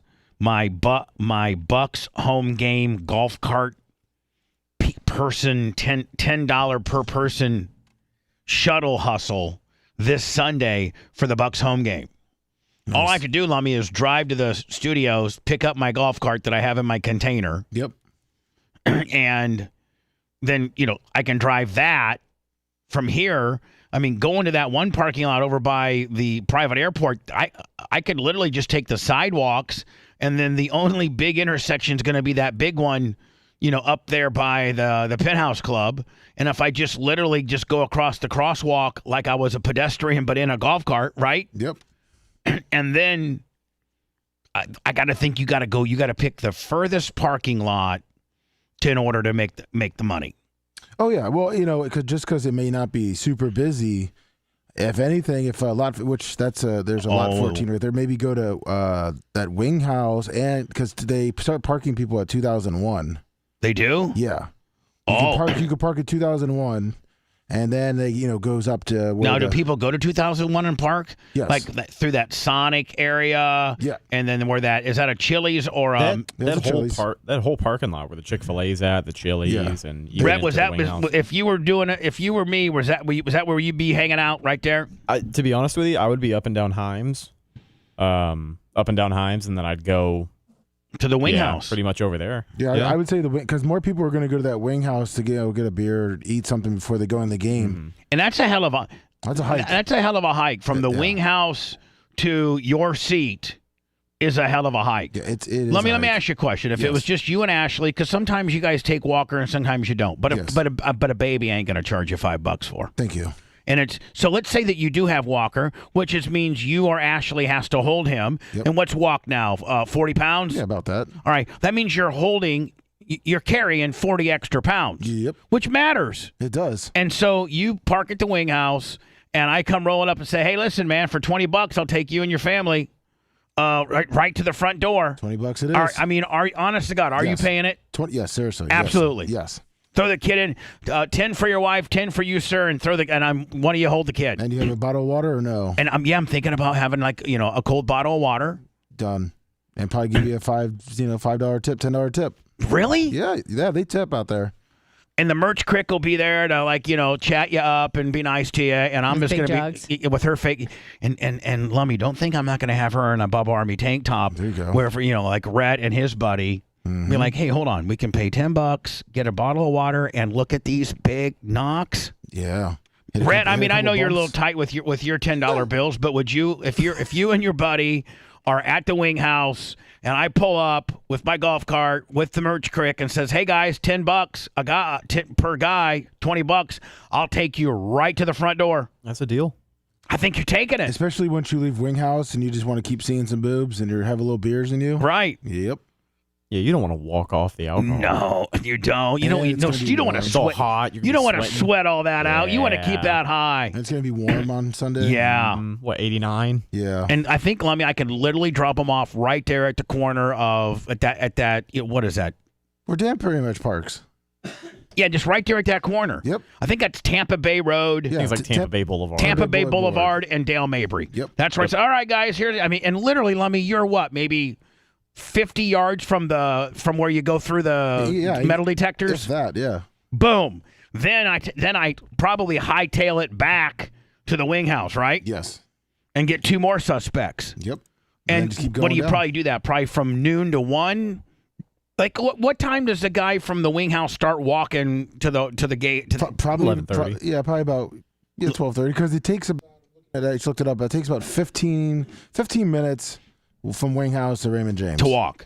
Yeah, if you walk straight there. So he probably, the responsible guy that wants to be in his seat and, for the national anthem, see the flyover, see Baker Mayfield warming up a little bit. If he gets to the Wing House, he probably is leaving the Wing House about 11:30, 11:45, get him to the game about 12:20, 12:30. When I've driven around, I would say the most foot traffic you'll see from that you know this is about 11:30 to 12:30. Yeah, that's going to be your most foot traffic. And then Lummy, like at 15 till 1, the people are just parking. He's like, "Listen, man, you don't want to miss. I can get you there in 3 minutes." Exactly. Right? Then 15 minutes or 3 minutes. What do you want? Yeah, you want to miss the game? Or not. Exactly. And you know what, Lummy? The price might go up a little bit. Yeah, a little closer to game time. On how Uber has impact. If you like, if it's an impact hour. Yeah, like surge charges. Yeah, surge. Yeah. 20 ahead, kid. They're like, no way. But you just start driving away. Like, okay, whatever. See you later. I'm going to go back to my apartment and watch the game. Then Lummy, I'm going to go back to the apartment, watch the Packer game. and then when I'll be monitoring the Bucks game, and then with maybe it really matters if it's a close game or not. Yes, exactly. I would say if who are they playing? Tennessee. Yeah, I know it could be a close game. It could be a close game. So that means literally, Lummy, if it's a close game, you get there with about 3. Some people probably leave with a 2-minute warning to beat traffic. I'd say that, and even like 5 minutes before the game ends. Some people start. And what are out. you just rolled up there right there at the gate? Yep. And 2 people were like, where? But I think you can only probably take that. It's good that I only have a two banger because they're probably together. I can't take multiple people to multiple places. Yeah, like if one guy was parked over by the Bucks training facility and the other dude was parked by the wing house, that would be logistically a nightmare to get them that'd be a waste. To and from. Anna is starting. Anna's going to be starting today at 10:20 with Kevin. I think so. And hope so. Lummy, I'm going to see my buddy Adam. Oh yeah, from Fender Works, and I'm going to put that up as a video today. Bubba gets his newly painted and restored Crown Vic, courtesy of Fender Works. I'm going to make that a video and put it up on our YouTube channel. Lummy, I think we are officially about 857 away from 10,000 on our YouTube channel. Could you find it in your heart, you little bitch, to follow my YouTube channel? It's at The Bubba Army. Anna? Yes. Good luck on your show with Kevin. Thank you, sir. Have a great weekend. Lummy, you going to get that big-ass battery? Yes, sir.